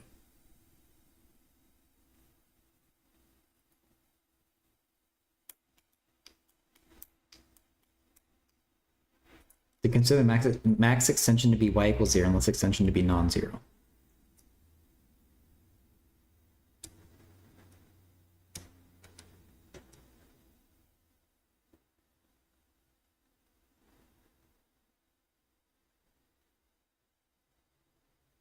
Oh my god, Stevie, my YouTube chat is just filled with message retracted because you keep retracting everything.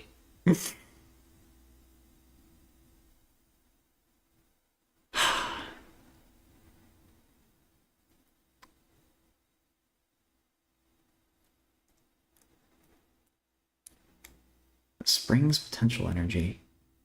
The spring's potential energy.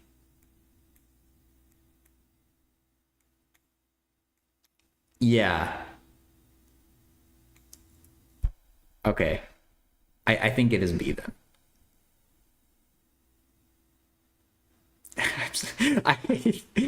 Stevie, you should look at what my YouTube chat looks like when you retract everything. It's stupid.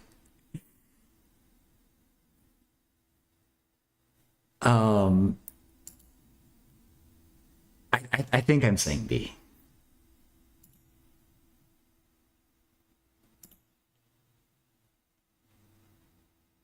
Okay, it is B.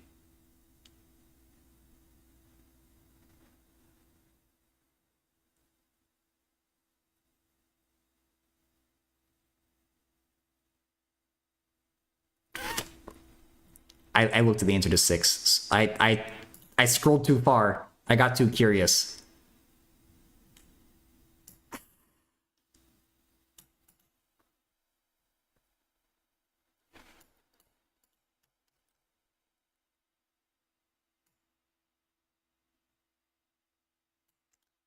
Okay, I already know the answer to 6. Let's see if I can justify it.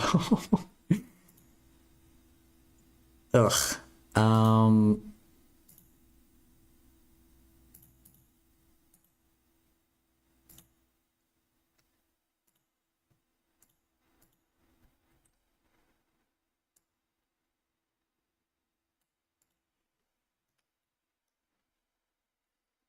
Okay.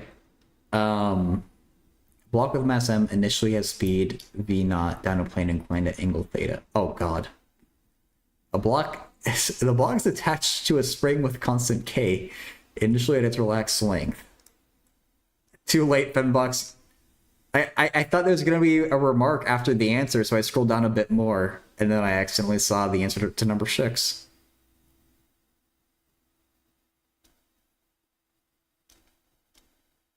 And there's friction. So it's an inclined plane, there's a spring, and there's friction. True or false? A method for calculating the position where the block reaches the lowest point on the plane is find a position where the net force on the block is 0. Ooh. It's still kind of... I'll have to test it, but I feel like I tried that and it still kind of jumps a lot. Where the net force is 0.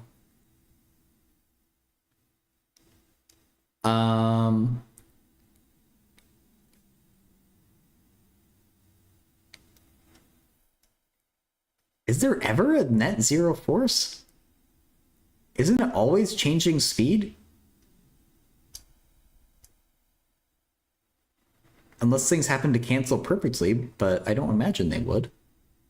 And why don't I do any actual calculations here?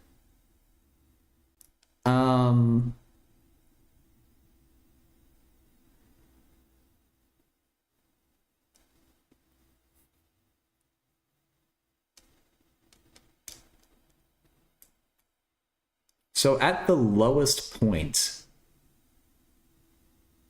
I guess there's static friction, so that's not even. Well, no. At the lowest point, it's instantaneous at rest, so there is no friction, right? Well, I guess there's static. No, there is static. Ugh.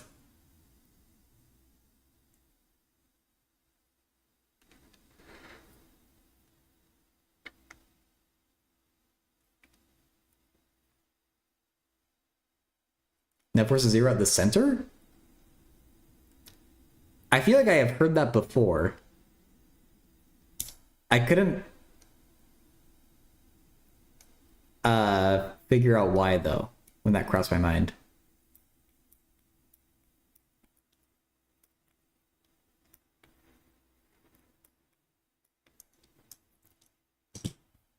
Oh my god. Okay, Stevie, I just have to show you this. I'm sorry.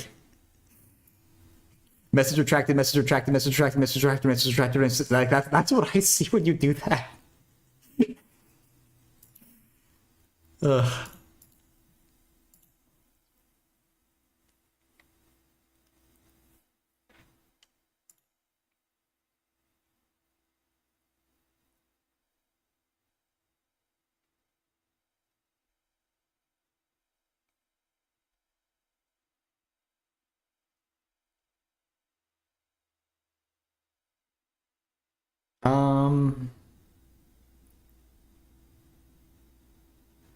Okay, I'm gonna make the claim, or Territar. I feel like there would be 0 net force in the center of the oscillation if there wasn't friction. But at least in this case, or I mean, rather, for the normal scenario of just a spring and no other forces, or I mean gravity too, but that's okay. I think I agree that net force is 0 at the center of the oscillation. Yeah, exactly, Fembox.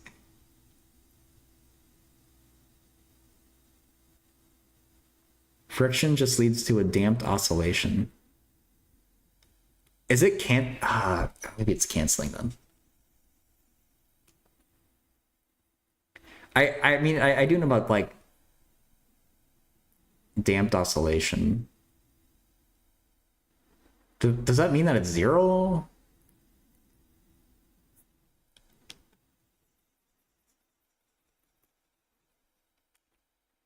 Part of the equation motion, F equals mg sine theta minus 1/2 kx squared minus mu mg cosine theta.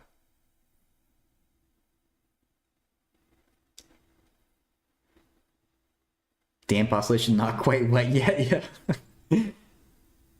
First, oh yeah, that's for energy.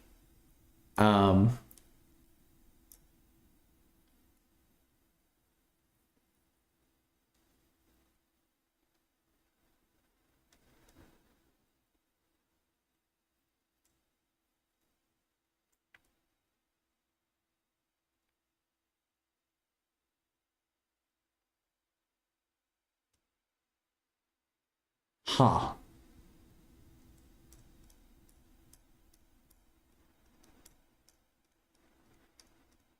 So there should be an energy interpretation for this, right?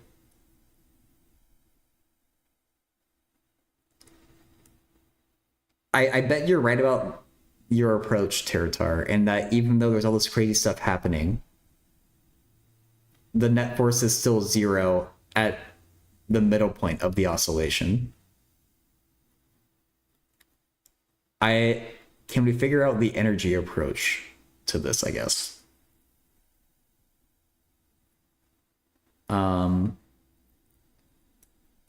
Just in the spirit of the chapter being about energy.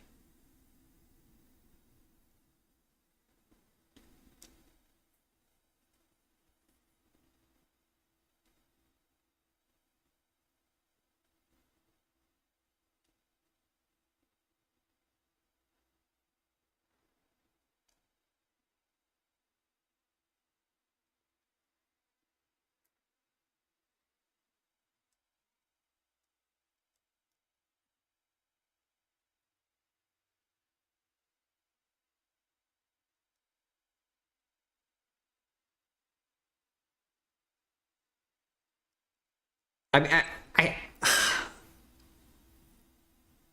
I feel like that's already presuming the knowledge that the zero force happens halfway through, which I don't think we've learned that in the book yet, at least.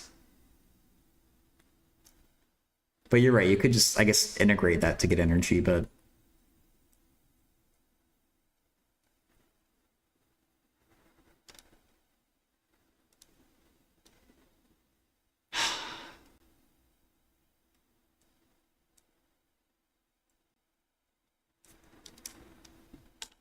This is annoying though, because how do they talk about friction? Really just, I mean, I guess well, like heat.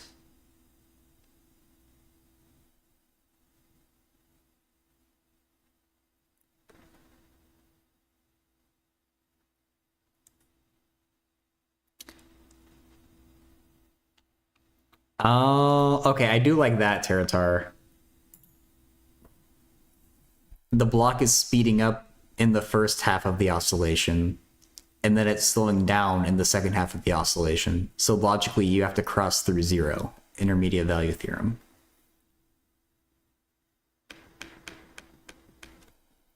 At the middle point.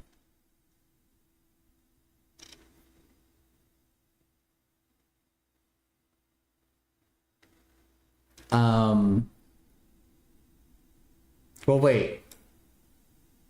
But by the same logic, then, once it reaches the end, it stops and it's slowing down. It stops instantaneously, and then it speeds back up the other way.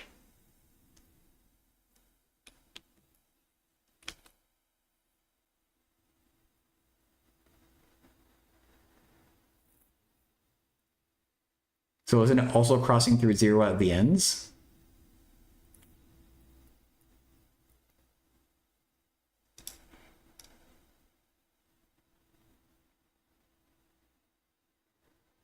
Oh, right. Speeding up and slowing down is the same as acceleration.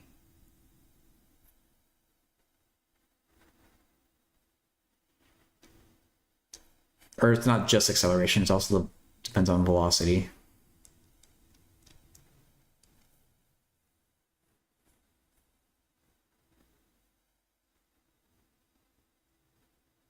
I don't know, man.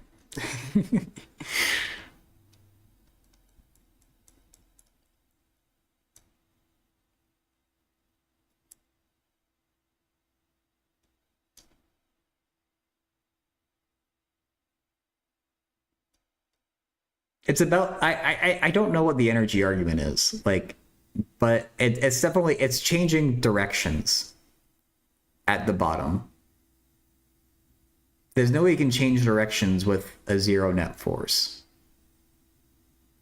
I don't know why this is in the energy chapter. I assume they want an energy argument, but I don't know what it is. I do know what the answer is, and it is F.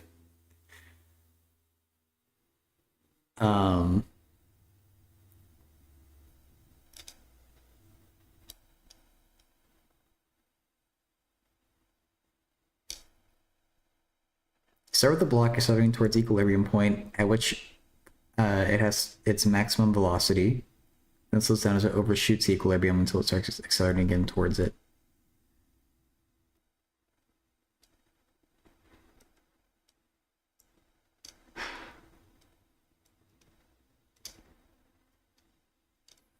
And yeah, Dojo, I guess you could just let the angle be 90. I mean, that's basically what I was saying with only thinking about a vertical spring.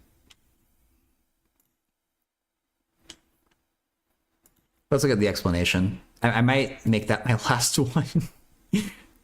But let's see. Okay, the block is okay. Oh wait, let's okay. If I do the arrows,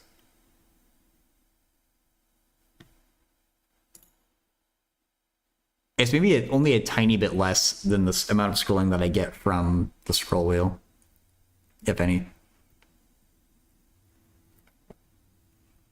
Block is instantaneously at rest at the lowest point. The block does not come to rest when the net force on it is zero. Oh, yeah, it was instantaneously at rest, and the net force was 0. It would just stay put at the end, right?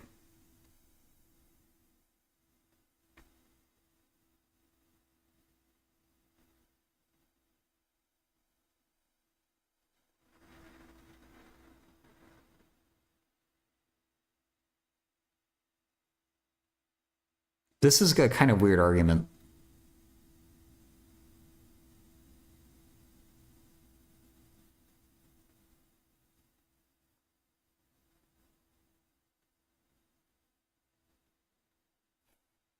With this book, I assume every question is a trick question, Dojo. So I never consider a question as obvious. So if I'm thinking about it too hard, it's because I've been burned by this book before by thinking a question is obvious.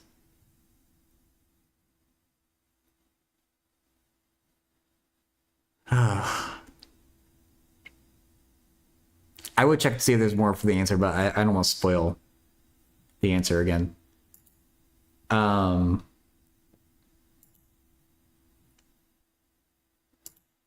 think I'm gonna call that one my last problem because my much like a mass attached to a spring on an incline with friction, my brain is quickly coming to a halt.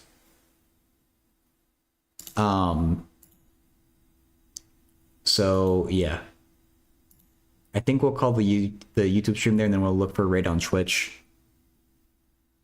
Tirtar, who's here in YouTube chat, thanks for being here. Thank you especially for help on that question there, Tirtar. Yeah, you too. You'll see all you YouTube folks around.